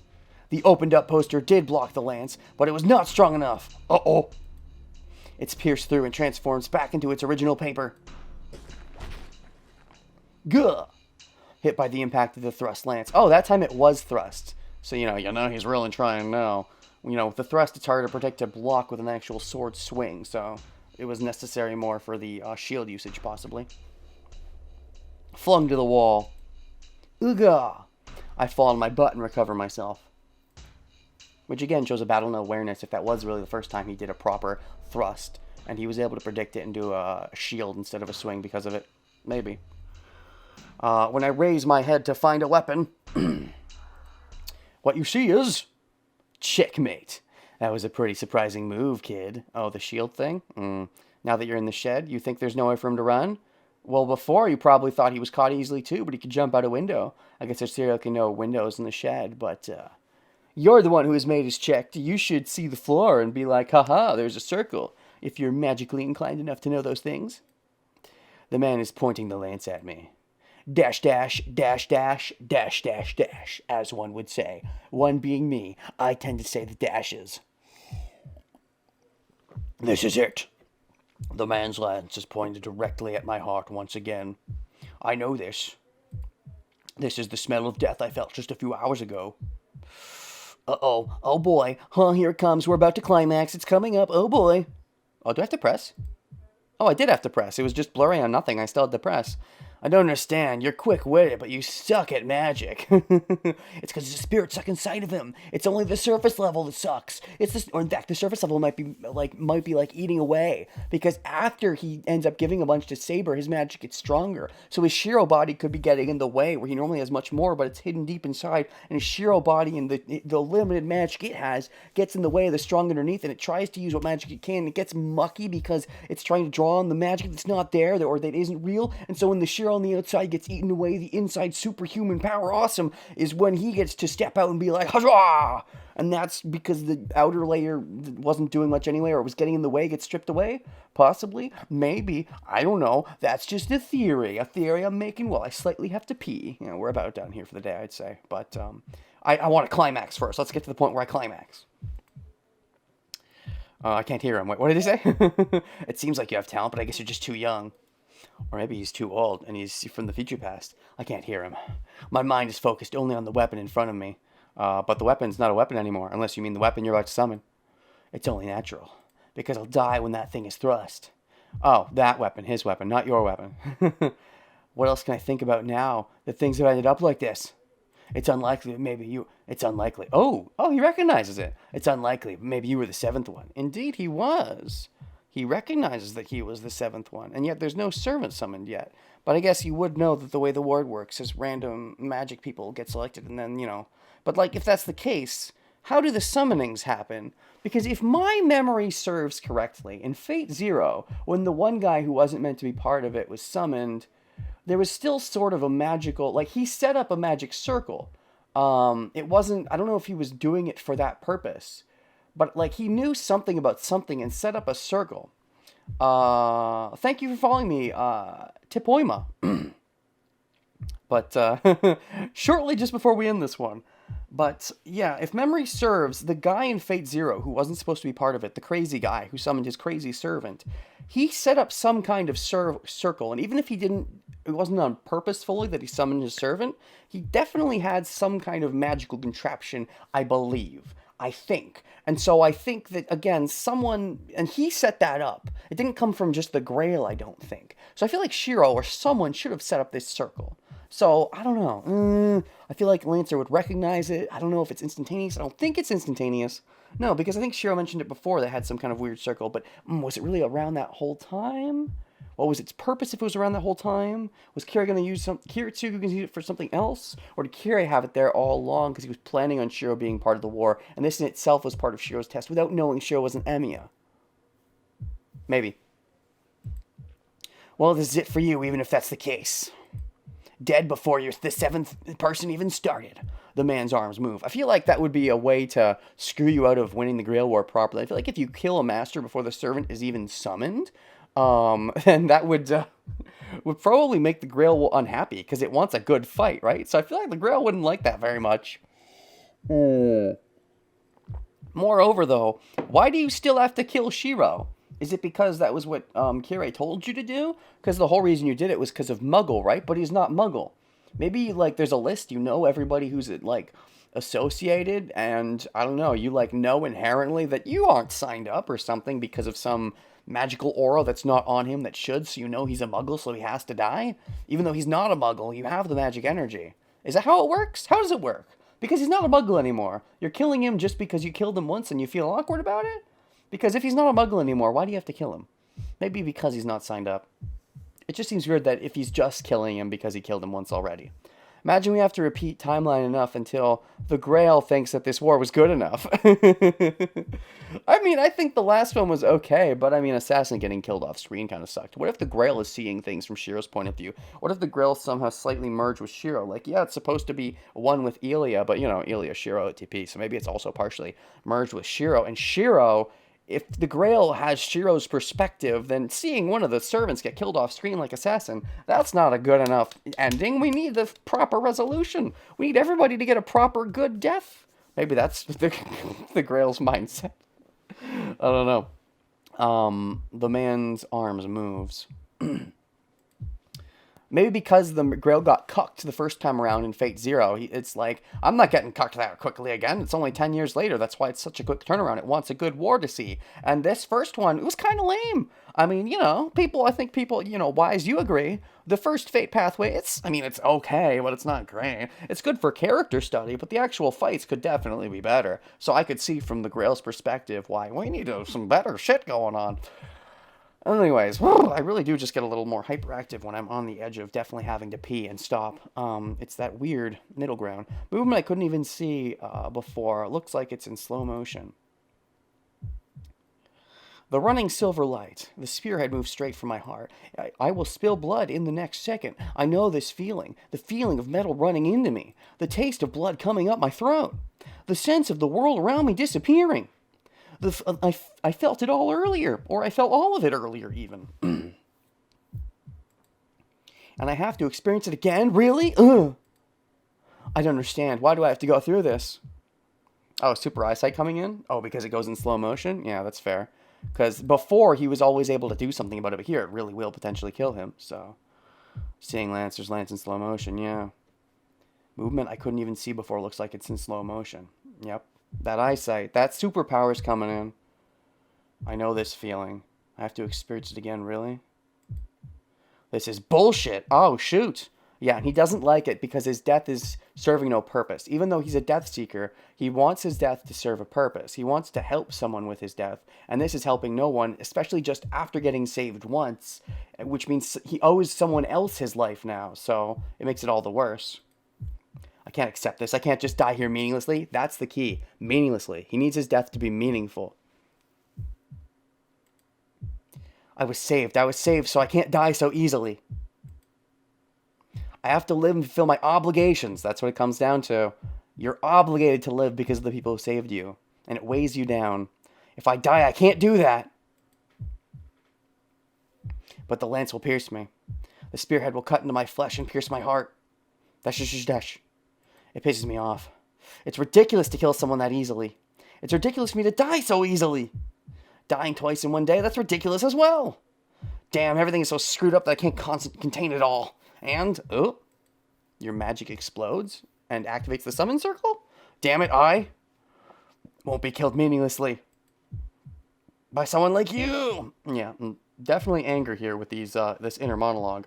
And he's not a hurt position, so it's not sadness. It's not fear, it's anger. It's anger at the situation, for sure. Huh? Truly it, and this is where he climaxes. What? Nani? Appeared like magic. In a blinding light. Blinding light is a very good card from BT4 of the Digimon trading card game. In a blinding light, it appears from behind me. My mind stops. All I know is that the figure who appeared is a Grail. The moment it appears, it repels the lance thrust in my heart and steps up to the enemy without hesitation. Can it be the seventh servant? Indeed it can. The man readies his deflected lance, and the girl swings something she is holding. Okay, climax. We're almost at the climax. Spark flies twice, or sparks fly. A strong swing. The man hesitates, receiving a heavy blow from the girl. Wait, do we climax, or is that only climax in the premonition, and we don't actually climax here? Do we get the visual of her? We should, right? Or am I misunderstanding the climax? I don't remember. I guess we'll find out in a second. Receiving a heavy blow from the girl. Kuh! He must have realized he is at a disadvantage as he jumps out of the shed with bestial speed. While keeping her guard up against the man, she quietly turns to me. Okay, now's when we climax. This climax is a lot more meaningful in Timeline 1, but theoretically this is still Timeline 1 because it's before the Grail time travel, theoretically. Or it happens just now, maybe. If there is a Grail time travel going on, which seems likely based on Shiro's shifted personality, it might happen right now with the summoning of Saber, so maybe it even starts right here, potentially. I don't think that's impossible. The wind is strong today. Let's count this as the climax, because I really do have to pee. It's good enough, we have the image. Saber climax!